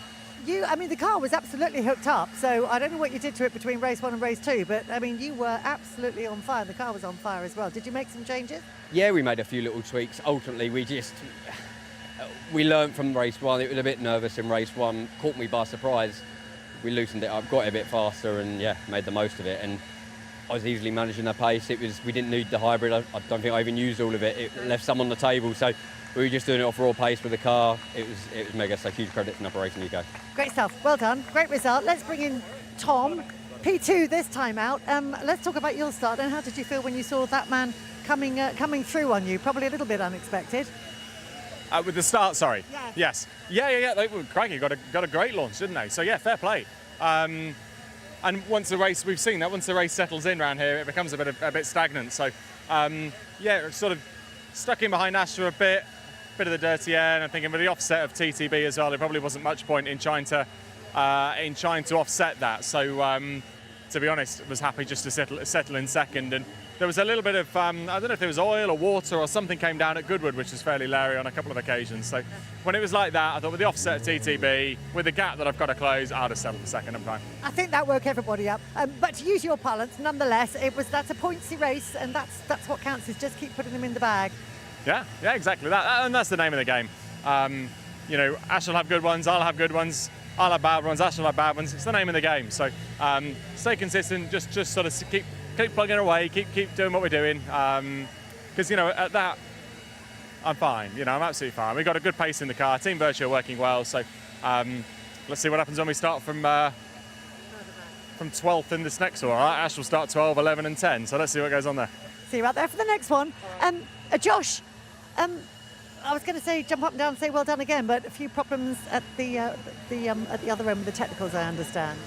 Well, we had a little bit of a nose to tail at the first lap at the first couple of corners, so I think a little bit of damage, but I don't know, we'll see. It's very small. It's like as marginal as you can get, so we'll see. But yeah, I'm comfortable with the performance of the car, with the result. It wasn't quite what we wanted. It probably had the pace to push on a bit more, but unfortunately, at the back with the risk of track limits on the exit of Church, you've just got to play the game and not take any risk and just bag the result. Bit boring for racing because you can't go for the extra manoeuvres and try and get a run on people and take extra risk, but not going to do that for the 5-second penalty or the 10-second penalty as it is now. So yeah, just happy with that one. We know how much you always gel with this track, but that aside, I think just in terms of getting the results, an okay, a question mark over this one, but the pace is there. That must mean a lot to you at this stage, because it hasn't, maybe the start of the season hasn't gone quite as well as you would have liked. Yeah, it's okay. We're making progress. It's we always knew it was going to be a steady start to the year. This championship's so competitive. I've come back to a team that's had a year out, although stuff's been going on behind the scenes. It takes a while to get back into the rhythm of this high-paced racing. So we are getting there. We are making improvements to the car. I'm getting more and more comfortable. The team is still doing an excellent job. So yeah, we've got to do it consistently and get to the front the right way, and that's how we're doing it. Good stuff. Good stuff. Right, well, let's see where everybody's going to be lining up in the next race. Over to Steve for the reverse grid draw. Ash joins me for the reverse grid draw. Well done. And what is the feeling like when you nail a start like that? Well, at first I thought we had a rear-wheel drive car, but it was, I think it was a mix of them not getting the best start, me getting it hooked up, but the feeling is phenomenal. When you do all the damage before you get to the complex, it's the best start you could probably ask for here. Into lap one, best part of 2 seconds ahead. You thought, wow, this is over. Yeah, well, it's never over. We know what British touring cars is like and how quickly it can change, but we made the most to try and go after that fastest lap on lap one using deployment, so we managed to stretch out that gap. Brilliant stuff. Is making a start like that the same feeling as drawing 6 out of the bowl here?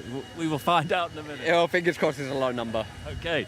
Right, let's check the numbers we do have. We have number 6, Jake Hill, number 7, Senna Proctor, number 8, James Doolin, number 9, Chris Smiley, number 10, Daryl De Leon, Dan Lloyd is number 11, and number 12 is Charles Rainford. Still that slight question mark over Josh Cook and the ride height, so that order may change. But you know what to do in there? The numbers that relate to those names and who you're going to put on pole position. And you have drawn number 7, which is a good effort. Senna Proctor on his return to the championship. What an opportunity for Senna. He'll be on pole position for our reverse grid race. He's made an incredible impression this weekend already. I missed that, sorry, Steve. Senna Proctor, you just put him on pole position. Yeah, no, it's mega to obviously have Senna back on the grid, and fingers crossed he can convert that return to a win in this one. Yeah. We'll look for you at the start. Make another one. Ash Sutton right back to form with a terrific race win in race 2. 10 past 5 for our reverse grid race, and we'll have live coverage, of course. And I think we can give you a full check on the reverse grid now with Senna Proctor and Jake Hill sharing the front row. Dan Camish and Dan Robot on row 2. Josh Cook and Tom Ingram on row 3. Ash Sutton will be making a flying start from 7th on the grid alongside James Doolin, and then Chris Smiley and Daryl De Leon completing the top 5 rows. And as I say, that race is underway at 5 past 5, and that's how the rest of the grid looks. Round 12 of the championship, the reverse grid race. Right, we're going to take a break, and we might have time the other side of the break for a few more reflections on what we've just seen in the touring car action. And after that, it'll be live coverage of the Porsche Carrera Cup.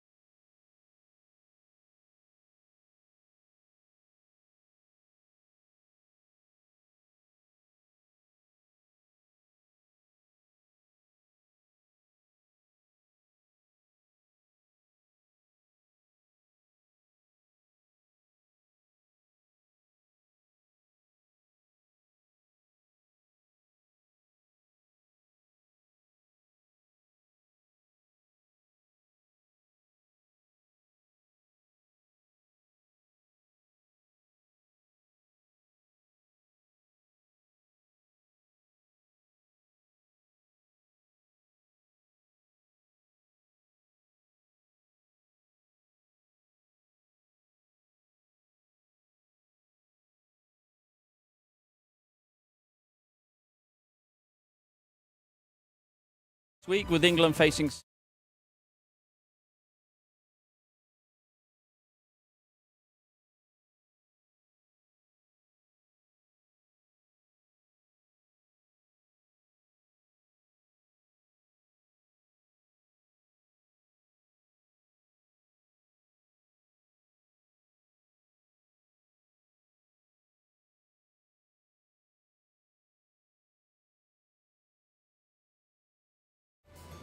Okay, Paul O'Neill is here. We're still waiting for the Porsche Carrera Cup runners to leave the collecting area, so a moment or two to reflect on what we've just seen from Ash Sutton. Wow. Masterclass, I think Tim Harvey said in commentary. Absolutely stunning, but what a start. I don't think I have ever seen a start like that. You have to start these cars in second gear now. They have a lot of power, a lot of torque, and getting limited wheel spin and not stalling is something that's quite difficult anyway. Watch this. He just gets the power on, gets the clutch bite right, gets it done, but it's not over yet, because look what he has to do. He has to not hit the back of Ingram and not hit the front of Cook.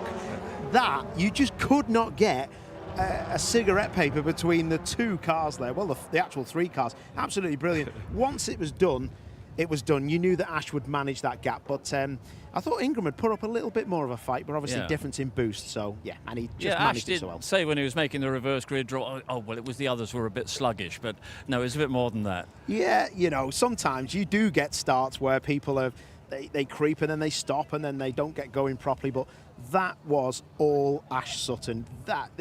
To do that is just unbelievable. It's the stuff of dreams. When you dream a start in your head, or a lot of these drivers, they'll creatively visualize how the start of the race is going to go.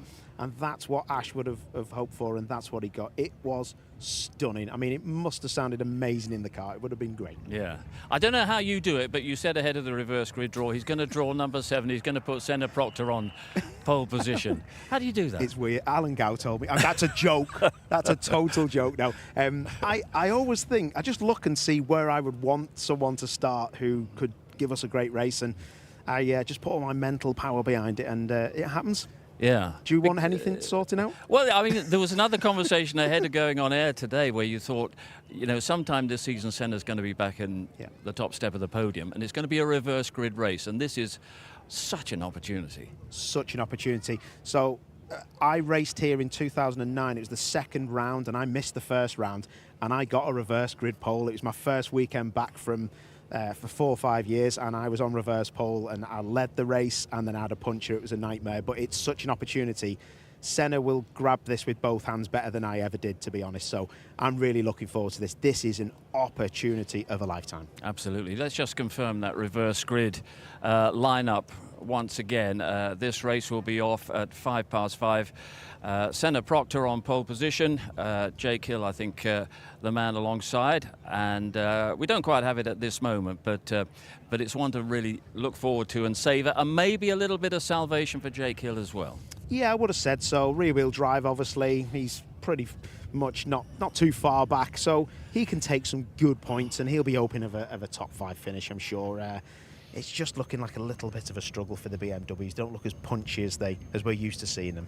Okay, let's get one quick opinion from the pit lane. I think Louise is with Dan Robot. Dan, a lively old race. Yeah, just talk us through it. It's always like that at Thruxton, isn't it? We had a really good start, and then we all went into the complex and bunched up, so it was a bit, I don't even know what happened, to be honest. Ash got out in the lead, got a good gap, and then it was really just a battle between Jake and myself for the rest of the race, but it's quite frantic because the BMW and we've got disadvantages and advantages across the track, so and we're trying to figure out how much boost we've got to use, but it was good. We had a bit of a touch through the complex. It was probably a bit hard, to be fair, from me, and then I dropped the car, filled the radiator full of grass. So then I let Jake back through, and luckily the grass cleared. But we got very, very hot, like very hot. So, yeah, lucky race, got back through, and I think we've ended at P3 because one of the cars failed ride height. So, yeah, good points. And you pulled what's sort of this weekend becoming your signature overtaking manoeuvre out the back there. Yeah, I've pulled a couple off. People are getting a little bit more wise to it over the years, but we've pulled a couple, and the old favourite around the outside, the chicane's working well. So thoughts looking ahead to the final race of the day. I mean, what's the car feeling like? Yeah, it feels good. We've just got a little bit of a balance issue that I'm not quite comfortable with. It's a little bit not very good in the slow corners and a little bit lively in the high speeds. We just need to bring that balance. I think we could have a race-winning car. I mean, Ash just proved with his car he's just won a race, so we'll see where the reverse grid is, and hope for the best. Yeah, out there. Still a little bit of a delay before the Porsche Carrera Cup runners get out onto the track, but he's building on the good weekend that he had at Snetterton. Yeah. Got a bit roughed up today. He got a bit roughed up today, but like he said, that's the kind of thing that can happen just to anybody at Thruxton. It's so fast out the back. You have to be so quick at the beginning, and sometimes people concertina up or someone will stick a nose in and it's just game over. So he'll be grand though, he'll be grand. He's fast enough around here. Okay, good sound behind us. The Porsche Carrera Cup cars heading out onto the grid. We'll have live coverage of their race in just a few minutes' time. While we're doing that though, while we're waiting for them to assemble, back in the world of motorsport, for many fans jumping from video games and simulator racing to real racing, well, it's the stuff of fantasies and Hollywood films, but David Addison caught up with Sebastian Job, the world champion sim racer, who was making that transition a thing of reality. Sebastian, first of all, let's dispel a myth. Esports, sim racing, call it what you will, it's not a game, is it? No, I mean, the skills are exactly the same. I think we've proved that with Game to Glory. You know, you can take all the skills from sim racing, go into the real car, and within a day you're doing some pretty good time. So I think it's not a game, no, it's more of a simulation. What are the benefits to real-world drivers of spending time on the sim?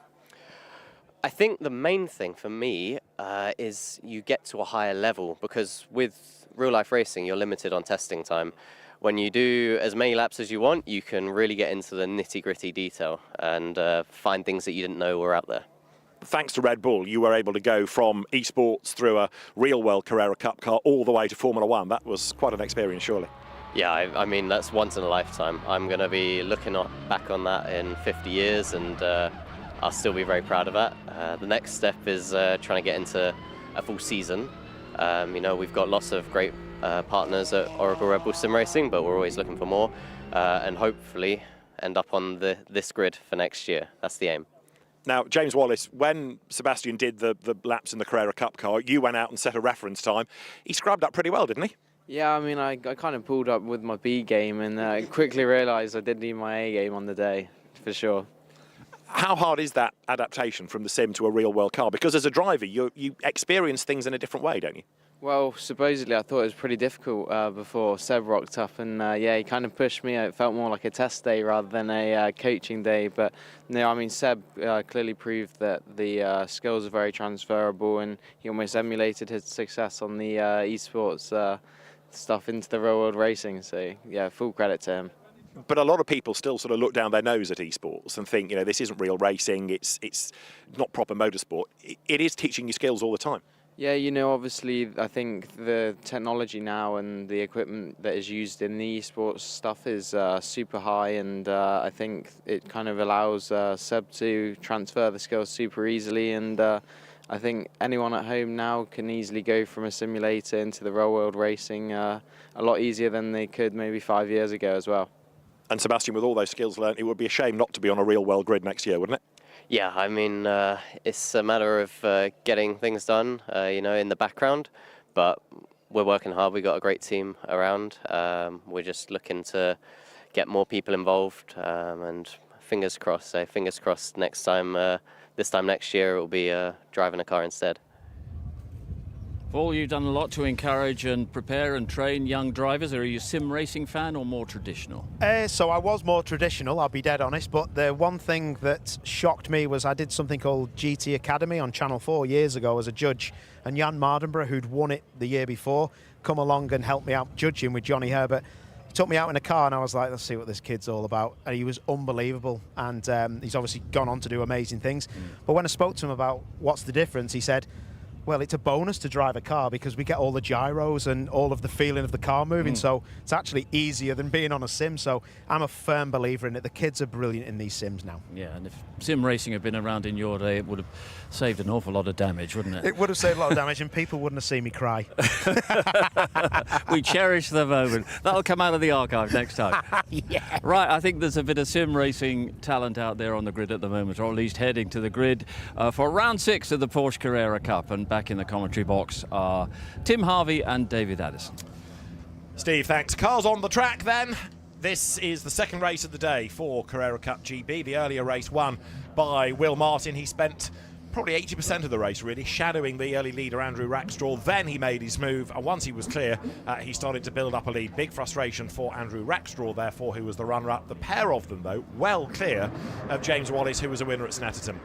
Let's look at the grid for round 6 of the championship. Sid Smith on pole position with Seb Hopkins with him at the front. Then you've got Angus Whiteside starting 3rd and James Wallace 4th, with the top 2 from race 1 starting 5th in the case of Andrew Rackstraw and 6th for the race winner Will Martin. Ollie Jackson had his first win of the year in Pro-Am. He will start 7th from Max Coates. George Gamble, the reigning champion, is on row 5, having copped 15 seconds worth of penalties for track limit abuses. Ollie White, Will Jenkins and then Josh Stanton come next.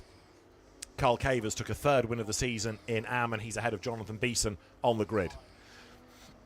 So formation lap underway, chance to get a little bit of temperature into the Michelin tyres. This, as far as Carrera Cup is concerned, Tim, is a proper circuit. It's one of the few venues, really, where the cars can really stretch their legs.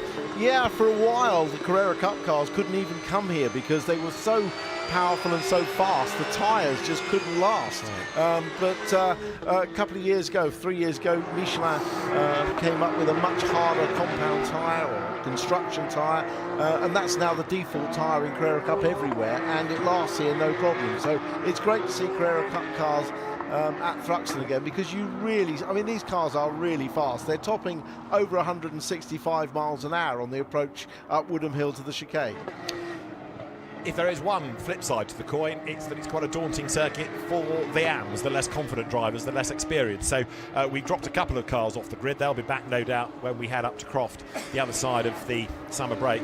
So that is that part of the circuit where they can get to 165 miles an hour. It's the run up towards the chicane. 165 miles an hour sounds really impressive. Then think about standing on the brakes into the chicane, and the braking capability is impressive. Yeah, and trust me, when you're coming up here, all you can see is that tyre barrier and the grandstand in front of you. It takes a brave man to brake late, especially to pull off around the outside move here. So this is Ollie Jackson's view. Then he was the Pro-Am winner earlier on in the day. There behind him is the blue and yellow car of Max Coates. He was the outright winner of this equivalent reverse grid race at Snetterton back at the end of last month. Sid Smith then on pole position. He's not had an outright win. He's a very quick, very feisty driver, former junior saloon car champion. He's got Seb Hopkins with him at the front. Seb new to the championship this year. This could be a really interesting battle between these two. That's Jonathan Beeson in the Am class, the Cheshire driver heading up towards the rear of the grid. He and Carl Cavers had a really spirited battle for Am honours earlier on in the day. 30 minutes or 22 laps, depending on which comes first. Before race 1 got underway, we saw a bit of smoke out of Andrew Rackstraw's car on the grid. We've just seen the same out of James Wallace's car that's on the second row. But all eyes now will be on that lighting gantry. You can see the whistles of smoke out of Wallace's car. We are blast off. Wallace makes a good start. Gets between, oh no, contact gets between Hopkins and also Angus Whiteside, and it's Hopkins that gets fired into the barrier. So that is the end of Seb Hopkins' race, and James Wallace, after a very good launch, went for a gap that closed, but he kept on coming. We'll have another look at that in a moment, I'm sure. The leaders get through the complex for the first time, but James Wallace might find himself in very hot water for that as Smith leads Whiteside. Yeah, it was an absolute stonking start by James Wallace, but as you say, the gap in front just closed up, and a really unfortunate result for Seb Hopkins, who obviously was starting on the front row as a result of that partial reverse grid for race 2. Safety car is out. We go safety car, absolutely. So they'll need to get the car off the runoff area. There is a really frustrated Seb Hopkins thinking, what on earth happened? Because all of a sudden, bang, he got spat off the racetrack. Yeah, I mean, the start was incredible from, it would look like Ash Sutton's start. In fact, it was from the same place on the grid, wasn't it? Here you go again. Watch James Wallace in the pink car. Don't worry about the smoke, that's just hot brakes, but he gets a perfect launch. It was exaggerated. It's just that, it's the rear wheels. Because the rear wheels are slightly wider, the gap where they touch when you go through between two cars is on the rear wheel. And it was just the slightest touch there, and it fires off poor old Seb Hopkins. I mean, in all honesty, I wouldn't lay blame at James Wallace for that. That's a racing incident off the start line. So the safety car on track will scoop up everybody. You can't overtake, of course, while the safety car is on the circuit. The reason for this is, first of all, to make sure that Seb Hopkins is okay. Well, physically he is, but he's very disappointed, to say the least. They'll want that car out of the way as well, and also just give the barrier a check, because that was quite an impact. It was quite an impact. I mean, although the cars had only been moving for, well, less than 100 yards, really, there's still, the 0 to 60 on these is about 4 seconds, and with slick tyres. So, yeah, he would have still been travelling pretty quickly. Here's another angle of it. So look at James Wallace in that pink car. Good launch. And then further up the road, there is the impact. Right in front of the Marshalls post as well. The Marshalls ducking for cover, but the barrier did its job. So we're on lap 2 out of 22, all 30 minutes. And if I peer out of the window, I think the road is getting much clearer down at Allard. The incident vehicles are away, but it might be the barrier that is the real problem here, because just going past our commentary box are a couple of circuit vehicles, one of which is going to be used for propping the barrier up and helping to put posts back behind it. So I think it's the barrier that's the concern. Now that is Josh Stanton in the pit lane. He had a torrid first race when the little bit of bodywork at the front of the bonnet flipped up. Adam Wilcox, his driver coach, standing by the door, very experienced competitor himself, and Stanton in strife again with a splitter. Well, the splitter's off, but you wouldn't normally stop for that unless there was something else in trouble. This is from Ollie Jackson's car. You'll see across to your front left the incident between the touch between James Wallace and Seb Hopkins. He gets a good start up the inside, and now you see, what is he going to do? Is he going to go to the outside as the cars queue up on the inside for the complex? Yes, he is. That's the right thing to do. You can often pick up a position here, can't quite make it through on the inside, and then you get out into the fast back bit. See him fighting the wheel on coldish tyres, 3rd, 4th gear on the way out. Just be pulling 5th there before you get to Noble. When the tyres are hot, that's just about flat. And then staying in 5th before Goodwood, down to 4th actually on this first lap, might be 5th later on, and then up to 5th gear again. Oh, he's got a good run here down to Church. Can he get through?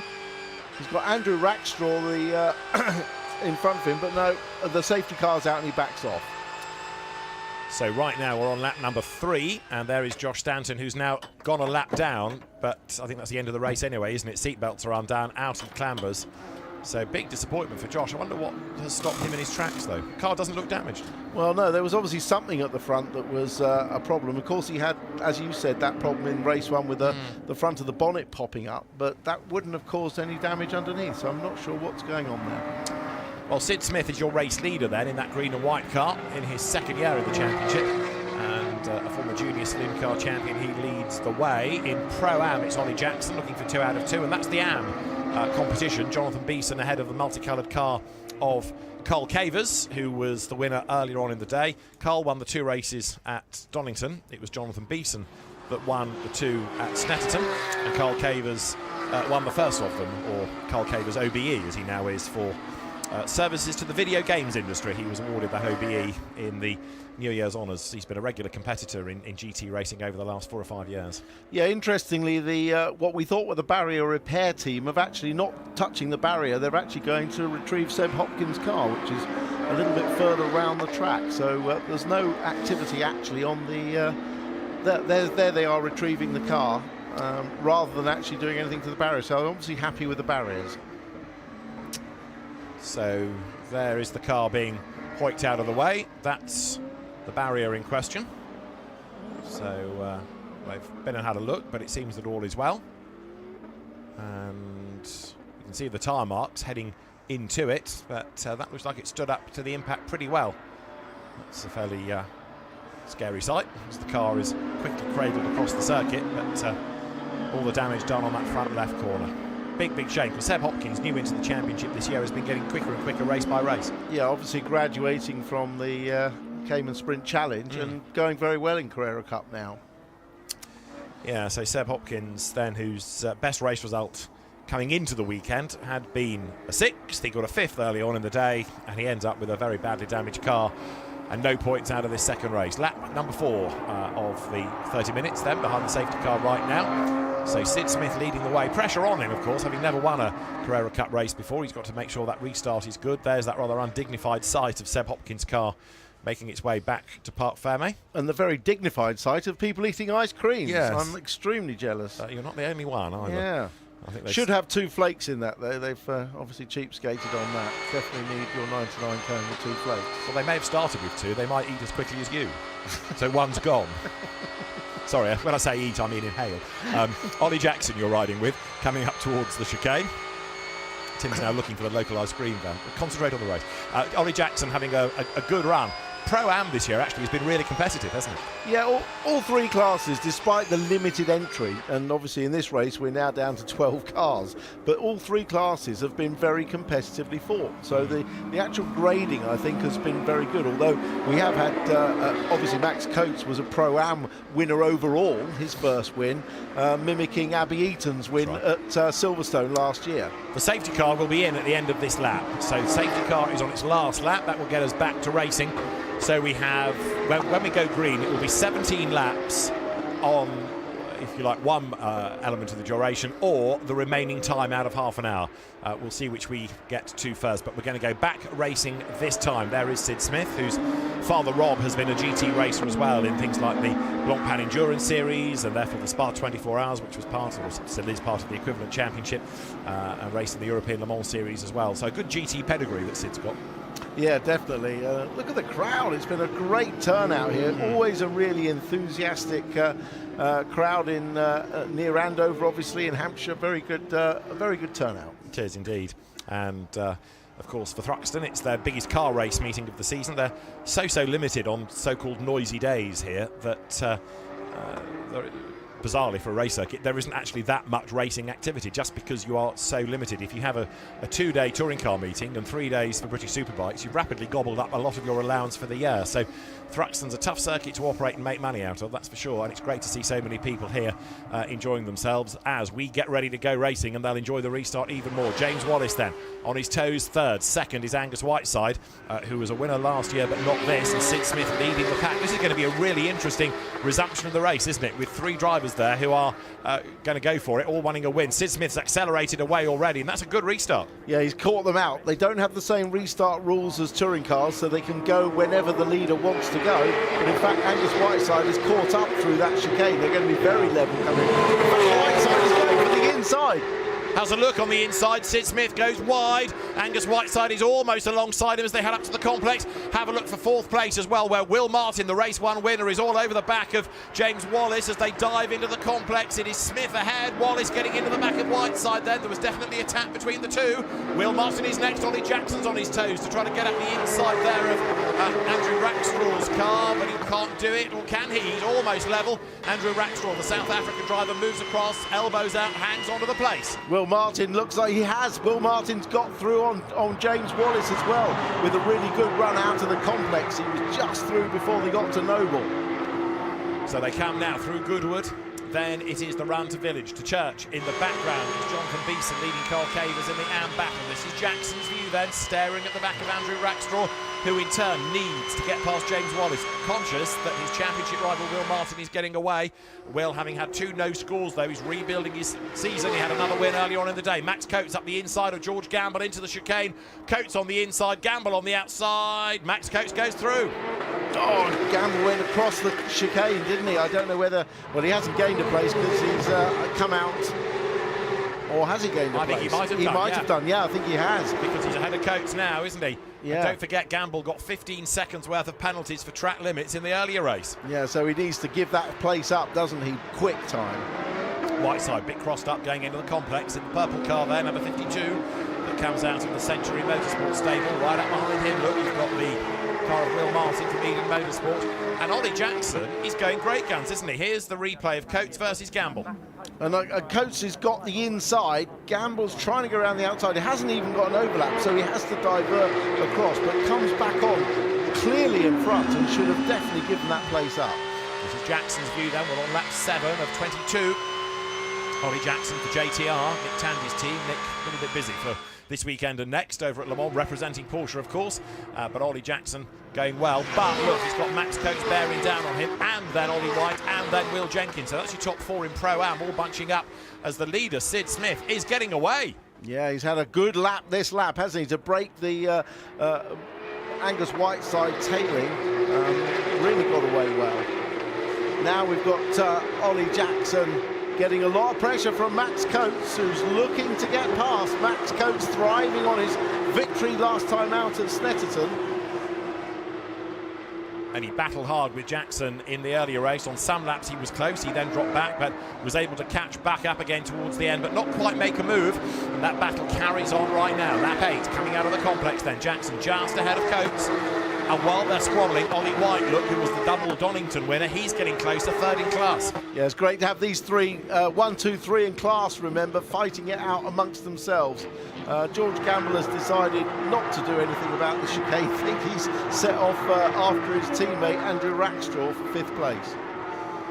And pretty much caught up to him, I think. Those two now are together, with James Wallace 4th, with Will Martin in 3rd. But Sid Smith having a good run in the lead of the race right now. Angus Whiteside, last lap, a little bit slower than Sid Smith, who set the fastest lap of the race on the last lap. Right, this is Max Coates then, going to the outside line, into the chicane. This is for Pro-Am leadership. Ollie Jackson braving it out with him. Max Coates slots back in behind. Max has done many a lap around here, not so much in Porsches, but in things like Minis or Renault Clios, for example, in which he was a very rapid front runner seasons back. Goes now into Allard, rides the curb on the inside, sits on the back of Jackson on that climb up towards the complex. Ollie White closing, and here you've got the battle between Wallace, Rackstraw, Gamble. Well, the 2 Century Motorsport cars are ganging up on the Porsche Junior James Wallace in the distinctive pink livery. Who goes wide, Rackstraw in the middle, Gamble on the outside. Gamble gets crowded, Rackstraw just rubs up against him. That delays George Gamble, and so James Wallace hangs on to the place, but that was very close to the edge between the 2 teammates at Century. Well, that was a dodgy moment, wasn't it? I think that George Gamble thought he had the run, but the road ran out for him, and Andrew Rackstraw just taking his line and just a little bit of a rub as they approached Noble. That split them up a little bit, hasn't it? But I'm sure they'll get back together. Indeed so, as they come again now out of Church. Once more the run now on towards the chicane. Max Coates sitting in the wheel tracks of Ollie Jackson. Behind them all, you've got Will Jenkins in the black and green car, inching up onto the back of Ollie White. Hard on the brakes, Max Coates, but White certainly closing and dragging Jenkins with him. And in Am, by the way, Jonathan Beeson being caught now by Carl Cavers. Replay here, coming through the complex. Wallace ahead, but Andrew Rackstraw looking for the inside line going into Cobb, but up the curb, and that just delayed him, so Wallace stays ahead. Yeah, but Wallace, because of that wide line, was then slow coming out of the chicane. And look, the 3rd car, George Gamble, had the perfect line, which is why he got the run on the 2 of them. So James Wallace hanging on to that position. This is 4th, 5th and 6th, although there might well be a question mark over George Gamble getting ahead of Max Coates. Right now, Rackstraw on the light, but it's not making the car go any quicker. James Wallace stays ahead of him. In the background, looks Jackson ahead of Coates for the Pro-Am lead. And while James Wallace is defending, the leaders, Sid Smith, Angus Whiteside, Will Martin, are getting away up the road. Smith, the race leader, there he is by 1.4 seconds. Yeah, controlling this race very nicely. Remember, there's a point as well for fastest lap, which he currently holds. Michelin do actually set for Thruxton a minimum starting tyre pressure and a maximum camber adjustment, so you can't run too much camber to look after the tyres. So it does mean that the fastest lap still comes in the first 2 or 3 laps. Obviously, we had the safety car to start with, so they're still in their prime window. That's the battle in Am. Jonathan Beeson ahead of Carl Cavers as they make their way over the timing line again up towards Allard. So as you look at the Pro-Am situation, Ollie Jackson ahead of Max Coates. Of course, Max less experienced in Porsches. Ollie Jackson in his 2nd year of this iteration of the car. Of course, he raced in Carrera a couple of years ago before he went touring cars. So it's a massive step up for Max Coates from front-wheel drive saloons. It was into the Porsche Sprint Challenge for the last couple of seasons, now into Carrera Cup itself, and going into Pro-Am, which is an interesting decision.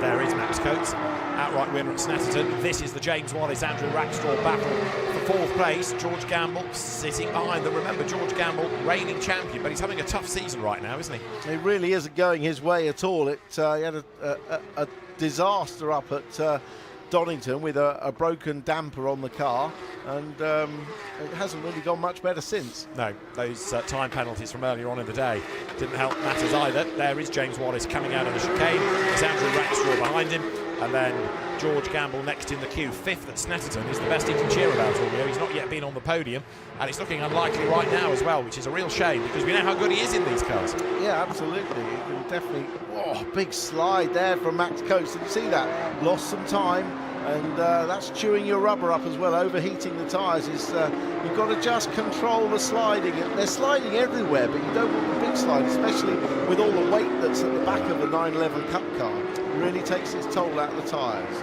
Now we have 11 laps, or just under 13 minutes of the race to go. We're on lap number 12 right now, and Sid Smith is looking the real deal up front. 1.3 seconds to the good.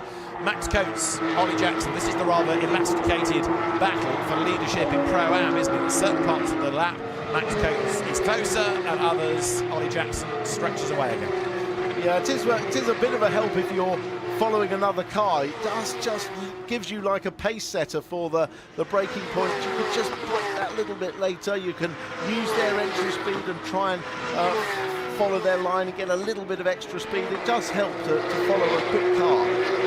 There's James Wallace, who can't get away from Rackstraw, can he? In the battle to be 4th, so good defensive drive by James Wallace. A bit like we saw in race 1. He hasn't got the pace to go after the leaders, but he's defending nicely, staying in position. That's Jonathan Beeson, still ahead of Carl Cavers in the AM contest. Carl Cavers did this in the earlier race, sat there for sort of 75% of it, and then made a really demon move up the inside into the chicane, having perhaps looked after his tyres earlier on, whereas the real battle now for a class lead is on between, in Pro-Am, Ollie Jackson and Max Coates here. Well, Jonathan Beeson will be ready for that move if it comes again in this one. But we're on board with Ollie Jackson. Let's just follow him round.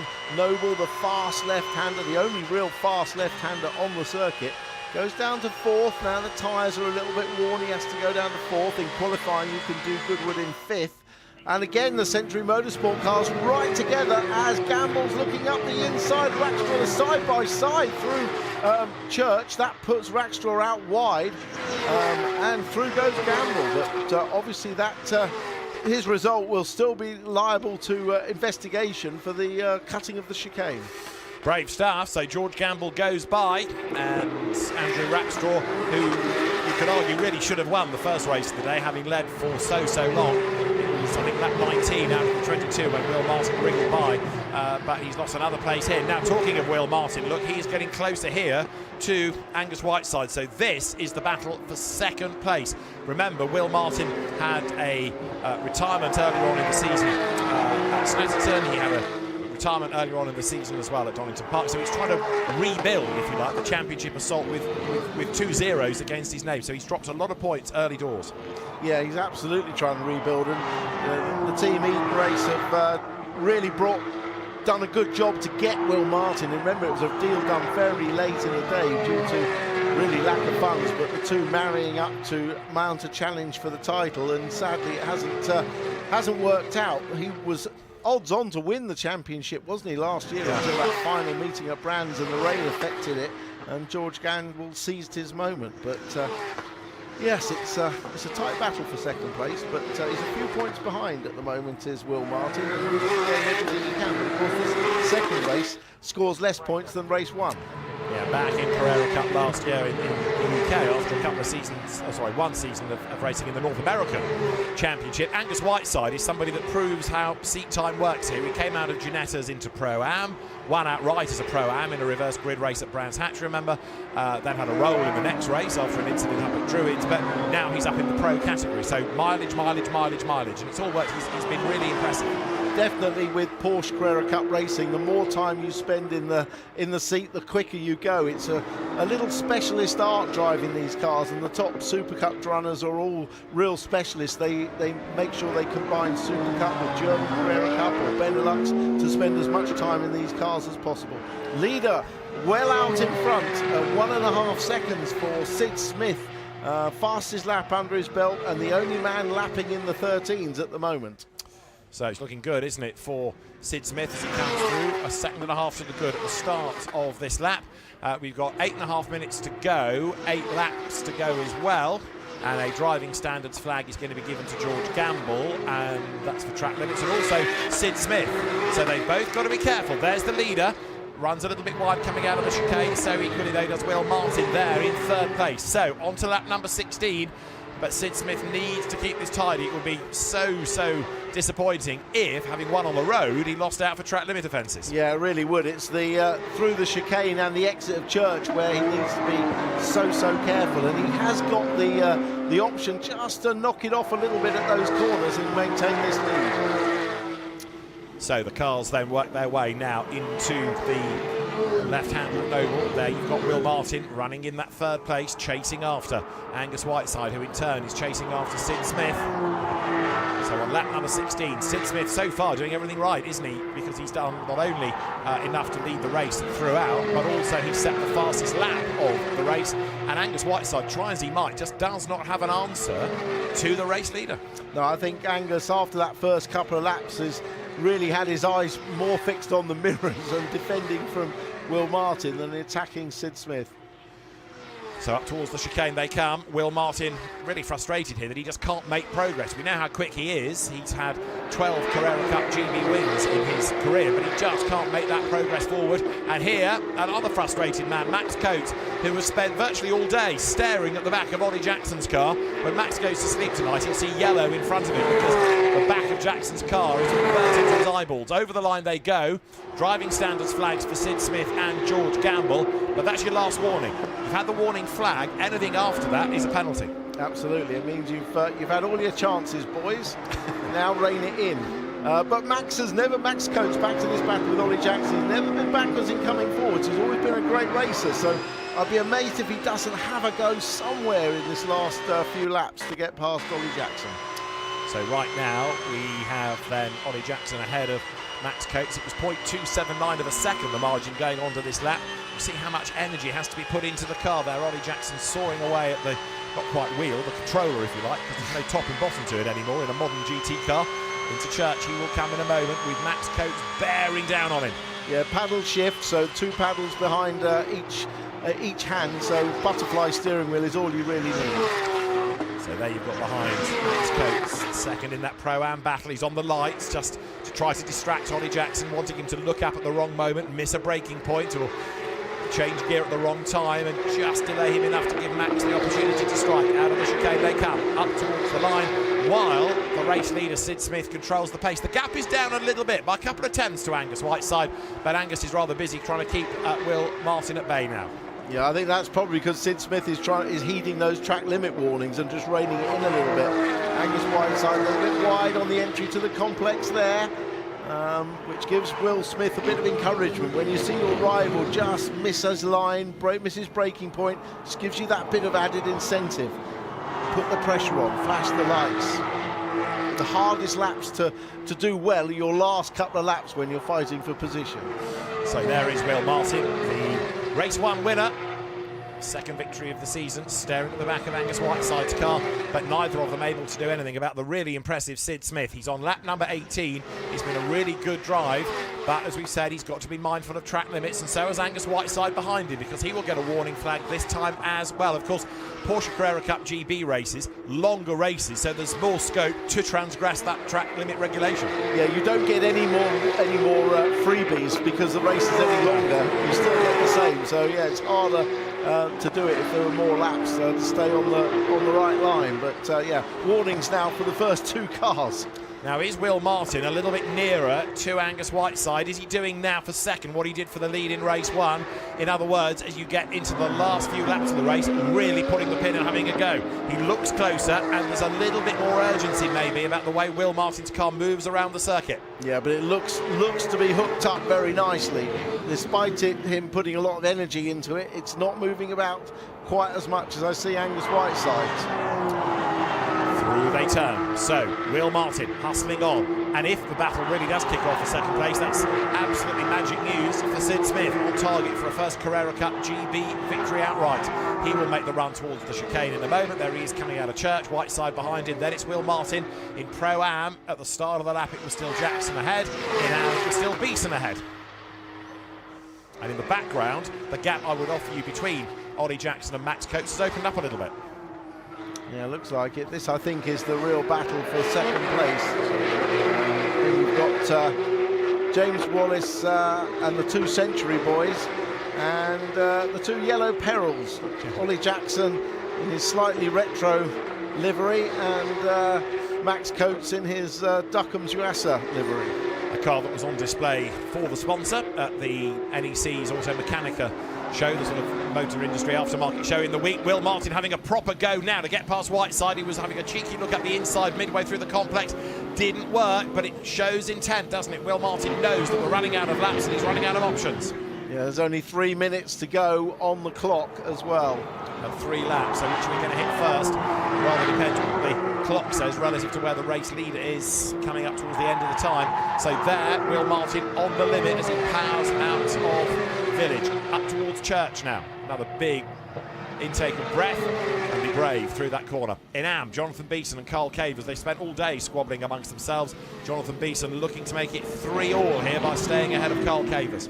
Well, this is what you want when you go racing. You want a real battle for your class. It doesn't matter about the others, but you want a good battle. These two are so evenly matched. A little bit of a slide there from Beeson. He ran a bit wide. Back to the front. Sid Smith still got this under control, but the battle for second is on. 2 laps and 2 minutes, but they won't hit 0 by the end of this lap, so they are going to get the full time and full number of laps out of the race. As you look at second and third with Whiteside ahead of Martin. Ollie Jackson, by the way, is now being given a warning flag for track limits, so he has got to be careful. That might go in favour of Max Coates, and he can force another little error out of him, force him to go wide. That will play into his hands. So 1 more lap to go at the end of this, but Will Martin not able to do to Whiteside what he did to Rackstraw in the earlier race. In other words, get past him and get through and take the place. Well, we had the 400th Porsche Carrera Cup race at Snetterton that was appropriately enough won by Porsche Junior driver James Wallace. So we've had a lot of racing, and this current iteration of 992 GT3 cars got another year to run before there's a replacement for it, or an updated version of it, which will run in the Super Cup next year and then be transferred into the National Championships the year after. Still twitching a little bit under brakes. Sid Smith pushing hard, isn't he? But look, they're bumper to bumper for second.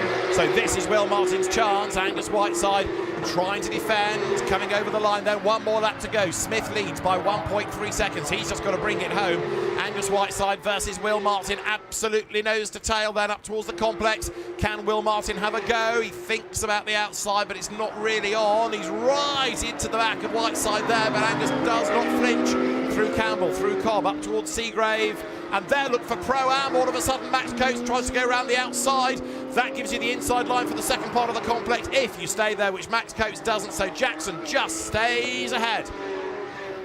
Great battle between them, and you can see Max Coates now looks for the tighter line off the corner. This is his best chance. That's how Will Martin won race 1 outright early on in the day. Can Coates go around the outside into Noble? No, he can't, but not for the want of trying. Oh, look, they used every bit of road on the exit of Noble. There was no way they could go through that corner any faster. They were right to the edge of the grass. So Sid Smith, a lonely race winner, coming up towards the chicane for the last time. Really impressive drive this. Sid Smith has always been quick. A win has been on the cards, but he's delivered here with Angus Whiteside hanging on the second place. Checkered flag at the ready, and Sid Smith is going to win round 6 of Carrera Cup GB. Angus Whiteside second, Will Martin third. And for Pro-Am, it's the last roll of the dice for Max Coates. He tried this in race 1 and it didn't work, and Ollie Jackson has just about fended him off, unless Max can squirt up the inside coming to the line, which he tries, but Jackson defends and wins the class. 2 out of 2 today for Ollie Jackson by 0.147 of a second. And Jonathan Beeson is going to be able to hang on just ahead of Carl Cavers then as they come into the chicane. Up to the line, Jonathan Beeson takes a win. That's his 3rd of the season. Carl Cavers having won the earlier race. In Pro-Am, Ollie Jackson won the first one from Max Coates by 0.2 of a second, and that one by 0.1 of a second. So close racing all day. But well done, Sid Smith. Really impressive drive that to take race honours, and he will be elated with that, because having moved up into the main pro class this year, he wins the race, he sets the fastest lap, the winning margin 1.8 seconds, pretty much every box ticked. So yeah, congratulations, Sid Smith. Fine drive, made a good start, controlled the pressure, managed to just come off when he got track limits, and here's the result of round 6. Sid Smith wins race 2 at Thruxton from Angus Whiteside and Will Martin, with James Wallace 4th ahead of George Gamble and Andrew Rackstraw, a bit disappointed to be elbowed back down to 6th. Ollie Jackson wins Pro-Am from Max Coates and Ollie White. Will Jenkins 4th in class and 10th overall. 11th, Jonathan Beeson. He wins Am ahead of Carl Cavers. We lost Josh Stanton into the pits and Seb Hopkins into the barrier.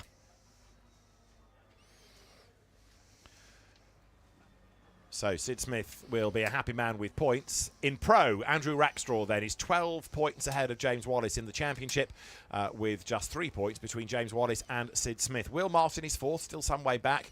Angus Whiteside next, and George Gamble, the reigning champion, is a rather distant 6th. In the Pro-Am contest, it's Max Coates by just a point ahead of Ollie Jackson and then Ollie White, while in Am it's Jonathan Beeson clear of Carl Cavers. 8 points, the margin there. So the cars make that run down the pit lane. Applause from engineers and a very happy Team Parker Racing celebrating Sid Smith's victory. He makes his way into Parc Ferme. Team Parker Racing, the squad for whom his dad drove in international GT racing. So there is Sid Smith. He arrives at the Parc Ferme area and will clamber out of the car in the moment. A very happy man, no doubt. So Carrera Cup now has its summer break, as it were. We will next have the cars at Crofts, first weekend of August. There is Sid Smith then, delighted man. He is victorious then here at Thruxton. Angus Whiteside taking 2nd and Will Martin in 3rd place. A first win is always very special. Expect a really happy Sid Smith after the break. Yes! Come on!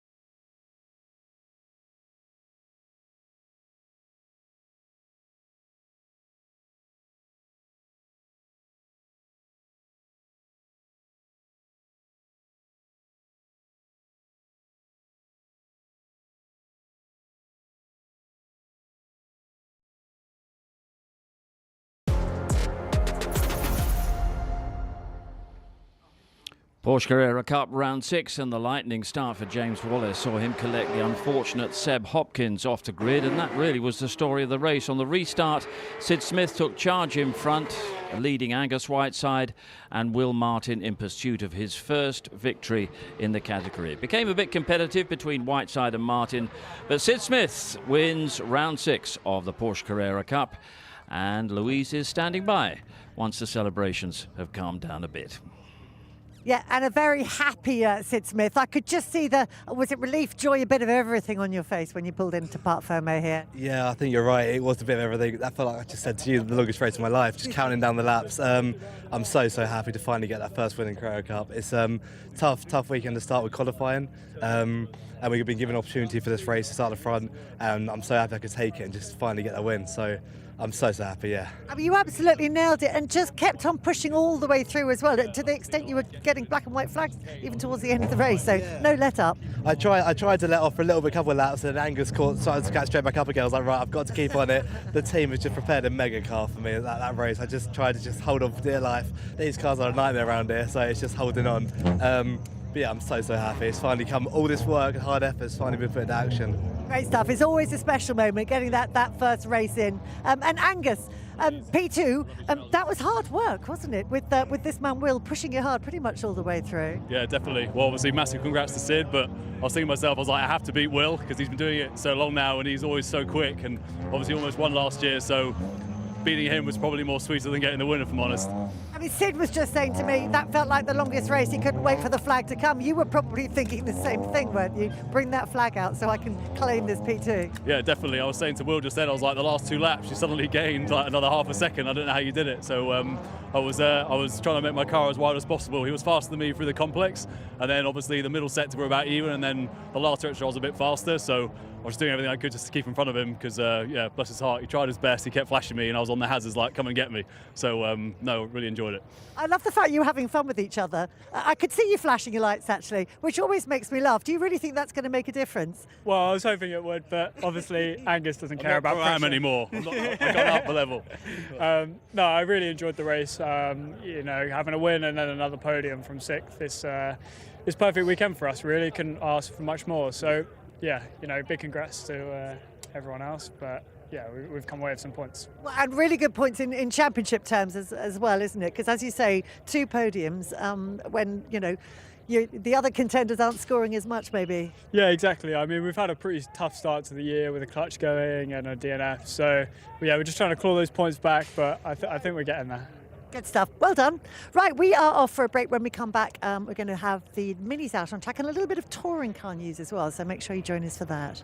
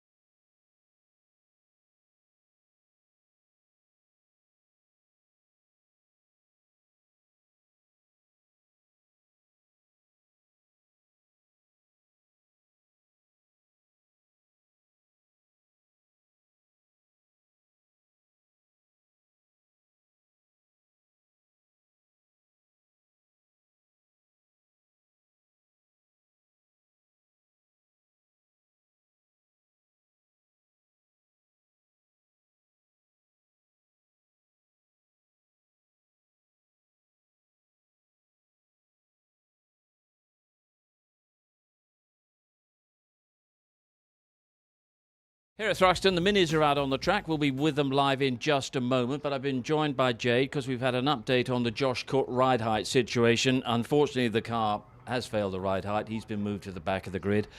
It's tough because that weekend was building so well. We've had quite a roller coaster with Josh this weekend, haven't we? So, yeah, unfortunately, issue with the car, rules are rules, back of the grid. But it also means he obviously carries the 3-lap boost allocation as if he was to finish P3. So not only do you go to the back of the grid, you've also got less boost than the cars around you. You can see they're just failing. It's just dropped down. There was damage to the front splitter, but was deemed not worthy enough to clear that sort of penalty. So yeah, back of the grid for Josh. That's tough. So let's give you an idea of the revised reverse grid. And it means that James Dorlin, I think, goes on to pole position alongside Senna Proctor with Jake Hill, Dan Camish on row 2, Dan Rowbottom, Tom Ingram on row 3. But that front row, I mean, that's a huge opportunity for both Dorlin and Proctor. Yeah, I think it's a mixture. James is dialed into the car. He's obviously raced all season so far, but he's fairly new to touring cars and hasn't been on pole for touring cars before, whereas Senna has. But he is, again, straight in this weekend with a little bit less experience in terms of this season. So it's going to be interesting because Senna knows exactly how to race a touring car, but I know that James Dorlin is one of those wily old foxes in the sense of keeps calm, very methodical and very fast with it. Yeah, maybe an opportunity for Jake Hill to salvage something from the weekend as well. He'll definitely be looking at it that way. He's been trying to manage his weekend as best he can, not getting any trouble, obviously yielding when he needs to, fighting when he needs to, but he'll definitely be looking at this opportunity to gain back that race 3 credentials and get a potential podium or a win maybe. Yeah, mind you, if Ash Sutton makes another of those starts, they might as well all stand aside. I actually spoke to him after the race and said, did it surprise you as much as us? He said, yeah. He said he wondered if he was suddenly in a rear-wheel drive car, but yeah, brilliant start from Ash in race 2. Okay, thanks for that. So Josh Cook moved to the back of the grid. It's James Dorlin on pole position for our reverse grid race, which gets underway at 5:05, which will be our last race of the day here at Thruxton. Right now, it's our last support race of the day, and the Minis are out on the circuit. The Vertu Mini Challenge. This is round 9 of their competition. I think their 3rd race of the weekend. All a busy time for Paul O'Neill and Richard John Neal in the commentary box. It has been a very busy weekend for the Minis, but a very good one as well. We've had some good racing, and that previous one was super. I hope you all enjoyed it at home. And we've got our fingers crossed that we're going to have more of the same. This time it's Gabe Fairbrother who starts on pole position. He's got Olivier Algieri alongside him. And this one is the result, or the grid is the result of outright qualifying. Early yesterday morning, these guys went out, and it seems such a big gap now, but we have the feature race, as it were, at the end of the day so that it is seen by our viewers. And that's a great call by Mini to do that. So this is what the race that all the hard work started on, probably back in testing actually on Friday. But we've had 2 really good races from the Minis so far, one in the wet yesterday. Hopefully the clouds are going to stay away. There are a few in the distance that we were looking at, but all should be well for the grid, which is as follows. Round 9 of the championship, Gabe Fairbrother on pole position, Olivier Algieri alongside. Then it's Harry Smith and Josh Wilby. Ashley Gregory, who was 2nd earlier on today, is 5th. Reese Hurd is next to her. On the 4th row, James Sherrington and championship leader Alex Keynes. Then it's Kieran Roberts and Ronnie Smith. Monroe Reynard and Paul Manning are behind them. Leo Purchase and previous race winner Jensen Mason. Henry Foote with the onboard. Alfie Garford next to him. Luca Marinoni Osborne and Cameron Wood on row 9. Grid completed by Louis Fleet, Charlie Barr, Murray Richardson, Simon Sweetland and CJ Morgan. CJ involved in a couple of bits in the previous race, so gets a penalty for this one, but he will have another crack at things in this one as we get to see. It's a great shot, really sort of typifying Thruxton. Great crowd that go around the circuit as far as they can, and there are lots of really good vantage points for you to get in different aspects of the racing as a spectator. Yeah, they stopped people watching up there a little while ago, but now you can obviously look from Noble going into Goodwood now, which is great, and this is down at Woodham Hill, I think it is, down towards the chicane. It's the new bit they've opened, which I've seen on Instagram on the stories, and I tell you what, I was speaking to a couple of the guys from the circuit who I've known for a long time, and they were telling me, you know, how much money and effort goes into you know, putting these things all together, and it's great because do they need to? Maybe not. But I think it's great that they've made the effort because it's a great spectator circuit now. It is, and the track's been presented really well, so hats off to everyone at the team. The curb painting that went on at it looks great, doesn't it? It looks just a bit of that. Looks really absolutely good, like mint, you say. yeah. So yeah, you make a good point there, Paul. The Mini's looking good as well, and it'll be interesting to see how all this one pans out. That was CJ Morgan we saw just trying to make his way up towards the back of the field. Henry Foot with on board. Looking forward to his A-level exams, as we said, tomorrow. Top little bottom right corner, you can see the key ring on it. So that's how much of a race car it is. It is a race car, but you turn the key like a road car, and the speedo works, and all the lights work obviously as well on the. Little shout out to Henry. Actually, I'll do the shout out to Henry's temporary engineer as the race gets underway. Hopefully, we'll see him. We'll do that a little bit later because we're coming up to the race. Gabe Fairbrother and Olivier Algieri on the front row of the grid with Harry Smith and Josh Wilby in positions 3 and 4, getting ready to go. It's lights out, away we go. Gabe Fairbrother gets away well, as we knew he would. Algieri looking to try and get across from second position, but it's Harry Smith who goes up the inside. Harry was in the wars in race number 2, but makes a cracking start there as they go around Allard down towards the complex for the first time. But yeah, good start from Fairbrother. He's looking for the championship lead here, Paul. Yeah, he really is, but Smith's not going to let him get away this easy, is he? Oh, that's Wilby, isn't it, going out there wide? Yeah. And he's coming across the grass, so he'll rejoin. The left rear was just a bit cold, but yeah, they're all getting involved. There's a bit of a change there as well, as Algieri's getting involved as well, but they've got on with it, and Fairbrother leads. Yeah, Wilby, the car that went across the grass, was a point behind Alex Keens in the green and yellow car as the championship leader. So that lead got cut in the previous race, but it may well open up again now.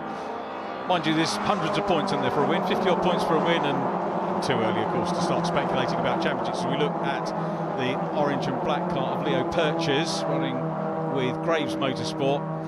And decent start by everyone, and Fairbrother did what he had to do. There's our camera car, Henry Foot, having a dive around the outside. He's enjoying having the camera. And his engineer, Paul, Vish, rocked up on Friday testing, looking to help out a team. He's a student at Bath University, and race car consultants have taken him on for the weekend, which is great. Fair play to them. And I found out he only lives 2 roads away from me. What a small world. Do you need a car engineering? Tell you what, these lot are on it. Yeah, they Ashley Gregory, the Algieri across the curbs. Bit of track limits going on there, but they sort themselves out and they're not. Oh, kind of. Yeah, kind of. They're going out across there. That's Simon Sweetland, one of our honorary master drivers. There isn't a masters category this year, but both him and Paul Manning, we kind of give that honour to. And he had a great result in race 1 in the wet. Really drove well in the wet. Just got a little tapped in here. I don't know whether it was across the front of Richardson or Richardson understeered into him, but anyway, it's a racing incident usually, first lap, especially through that chicane, but Keens is looking a bit lively, isn't he? A bit keen, I thought you were going to say there for a minute. Yeah, he's got to defend that championship lead, but it's Harry Smith out front at the moment from Algieri, so let's see what he can do, and he sees a gap. Does Algieri? Has a look down the inside, the driver that I came into the circuit with yesterday, and he's gone through. He's got the lead, but of course the one thing you know about minis is there's plenty of laps left and plenty of place change to be expected, so Harry Smith will come back from that. This is great stuff. We've got Reese Hurd in the second of the dark blue cars chasing Ashley Gregory, and she goes up into P2. Good move, Ashley. Brilliant stuff. She was fully involved before. Look at that, she's gone from P2. Now look how strong the toe is. When I say the toe, the aero wash off the car in front just creates a big hole, and it just sucks the cars from behind in. And Gregory went from P2 to P4, but they come into the chicane 2 by 2, and it looks like Smith back into P2, and Algieri was telling me yesterday, Olivier was telling me that he doesn't have a sim at home. I mean, how rare is that for a teenager? I think I've only come across 2 in the paddock so far. How we get onto it, I don't know. But I said, have you done any sim? No, I haven't got one. Why would I spend $4 grand on a sim, he said. I like him. Yeah. I think I'm the only person in motorsport with him that hasn't got one either. I ain't got enough room. 2-bed terrace in Widnes. But he's having a good run anyway, and we know he's quick. So the Merrill Motorsport driver leading as Purchase starts to get a little bit of pressure onto him. Purchase well. So Algieri, who's fastest on the first flyer? It was Alex Keens, perhaps unsurprisingly the championship leader, but down in 6th position at the moment. He's got to try and close in on Gabe Fairbrother. There's the green car back of this group, the blue and white car of Gabe Fairbrother, who started on pole position, and then just behind him green car of Alex Keynes. Here's our onboard. Here we go then. So on board Henry Futton, you can see he's really struggling with that. In my opinion, that car, the engine, look, he was catching that car in front, and then it's just dropped away.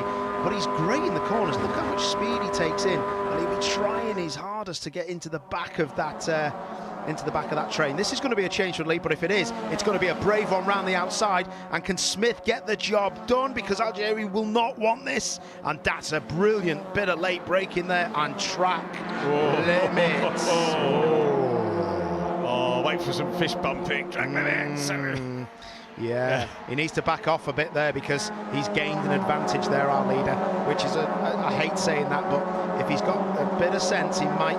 Well, then again, if he's only gone over it once, then he might get away with it twice, and then he'll be done. But let's see, because that was a big bit of curb he took. Gregory down the inside, jobs are good, and she's been doing this all day. Yeah, very good overtaker. So Gregory in P2. Reese Hurd is up into third place. He's got the fastest lap now. So the third place car, fastest lap on the previous tour. Gabe Fairbrother coming back into it as well, about to try and depose the reigning BARC Junior Saloon Car champion Harry Smith. And they're side by side. So Fairbrother about to go past him. Still side by side. Great racing for them. Alex Keynes in behind, wants to get involved. And Fairbrother recommences, Paul, the climb back up the field. Remember, he started on pole. He's got 19 minutes to go, and he can, this is the nature of mini racing, pick cars off one by one if he's able to and get back towards that lead slot. Alex Keynes wants a bit of it as well. None of these passes with this quality of drivers at the top end of the championship, none of them are going to be easy. No, exactly that, and it's going to be around the outside usually. So Henry start, not a lot of power, but he got decent traction. Gets up to the first corner. He's going to have to lift because everyone will check up probably. Does he? Is he flat? Yeah, he was flat. No, this is the lead group. Oh, Ashley Gregory's off. Research coming through. And again, Algieri, that was an avoidance there from Algieri, you have to say, on that second time. But I think most of them have managed to come through, haven't they? Maybe, apart from Ashley Gregory, who's out. Yeah, there is Ashley. That's a big shame for Ashley. Oh, she's been right up the pointy end all day. What's gone on there then? So was she down the inside? A little bit of grass on the left. Oh, yeah, I think she's had a a right front wheel on the grass, and that's the next replay, which is Algieri. Oh, so yeah, that's a bit late, isn't it? But it looks like there was a bit of a barging match. Maybe she got squeezed, maybe she ran on the grass, and then after that, as soon as she hit the brakes, she just wasn't slowing down, was she? And she was into the side of, was it Hurd? It was, yeah. And Hurd, good catch from him, wasn't it? It was a good catch, yeah. He was big. He's still in P2 as well, as a result. Proper effort. Here's Henry. So back on board with Henry, and yeah, look, watch this through here. It's completely flat. You can hear the engine roaring through. It's a really difficult set of corners, this, in a really fast car. These cars moving around. You can see his steering as he comes through Church. It just is, in these cars, so bouncy. Well, back to the lead group, and look at this now. His lead has disappeared now, hasn't it, Algieri? Yeah, it has. So it's all fair now, and it'll be harsh if he does get a penalty. If he continually does it, you can probably understand it. But for right now, I think he knew that, mate, to be fair. Yeah. And it is a train of them up front. Great mini style here. JCW's, of course, back with us at Alton Park in a few weeks' time. We're looking forward to that. But Algieri holds the lead still. It's Hurd in second. Fairbrother now up into third. Keynes fourth. Harry Smith still there in fifth position with Ronnie Smith. And James Sherrington up into seventh. Leo Purchase is in eighth, and then Alfie Garford in ninth. Might as well go for the top 10 while we're at it. And it's the 78 car next up, which is Kieran Roberts, the newcomer. This is a bit spicy, this is now. This is the two Smiths. They were doing this in the first race of the minis today, weren't they? They were into each other. Oh, that grass will help your left rear. It's going to lose two places. Yeah, Harry Smith was the wide runner there. So now James Sherrington comes through. So great stuff from James Sherrington. Read that well. Pops up the inside. Algieri still out front though. Keynes on his own at the moment. No man's land in fourth position. And then Fairbrother coming under the attention of James Sherrington now. James was very much out of luck yesterday. Got tagged and dropped down the order. What was really nice earlier today was James got also tagged by Jensen Mason last time we saw these cars at Brands Hatch under a safety car, because call it either way you want, there was a little bit of contact. And but James and Jensen, still great mates. They were walking in the paddock together, and there might be aggression on track sometimes, or little bits of coming together, but they're great mates walking around the paddock together and chatting, which was great to see. Well, comes back to the racing with respect, doesn't it, at the end of the day, you know. It's Keynes into the side there, but he come out of it.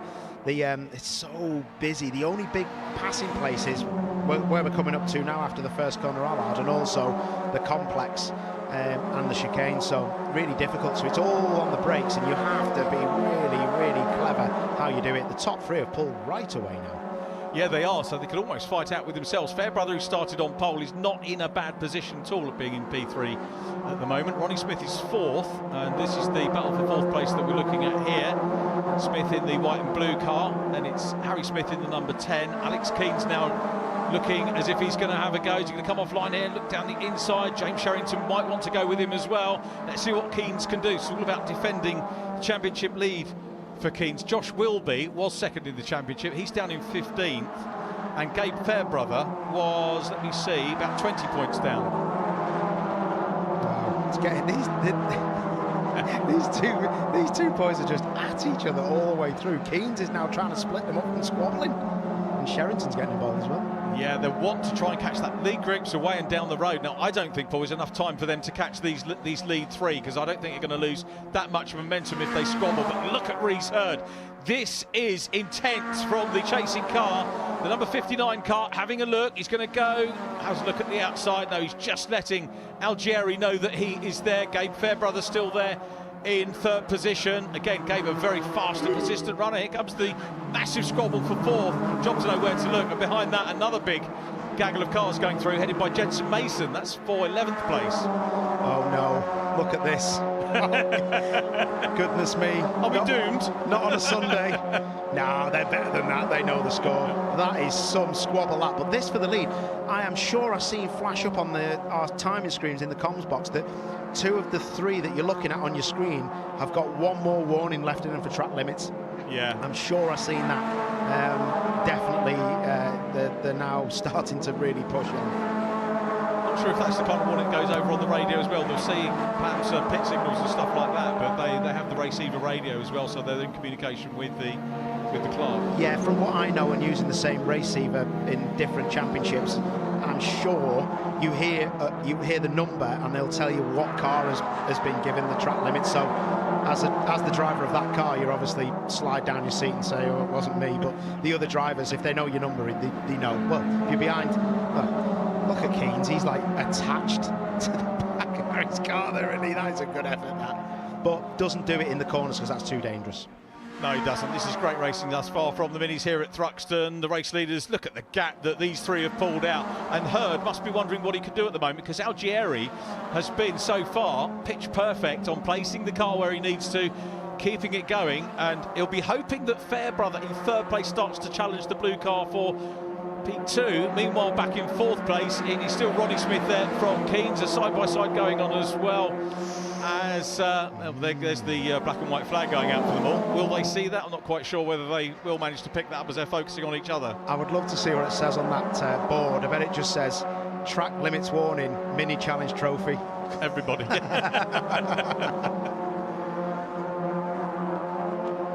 Little love tap going on a little bit further back. Not this group, we hasten to say, as Ronnie Smith now being passed by Alex Keynes, who lifts the wheel. Is he going to be out? He's on the wrong side for the last part of the complex here, so Ronnie Smith will hang on to position. Alex is going to try. No, he's not going to hang it around the outside. He's going to go back into line. This is for 4th place, and those 2 have broken away a little bit now from the gaggle, which is good for them. Alfie Garford is the car, I think, who maybe had a little visit into the back of the car in front. He's the next one, the Vera Tools, the black and turquoise livery. You can just see out of shot. So Alfie Garford having a decent race, making good progress. He's got up ahead of James Sherrington. That's Sherrington again, isn't it? Oh, it's the last thing you need, that. Sat there in the driver's seat. He's actually gone round someone. Sherrington's gone round someone after being left rears on the grass. That's commitment. This is getting tasty now, because no one wants to make that chest move, do they? No. I tell you who's in really good pound seats here is your man in 3rd, Fairbrother. Yeah, he's won yesterday's race. It was actually the first race win of the year for Gabe Fairbrother, which stunned me, but also the first race of the year for Accelerate Motorsport. Wow. Yeah, I know. Yeah, I did a double take when I looked at my stats going through it. Here we go. Now we're hearing someone might be dropping a bit of oil on the track, or it's starting to rain. So that's what's coming in from our director. We'll see whether that is. It can't be rain, can it? Because the rain clouds aren't here. There's no windscreen wipers on, is there? No, nothing on at the moment as Alex Keynes leads this group. But now, watch Alfie Garford, the rookie championship leader in black, about to have a go. Alex Keynes, he does, looks to the outside here. Ronnie Smith-White chopped down the inside, which converts for the outside for the next corner as well. Garford can't quite deal with Keynes at the moment. Now out into the countryside they go here at Thruxton. But Garford, for me, is the man on the move. You see Keynes then in the green and yellow car. He was saying, follow me, don't come and overtake me. I tell you what, that's more than a love tap. That's what you do not want going into Goodwood, because that is silly quick through there. And he will not be impressed with that, Keynes. And I hope he says sorry about that, because that was proper fast. Yeah, I'm sure Alfie Willie's a good lad. He actually spanners on the Napa team for the JCW, so he'll be at Alton Park but not racing as a spanner man for that team. His teammate Jensen Mason spannering for Ali Bray in the Mazdas, who's just taken the 11th win of the season straight in the Mazdas today. So well done to Ali Bray. So, but he hasn't missed Jensen spannering this weekend, clearly. Obviously not. Get rid of him. When will it end? Oh, hop and a skip and a jump, and doesn't lose a place. What we love to see, Richie. How do they do that, Paul? How do they do? There's a spin-off program. How do they do that? That was a great effort, that. Wow, across the grass, sideways.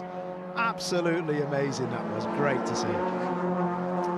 Absolutely, yeah, incredible stuff. Algeri's still there. Hurd with the fastest lap, so that, you know, you'd say, yeah, let's see the top three, but look at this great, a little tap on the back of Alfie Garford there. That's karma, isn't it? That come back at him, didn't it? Yeah, big time. I think he's just telling him, yeah, I know what's going on here. So he was around the outside. Oh, and it just let go, but keeps his foot in. And that was Roberts, wasn't it? That was a proper effort. He kept his foot absolutely pinned as he got here. Look! Oh my word! Shot. That looks like me jumping away from the bar when they asked me for the money. Oh no! We think there is oil down now, but Kieran Roberts, this is his first meeting. The guy who did the bounce there and mentioned Matt Hammond's nephew, ex-junior saloon. So many great ex-BARC junior saloon drivers in this, and fair play to them. Here's the fastest man on track, chasing the leader. So Hurd having a go. Fairbrother, you kind of think he's having the watching brief at the moment. Still 8 minutes to go.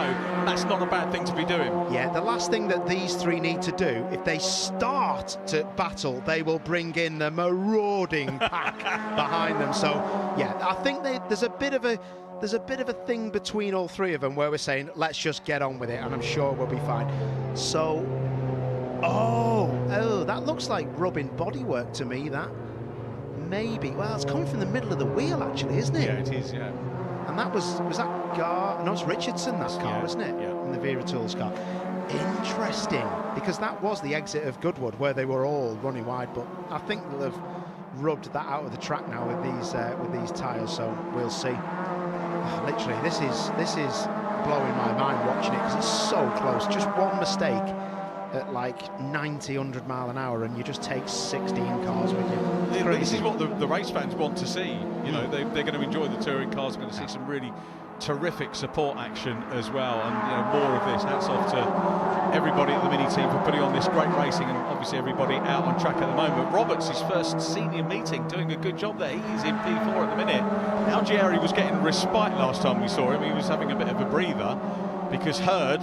Well, not anymore. The gap was momentary. Here they come up towards the club chicane, and let's see. He's been piling the pressure on again. He did have a breather for about 100 yards or so, but now rides the curbs. And again, Gabe Fairbrother just watching how this is going to play out. 6 minutes on the clock remaining as they tick off another lap. And Algieri has done a Jensen Mason here, holding on out front. He has, and he hasn't. I honestly think Jensen's pace was just spectacular. Yeah. And I think these lot have got a bit of a handshake going on, virtually saying, let's not attack. And as I say that, Algieri, he's now defending, so I think they know there's not many laps left. So here we go then. but they'll all know, all three of them now, Richard, will know who is Kwik where and where they can probably attack. So the next 3 minutes, we're going to see some big attacks. I think we will. The places have changed so much. It was Jensen Mason just riding the curves there, goes momentarily chasing Luca Marinoni Osborne. All of these drivers capable of winning Vertu Motors mini races, to be honest, as we ride on board with Henry Foote. It's Cameron Wood that he's chasing in the 43 car. Henry currently 17th, Cameron Wood in 16th. And yeah, you said, Paul, doesn't look like he's got the power he should have. No, I don't think he has. I'd like to speak to him actually about that, because he's not a lad to moan. Oh, that's a bit close. Keynes is down the inside, and he's going to get the job done. They're all starting to move this puzzle away. They all want to be at the front of their respected groups now, and this is going to start getting tasty. There's cars sideways. Still, you've got the leader hanging on here. He's hanging on. Gabe Fairbrother. Oh, big slide. And this is going to be, it's going to really cut him out of the picture here. We could see a change for the lead. He's got the overlap. Gabe Fairbrother is going to love this. Gabe is going to be down the outside. Does he know he's going to get down the inside and follow him through into P2? Here we go. Yep, he is going to track him through. So it's Rhys Hurd goes through into the lead. Fairbrother into P2. And now Algieri is in P3. But that takes the pressure off of him. He's now the chaser, and that surely is going to be a good move for him. And here comes Fairbrother. Remember, started on pole, tries to make his way round. He tries to attack Rhys Hurd, but he's got the chasing former leader, Olivier Algieri, right behind him as well. Here they come again. It's the Welshman in third place giving the attack at the moment. Fairbrother's going to have a go here at Hurd. Shows a slightly tighter line at one stage there, just to let him know, the race leader, that the pole man, remember, he was on pole. He had the pace yesterday in qualifying. He won the race yesterday as well. So are we going to see a second win of the season? He's all over the back of Hurd. This is, again, the three of them. The win could come from any of them, and they've still got 4 minutes to go. Yeah, gloves are off now. Right, this is it. These three, any of them can win it. They were all being nice to each other, but they're not now, because Algieri in third place is now starting to attack, and that's it. Fairbrother, for me, I think he's the one that wanted this to be a settled, nice race, and he's not got it, because Algieri made that mistake and he's brought everyone back into play in this top three. Here we go then, round the outside. Can he nick P2? No, he gets blocked out. Rhys Hurd looks and thinks, please, please, please battle, because I want to get gone and win this race. And this is an ideal situation for us to watch, because all three of these drivers are race winners in the Formula and this year. So this is very much a current, relevant championship battle going on for the three of them for this race. And it's Rhys Hurd who won the final race at Snetterton. It wasn't an ITV round, unfortunately, but did a cracking job of winning that one. And he is there, but Gabe Fairbrother putting the pressure on. Does going wide leave a gap? It does! And through! Not a second invitation needed for Algieri to go through back into P2, and Fairbrother's got all the work to do again. Yeah, but this isn't how it's going to end. It really isn't. And Rhys Hurd just wants them to attack each other. And talking about attacking each other, Keynes is round the outside, gets that job done. That's a great move on Purchase. It was, yeah. I was just having a look. Purchase in fourth place at the moment. Oh, and that's Alfie Garford trying to go down the inside of the Vera Tools car, being chased by James Sherrington. Yeah. Cracking racing again, but here we go, back with the leaders. So Algieri back out front. Algieri back into the, you said it, what's going to happen, but he's got back there. Hurd second. Fairbrother again is that little bit further back. Hurd in P2, exhaust bouncing around. Look at the back of that car if you get to see it.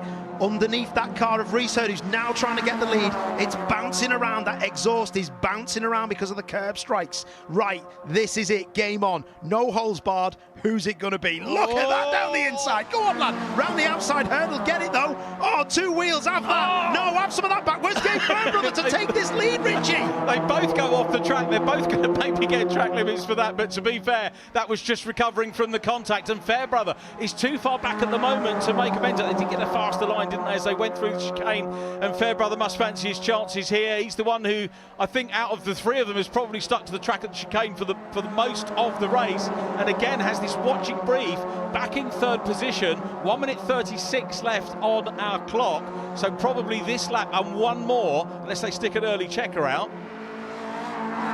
Most second board going out. Most of 5 second penalty. Penalty board, yeah. Yeah, that's for a couple of drivers, but they'll have seen, all those drivers while they were battling would have seen most of the pit board saying T2, which is time, 2 minutes to go, so they know that this isn't the last lap. They know. Well, here we go then. So it's all calmed down just a little bit. Is this the calm before the storm? That exhaust of Reese Hurd's, honestly, I've just pointed on the screen to you, Richie. It's bouncing around as it comes through here. Is that worthy of getting the meatball flag for the mechanical failure? Because definitely you don't want that going in the crowd. Absolutely, you don't want it going nowhere, but I don't know if the officials will see that, and there's 48 seconds to go. Look at this move is on. Has he gone too early though? Has he gone too early? There's bits of car everywhere, strewn all over the place. Look at this then, 3 wide for the lead. Here we come then, Gabe Fairbrother sees an opportunity, gets slices round the outside. Does Fairbrother, Algieri still in second. No! Through the chicane they go, they all make it, they come out again. And this time it's Hurd that's just got his nose in front. Algieri to the outside, last lap board confirmed, and we've got another lap. Take your pick. Oh, well, look at that, there's Gabe around the outside. Is it? No, it's Algieri for the lead. He's got it round the outside. Fairbrother's gone. Fairbrother's gone. He's gone, so that's it. It's 2 for the win now, side by side into the complex. This is it. No holds barred, and he knew he had to brake so late. He's going to run out of road. He is. No, he's got it stopped. Reese Hurd is going to line him up for the last corner. It's going to be round the outside of the chicane. The best 40 seconds of mini challenge is yet to come. Do you know what? Fairbrother is going to be cursing the clock. He was in the lead as they went across the line onto the last lap, but now it's Algieri there from Reese Hurd, and it is still all to play for. Hurd is working his socks off, trying to close back in. He's getting closer, closer, closer. Here he comes, Paul. It is going to be about that run. Yeah, he's got to time it right. A little touch there. Look at that. He touched the back of Algieri's car, and now Hurd has got to get this done. Will he switch back? Will he come out the throttle?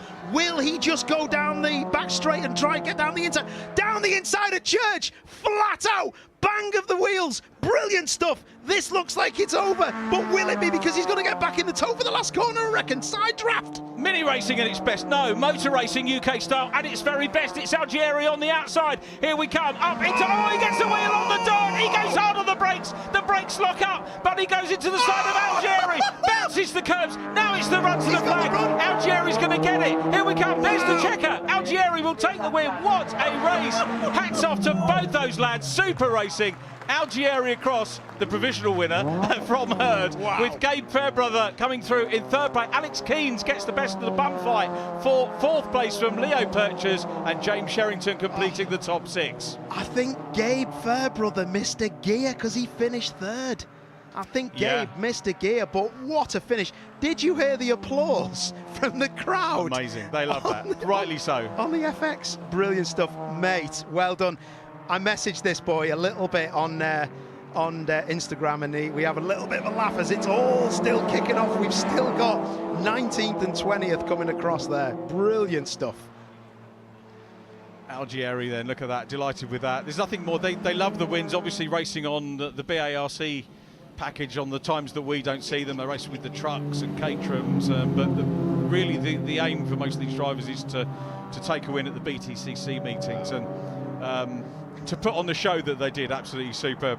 What's creasing you up? I was laughing at. Did you see Algieri's windscreen wipers? He doesn't know they've gone on, but when he bounced across the chicane, he must have knocked it with his leg. Absolutely brilliant. Everybody loved that. We loved it, and I think the two of them are going to give each other the biggest hug, because that was one of the better finishes I've ever seen. That was really, really cool. So, side by side, Hurd thinks he's got it, but watch what happens. These cars have ABS. Algieri on the right-hand side. He thinks I'll brake later. Algieri then locks up a right front. Watch this. The front right locks because of the grass, and then they both just straighten up, and he just goes hell for leather and thinks, I'm having it large. I don't really have a problem with that, because it was either going to be an accident. Yeah. And look, that curb, he was trying to get round. It didn't do him any favours, did it? No, it really didn't. But he was trying to get round the corner, and the curb just bounced him off it. So I thought that was great, and I hope they haven't got a problem with each other. I love that. Absolutely brilliant stuff, wasn't it? And Westbourne, congratulations to the Westbourne team for taking the race win. Or Gabe Fairbrother popped himself into P1 in Parc Ferme there. The crowd absolutely loved it. The marshals, of course, as ever, did here today. Wonderful stuff, and we say well done to James Colburn and all of the Westbourne team on getting another win with Olivier Algieri. Superb stuff. We'll catch up with how they finished. Here is the result. Vertu Mini Challenge Trophy at Thruxton, round 9. Olivier Algieri, the winner from Reese Hurd. Reese Hurd gets fastest lap. Gabe Fairbrother was in 3rd from Alex Keynes and Leo Purchase. Then James Sherrington and Harry Smith. Alfie Garford in 8th from Jensen Mason, and Monroe Renard in 10th. 11th goes to Luca Marinoni Osborne from Kieran Roberts. Craig Morgan, CJ Morgan in 13th, so he had a good run through the field. Ronnie Smith ran well too. Josh Welby 15th from Cameron Wood, and then Henry Foote and Charlie Barr 18th from Paul Manning and Simon Sweetland. Louis Fleet was next from Murray Richardson, and very sadly we lost Ashley Gregory very early doors in that race, which was a great pity, but she will be back for the Minis next round for sure. Alex Keynes has extended the lead of the championship by 15 points in that race. So Gabe Fairbrother into P2. Josh Wilby 3rd from Alfie Garford and Leo Purchase. Ashley Gregory still in 6th from Luca Marinoni Osborne and James Sherrington. Reese Hurd now 9th from Olivier Algieri in 10th. Also have the rookie drivers and graduate tables. The rookies headed by Alfie Garford from James Sherrington. Algieri, though, with that result up into 3rd from Henry Foote from Monroe Renard. And then the Graduate Drivers' Championship, Josh Wilby is the leader from Leo Purchase, Ronnie Smith in 3rd, and the top 5 completed by Cameron Wood and Louis Fleet.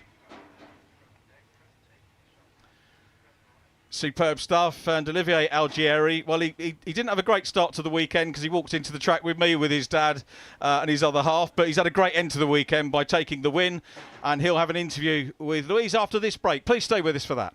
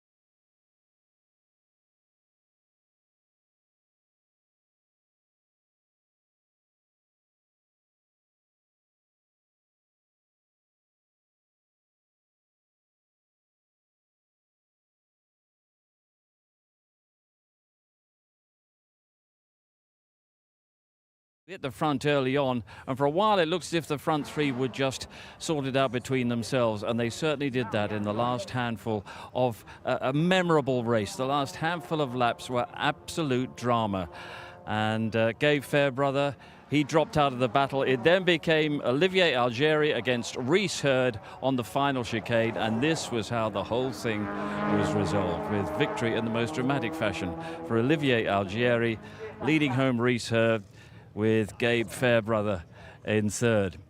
Olivier, Don't know where we begin with that. We thought that you were all three coasting round and maybe had sorted this race out between yourselves, and then it all sort of took off in the last few laps. Yeah, you know, when it's race 3 on a Toka weekend, everyone wants to put on a good show, and I think that's what we did.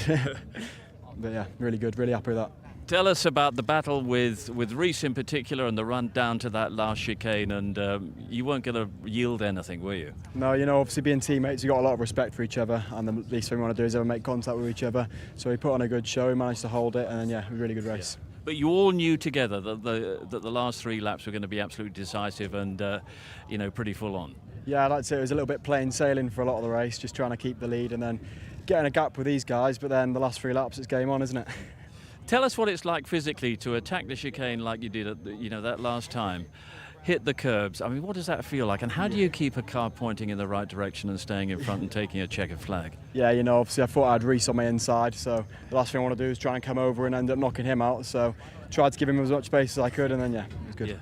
Let's bring in Reese. Let's get your verdict of things. It was all to play for at that last chicane, but, you know, teammates, you had a great deal of respect for each other. Yeah, exactly. There was no contact made, so I mean, which is extraordinary. Yeah, how I don't know, but yeah, it was good, clean racing. Well, coming up to the grid, I had no ABS. The ABS light came on, so I knew the whole race had no ABS, so it was just sit in the train and just push away. And then luckily we had Gabe as well to help with the train. And then yeah, sort of 5 minutes to go, the hack started, but fair play to Olivier.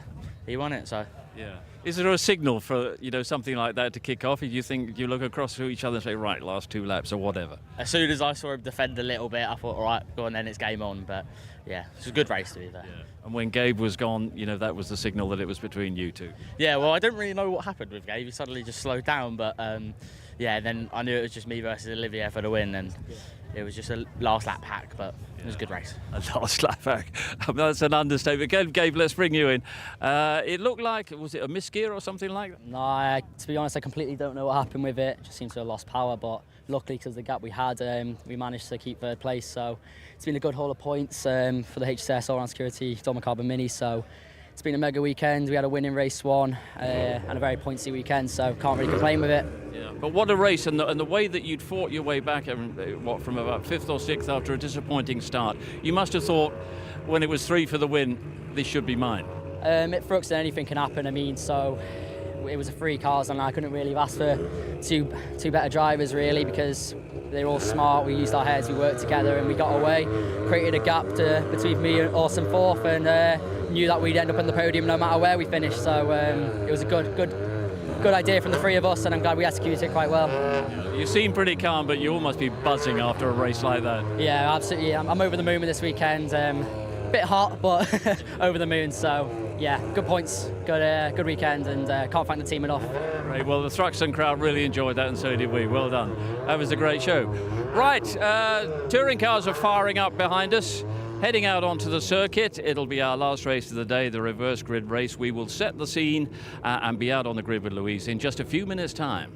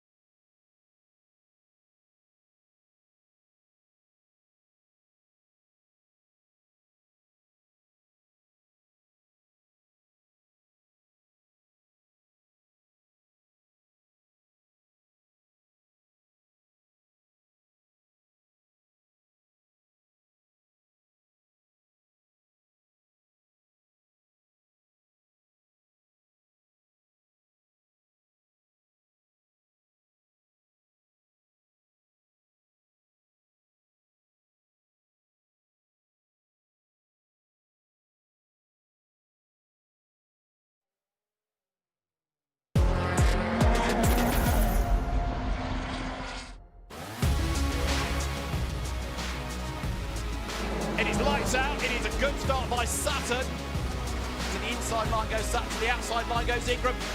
Sutton right on the limit as the car quivers under braking, they clash. Ingram comes through in the lead. This is the fight for third on the road. Sutton versus Cook. Job done, brilliant stuff this. Josh Cook goes by. Tom Ingram's first win of 2025 comes at Thruxton. It is blast off with Ingram making a good start, but Josh Cook gets a much better start than Cavendish. So does Sutton as well, and Dan Cavendish goes backwards. Look at Sutton, round the outside of Cook, at the inside of Ingram, into the lead. A fantastic start. Ash Sutton away like a scalding cat. Jake Hill gets in at the side of it, Morgan gets turned sideways. Checkered flag wave, win 45 for Ash Sutton, a fantastic performance. Tom Ingram and Ash Sutton, our race winners so far today. Those wins coming in slightly contrasting fashion. And now we're set for the reverse grid race, which has James Dorlin on pole position alongside Senna Proctor. That's after Josh Cook's car failed a ride height test. Poor old Josh gets shunted back to the end of the grid, and Jade Edwards is alongside me.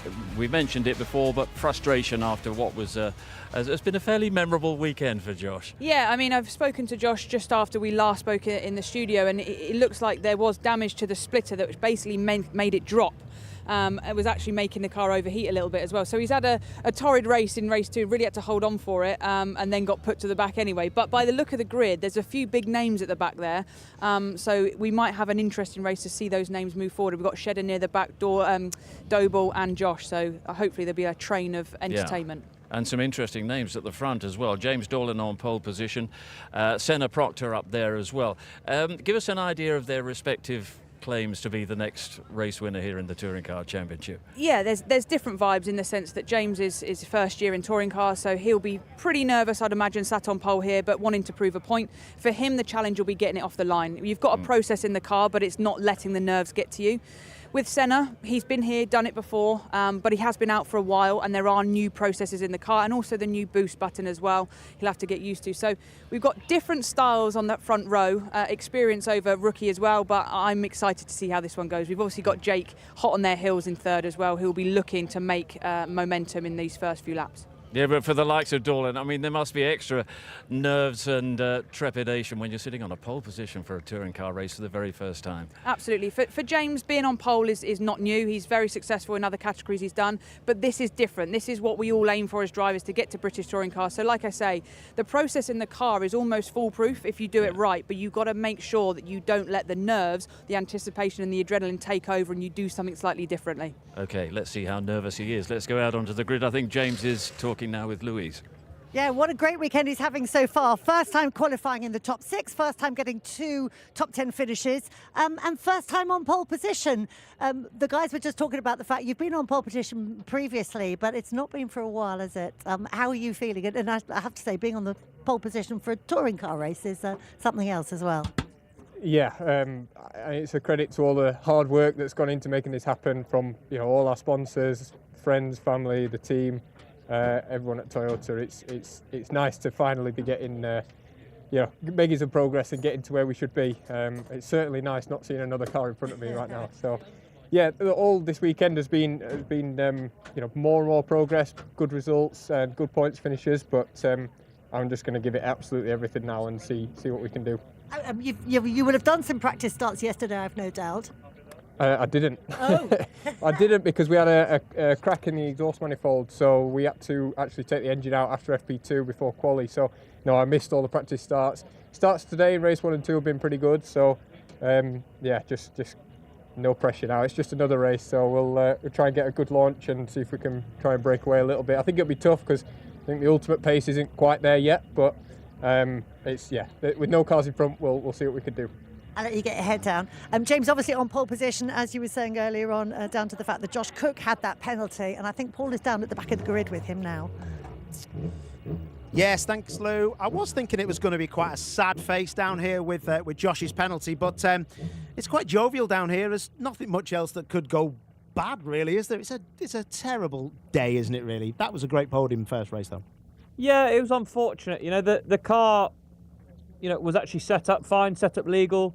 Got some splitter damage, and when the splitter came down, it pulled all the rad ducting and everything down, so my engine overheated. That's why I dropped right back from Ingram and started short shifting and just sort of nursed it home.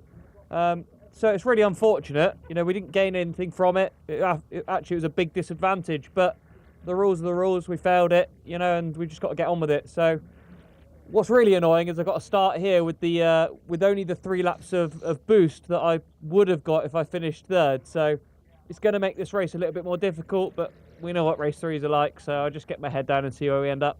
Speaking of heads, you've got the Toka scrutiny. Look at that. Josh has got his own cans on the side of his head, so I don't know how he didn't get away with that technical infringement. Well, I thought if you can't beat them, join them. It turns out that doesn't work either. There's no getting around it. Yeah, you definitely need some other things going on, mate, and you'll be all right. Have a good one. Right, come on, let's go and speak to Mikey Doble. He's in the Astra, which is weird because I have to find out which side the drivers are on. It's a Vauxhall Astra. You'd think it would be right-hand drive. It's not. It's left-hand drive because it's probably an Opel shell. Right, let's have a quick look. It's probably best if I pop you in there. Mikey, it's very noisy around here, mate. Lots of fans going off. Speaking of which, your engine's been a nightmare, hasn't it? What a day. Oh, I know. Just not been our day at all. I mean, race 1 we were sitting there strong up in P4. The engine expired.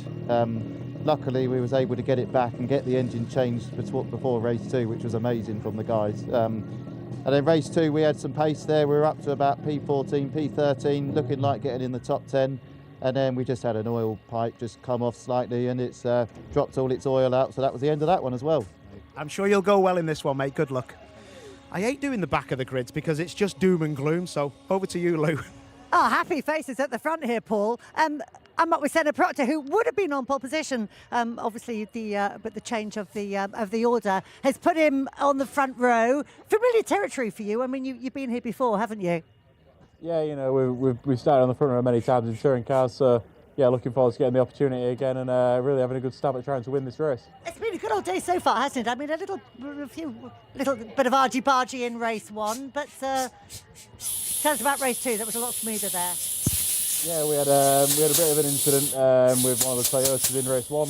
Race 2 went really smoothly. You know, we finished P6 in the end, and then benefited from the reverse grid to start second. So yeah, looking forward to getting going in this one. You know, the car's been very good all day, so just want to try repay the team somehow. I mean, no doubt you had an idea in your mind of what was going to happen this weekend. How has the reality compared with those expectations? I'm thinking it might have gone a bit better. Yeah, I maybe didn't think I'd be sat on the front row this weekend. So yeah, it's gone well.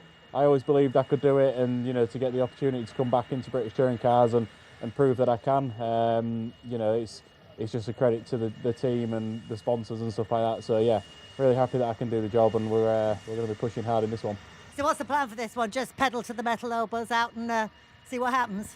Yeah, we're going to be pushing hard. We're going to push hard early, and we'll see what happens. Whatever happens after that will happen. But yeah, we'll definitely be giving it our best shot.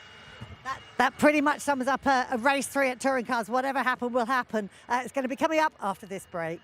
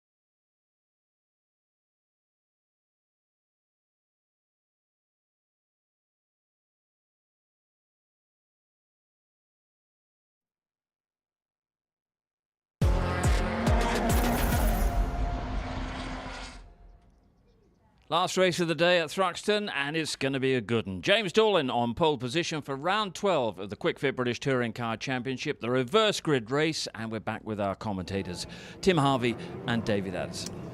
And after a great day of racing, race 3 with its jumbled reverse grid is promising to round out the day in style, isn't it? James Dorlin then for Toyota Gazoo Racing UK is on pole position.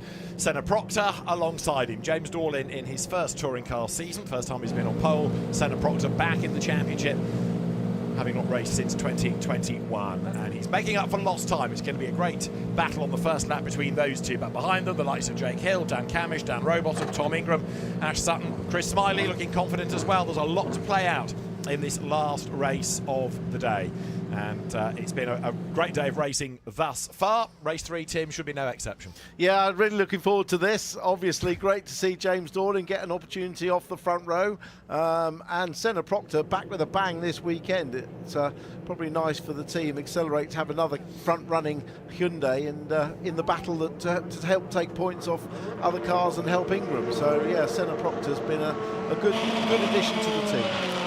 So the green flag is waved, everybody blasts away from the line, ready for this final formation lap. Chance to get a bit of warmth into the tyres. We know that Josh Cook is going to be a man to watch from the back of the grid with this amazing strike rate that he's got at Thruxton. Somebody else that's been a winner here in the past is Dan Rowbottom, who starts 5th. Dan, it's been a pretty good day, and Thruxton's been a kind circuit to you in the past, so what are the chances? Well, we're feeling quite racy. We haven't had the best balance in our car all day, so we've made some adjustments based on some of Ash's data, and I'm hoping that we've got a fiery car. But yeah, Thruxton's been kind so far. I did enjoy the wet yesterday, so today's been a welcome surprise. And I guess the first couple of 3 corners are all about keeping out of trouble, because there are people around you that aren't normally up at the front and might get a bit giddy. Yeah, there's a couple of inexperienced drivers up there, but ultimately everybody, everyone here is here and they're quick. So we've just got to do the best job we can. Obviously we've got Ash and Tom behind us. That's a challenge in itself. So let's see what happens. Good luck. We'll leave you to it. Thanks, guys. So Dan Rowbottom starts 5th for this 12th round of the championship. Let's look at the grid then for the last race of the day at Thruxton. James Dorlin on pole position for the first time. Senna Proctor, returning to the championship, lines up with him at the front of the grid. Then you've got Jake Hill starting alongside Dan Camish. Dan Rowbottom is 5th, and Tom Ingram starts 6th, with 7th being Ash Sutton, and Chris Smiley starts 8th. 9th is where you will find Daryl De Leon. Dan Lloyd is going to be 10th on the grid.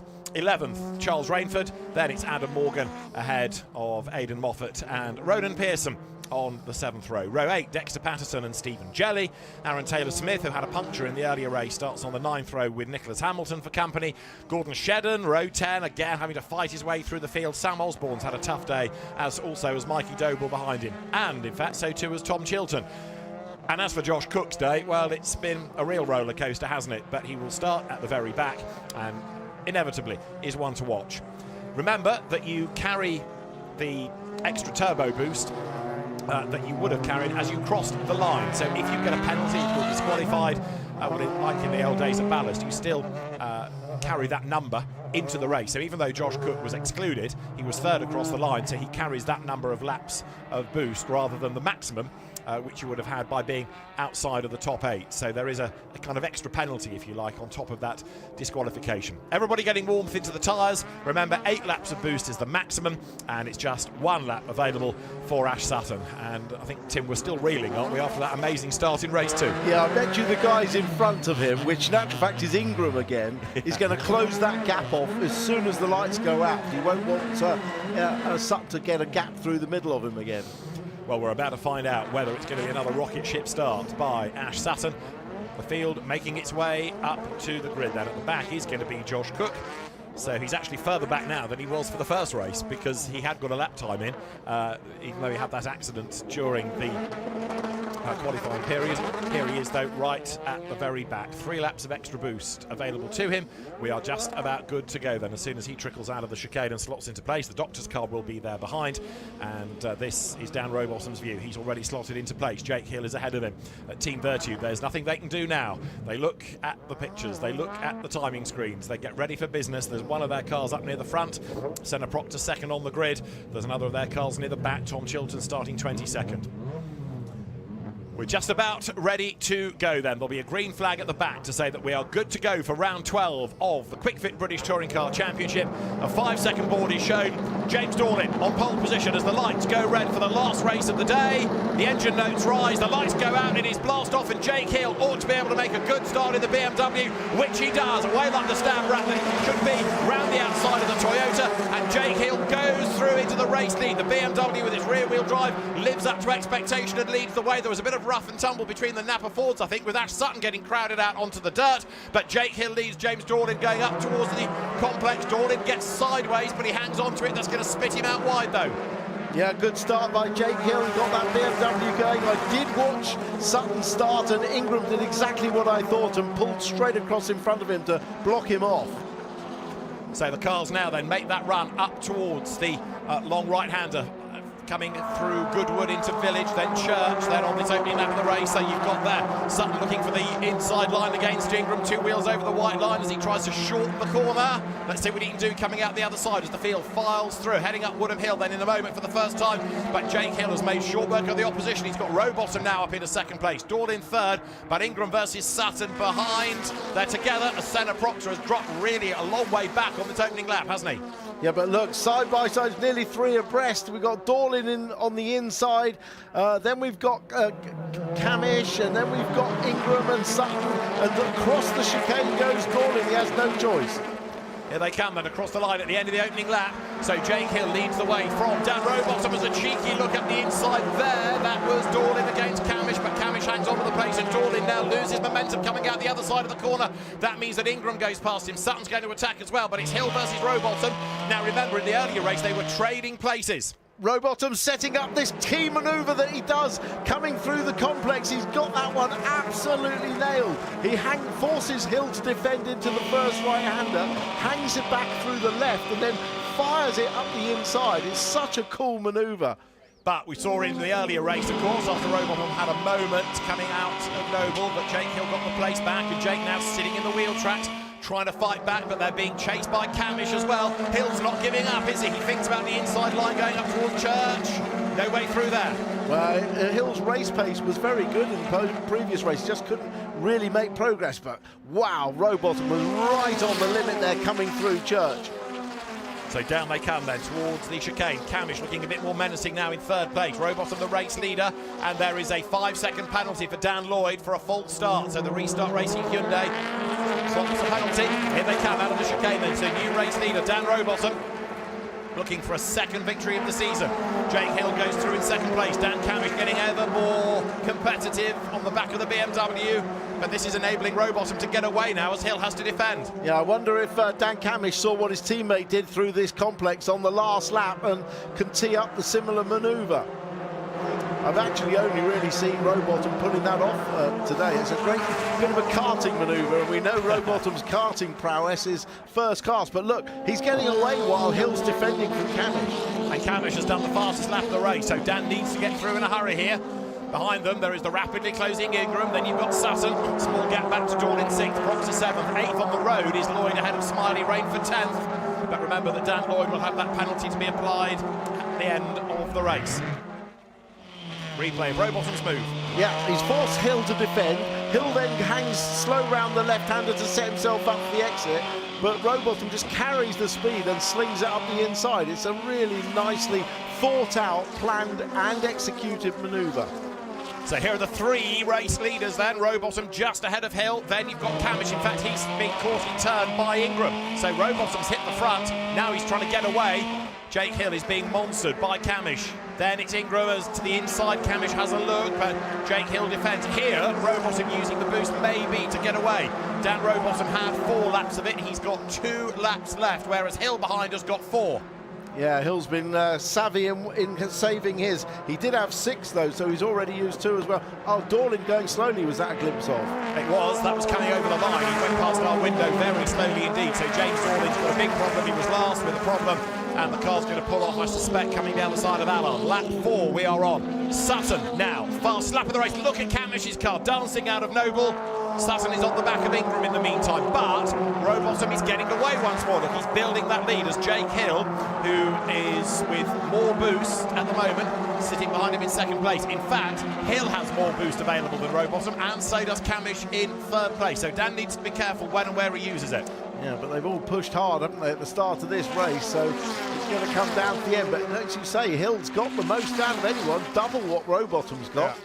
4 laps to 2 of boost available. And we saw Rowbottom's graphic go green coming up to the chicane, so I think he's using it to try to get away. There's Proctor heading a complete Hyundai battle. This is on board with Adam Morgan, whose Hyundai's on the back of Lloyd's Hyundai, on the back of Smiley's Hyundai, on the back of Proctor's Hyundai as they come over the line. Rowbottom leading by 7 tenths ahead of Hill. Rowbottom is down to 1 lap only of boost available here. Well, he's tried to do what Sutton did in race 2 and build a gap, but he just hasn't got enough pace. He has got a little bit of a lead though, and if Hill goes into defensive mode, that could really help him. Rowbottom did the absolute best last sector of anybody on the previous lap, and Hill did the absolute best middle. So they're both still quick. This is Sutton's, sorry, not Sutton's view, it's Morgan's view as they come out of the right of Seagrave. Morgan then chasing after the restart Hyundai of Dan Lloyd ahead, and there Sutton goes a little bit wide, gets a wheel onto the dirt coming out of Noble. Lead gap, 7 tenths of a second. James Dorling looked parking the Toyota. He's tried to limp it back to the pit lane, but to no avail, and that car grinds to a halt. Ash Sutton with the fastest lap on that last lap of 15.7. He did a 15.2 in race 2, so he can go faster. Sutton, Lloyd, Patterson all being warned about track limits. This is Camish now having to think about defending from Ingram for third place rather than attack. But look, Hill's getting closer to Rowbottom again through the chicane. The wheel lifting forward of Camish is right there ahead of Ingram. Sutton is next up, so Ingram's on the attack, he's on the defence as well. The leaders go by. 7 tenths becomes half a second. And Jake Hill still has 2 more laps of boost available than does Rowbottom. This is building up really nicely. It certainly is. The gap is splitting between them. Look at Sutton, he's looking a bit more urgent now. Looks at the outside, then cuts back to the inside. Is he going to do a Rowbottom and all the way around the... He's teeing it up, and he's done it. Oh, side by side, they clash. Ingram gets wide on the grass, he'll have to lift off. And he gets back on, but that was side-by-side racing. You could see that coming, couldn't you, a mile off. So Ash Sutton, with only 1 lap of boost available, is doing this again on pure pace as more track limit warnings fly. Let's have another look at it. This was on Ingram. Ingram, you hold the car tight to the left to get a good exit, but if the car behind you just carries the speed and doesn't worry about it, he can get alongside you. I think that was fair. Hard racing. Right, Hill's on the boost. Camish is on the boost as they come up the hill then. So towards the chicane. This is the end of lap number 6. Look how much closer Jake Hill has got. Remember, he was ahead of Rowbottom earlier on and lost out. He's trying to regroup and fight back. He's not fallen off the back of the Ford. He's nearly into the back of the Ford through the chicane. Rowbottom, he's under huge pressure now. Yeah, but he's going to defend like crazy, I'm sure. So over the line they go. Camish is still third.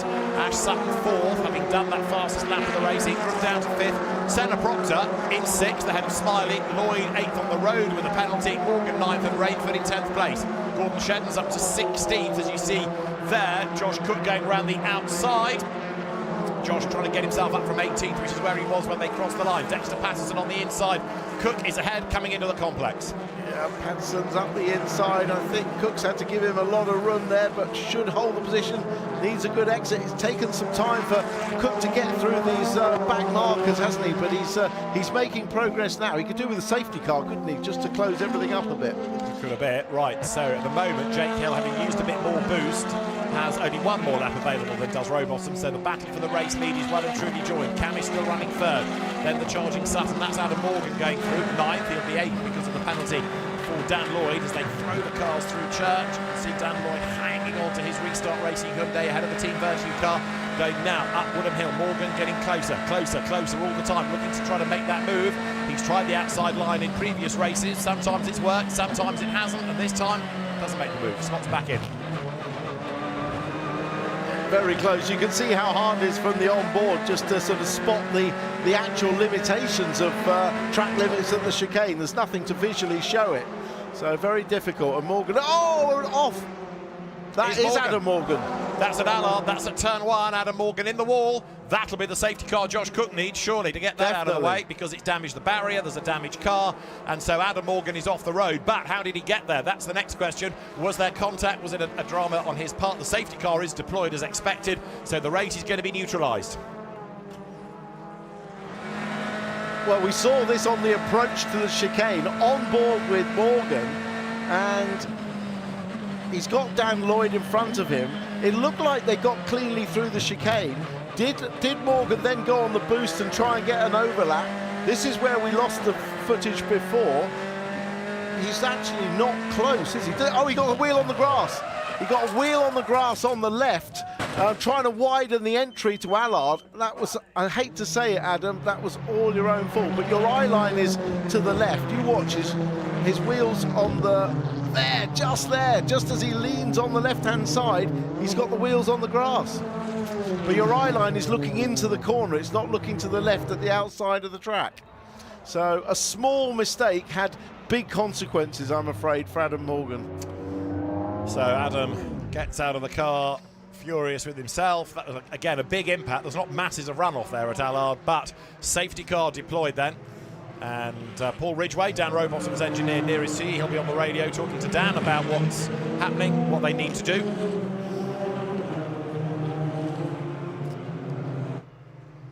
So the safety car will be out for a good couple of laps, I think, as Rowbottom, Hill, Camish, Sutton, Ingram, Proctor is that top 6. Just evaluating whether that car can be towed or whether it needs the lift. Adam Morgan talking to the marshals, asking what they want him to do. If it can be towed, then he could get back in it and steer it, but looks like they've got the straps around the wheels. He's asking if he could walk across. Right, here we go with the start. Watch Jake Hill. He comes, get a nice launch through. Watch behind, 2 rows behind. Ingram cuts across the front of Ash Sutton to cut him off, but Hill is through into the lead. Then there's a little bit of grassy moment, isn't there? This is on board with Rowbottom, a little bit too much clutch slip. But he gets a better start than Dorlin, but the road is blocked off. He has nowhere to go. And Hill managed to get round the outside. Dorlin is up to speed now and in a clear second. They all go to the inside, which is what you do if you're in the first 2 or 3 cut. Oh, a little touch there from Rowbottom. He was rubbing up the back of Dorlin, which allows Hill to get a bit of a gap. Right, we'll be back at Thruxton after the break for more drama in this last touring car race of the day.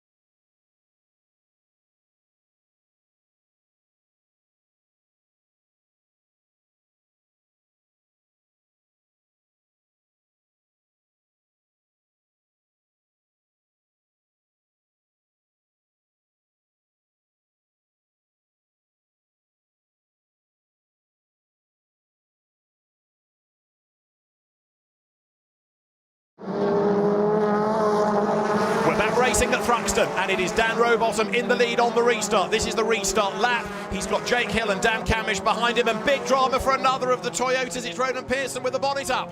Yeah, either the pins have come loose or there's been a bit of contact. It's popped the bonnet up on Ronan Pearson's car, so it's been that's his view. Believe me, he can see a little bit out the bottom, the gap below the bottom of the bonnet, but he can't go at race speed, obviously, and will have to go into the pits. Jake Hill, second place, being warned about track limits. He's had the driving standards flag, so Jake's got to be careful. And look, Rowbottom is getting away then. We're on lap number 11. It is going to be an 18-lap race now because of that safety car period. And here comes Camish on the attack. All of this is protecting Rowbottom, but Camish has done it. Round the outside, he goes second. Great move. That was a brilliant move. Really pulled off with precision. Great driving by Dan Camish. So hard to break round the outside there into the chicane and not lose control of the car or have contact. That was a lovely move. So nicely done by Dan Camish. He's up to second. Now, next target, Dan Rowbottom. And look, Sutton might make this a Napa Racing 1, 2, 3 as they come through the complex. Sutton's closing on Hill. He's taking Ingram with him. Ingram still has an extra lap more boost than anybody else. Look back from Rowbottom's car. Wait for Camish to make the move. Camish goes to the outside. He does brake later, so he's in front now, so has the right to claim the corner. But look, he doesn't run wide at all. He leaves a little bit of room on the inside just for Hill. Oh, Hill's had a slide, and he's hit Sutton, who goes around and gets off the race line. Others come streaming past. Jake Hill's got going again as well. They've both survived a mighty moment, and again, that could have been so much worse. But Jake Hill and Ash Sutton possibly with damage, certainly with grass in the rads. So this is going to be difficult for both of them, but the fact they're still in the race and didn't wipe out anybody else is quite amazing. This is for the lead, Rowbottom versus Camish, and look who's up to third. It is now Ingram with still an extra lap's worth of boost. Well, Ingram must have been, I mean, I hate to say, but he would have been loving that moment, wouldn't he, for Hill and Sutton. They gained 2 places. Look at Hill, he's dropping back. The temperatures, I think, are going skywards, so Jake Hill's car with bodywork flying is going to end up surely coming into the pit lane. Charles Rainford has pitted anyway, and Jake Hill pits this time, so we've lost Jake Hill from the race. Now, there he is, you can see why. Yeah, he's got all that grass. Oh, look at it all pouring out the front radiator. But how did he lose it? Comes through Allard, and then through Noble, sorry. Oh, he had Sutton on his outside. Yeah. He actually had Sutton already round the outside. They were both trying to make it through the corner. And we've seen so many times the cars just end up going to the outside of the track. This is on board. Mikey Doble's view. Grass and dirt all over the track. How Sutton managed to spin and keep going so quickly, I have no idea. I mean, so often if a car spins there, it's away off into the barriers, isn't it? But amazing that Ash Sutton could save that. Right, Camish, second, has run out of boost now. He's used all of his laps. So if he wants to think about winning this race, it has got to be on pure pace. That gives the advantage back to Rowbottom, doesn't it? Well, it gives the advantage back to Ingram as well with 2 laps. Behind Camish. Yeah, but he's also got to make up 1.4 seconds, has Ingram. Let's see what the lap time is, because last time he was slower, but he did have to dodge spinning cars. Over the line goes Rowbottom, over the line goes Camish. The gap is 7/10 of a second. That time Rowbottom quicker, and Ingram does 16.6. He's not as quick as Rowbottom, but he is fractionally faster than Camish. First to third is 2 seconds then. Yeah, and of course this does give Senna Proctor a lovely position. He's in a 4th place, which he'll be super happy with for his first return back. And look, he's got nobody particularly close to him, so well done, Senna. Chris Smiley is the one doing the chasing. Behind Smiley in 6th, it is Dan Lloyd, but Lloyd's got that penalty, don't forget. Mikey Doble up to 8th, having started 21st. That is a mighty effort by Mikey Doble. Josh Cook is 12th. From 23rd, another great drive, possibly helped by the safety car, and Jake Hill is circulating again, but in 19th.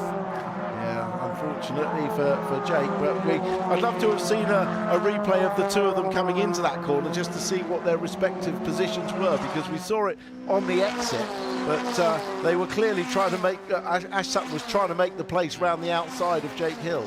And he's currently in 7th place, so Ash got away far better than did Jake Hill, but Rowbottom right now is looking secure up front because Camish can't quite get close enough. The Napa Racing Fords then across the line together with Tom Ingram there in 3rd place. Ingram still has his 2 laps of boost to use, but that lap was a 16.7. He's only creeping closer to the cars ahead. Snetterton now being given the warning flag for track limit offences. Here's another one. Look, it looks like Hill had a bit of a moment coming out of the complex. Sutton gets well alongside. Hill has got a lack of pace on the way in. Oh, and he touches the rear quarter, even though there was a bit of room, and then they both run out wide. So I think that was 90% Jake Hill's fault, really, wasn't it? And it all happens ahead of Ingram, who gets through before Sutton spins across the road.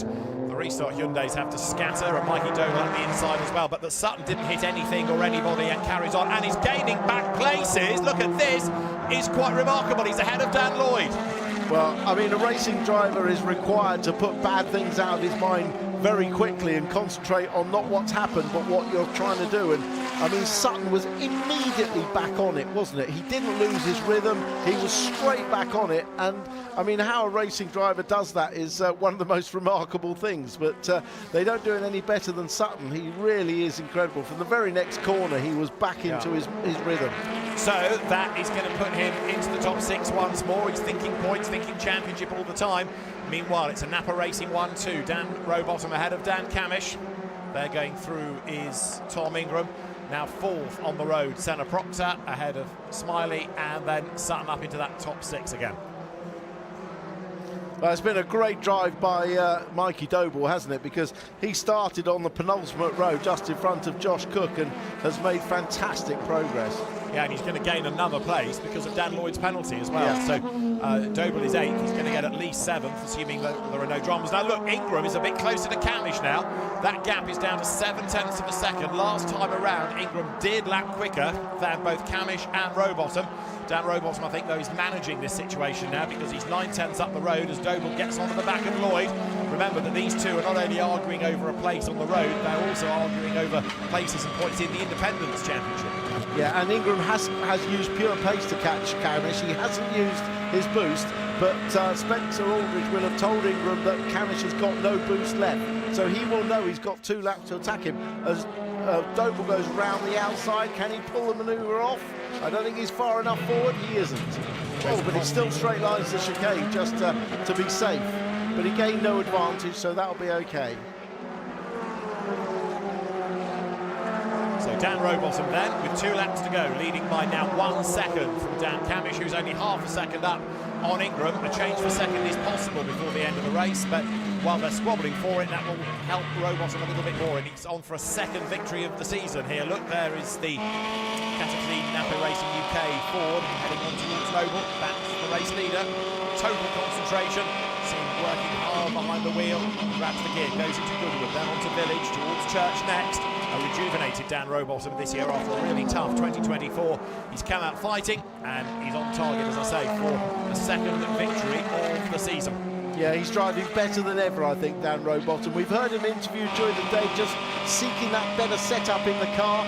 Quick glance in the mirror. If you do it at the same point every lap, you get a good feel for the lap, for the gap, as it's Sutton that's massively under. But look at the boost that advantage the Hyundai gets over Camish. Indeed so, for 2nd place. Round the outside goes Ingram then, up in a 2nd spot, but he's going to run out of laps to do anything about Rowbottom. Camish then falls back behind, so Rowbottom leads now from Ingram, and that margin that was 1.7 is up to 2.1 with a lap to go.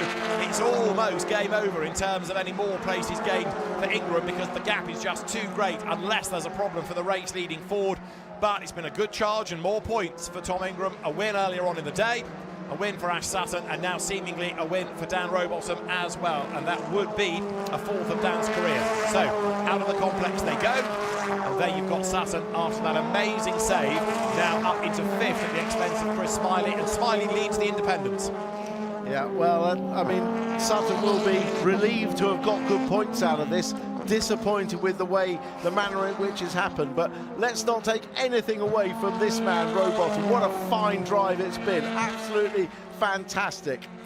Turns his way through Church then for the last time.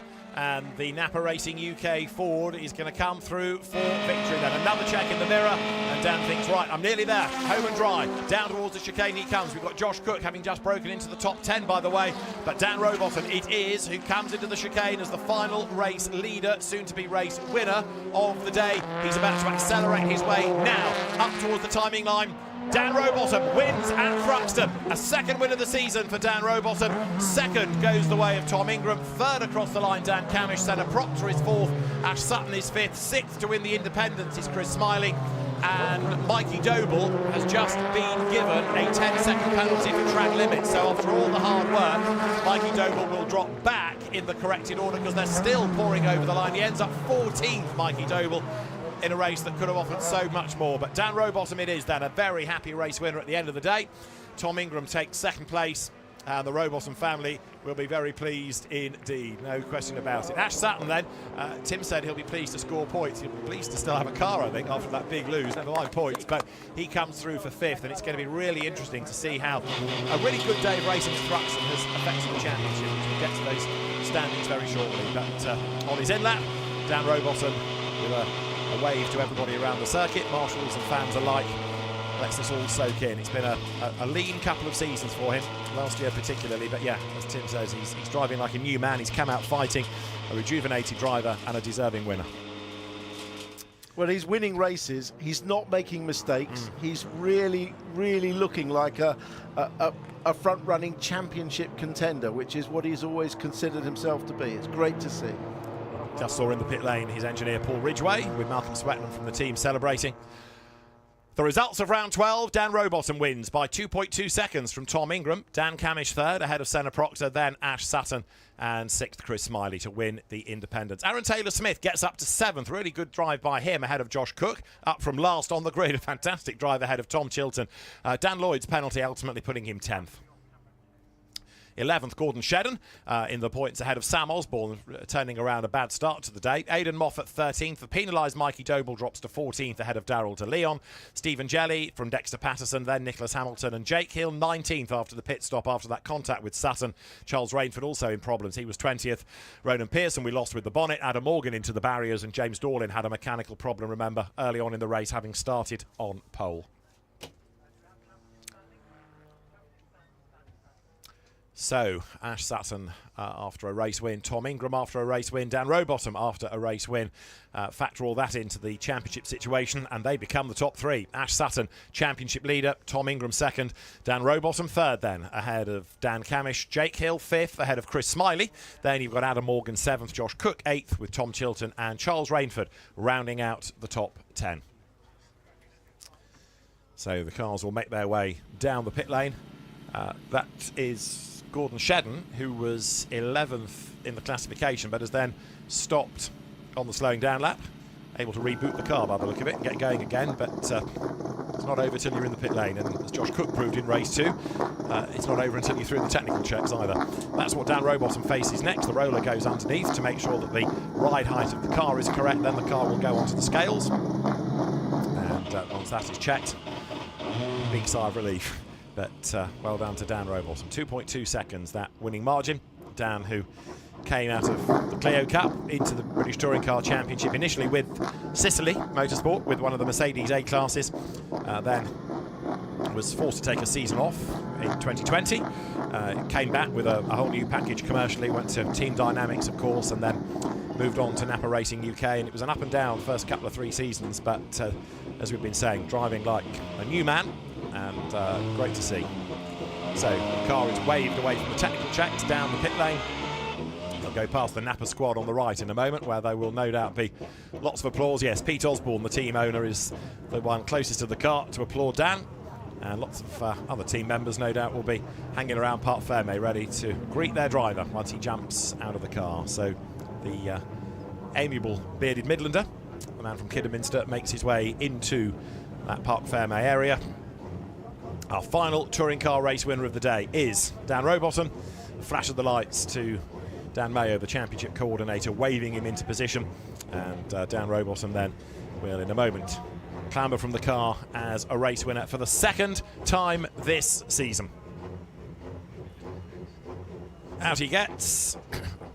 everything unplugged, everything disconnected, clambers out of the car, and a very, very happy Dan Rowbottom then makes his way, first of all, to go and congratulate and thank the team that's given him a really good race car today. Dave Kelly, his #1 mechanic, regular partnership they have established. So, Dan Rowbottom is the race winner. He can tell all to Louise.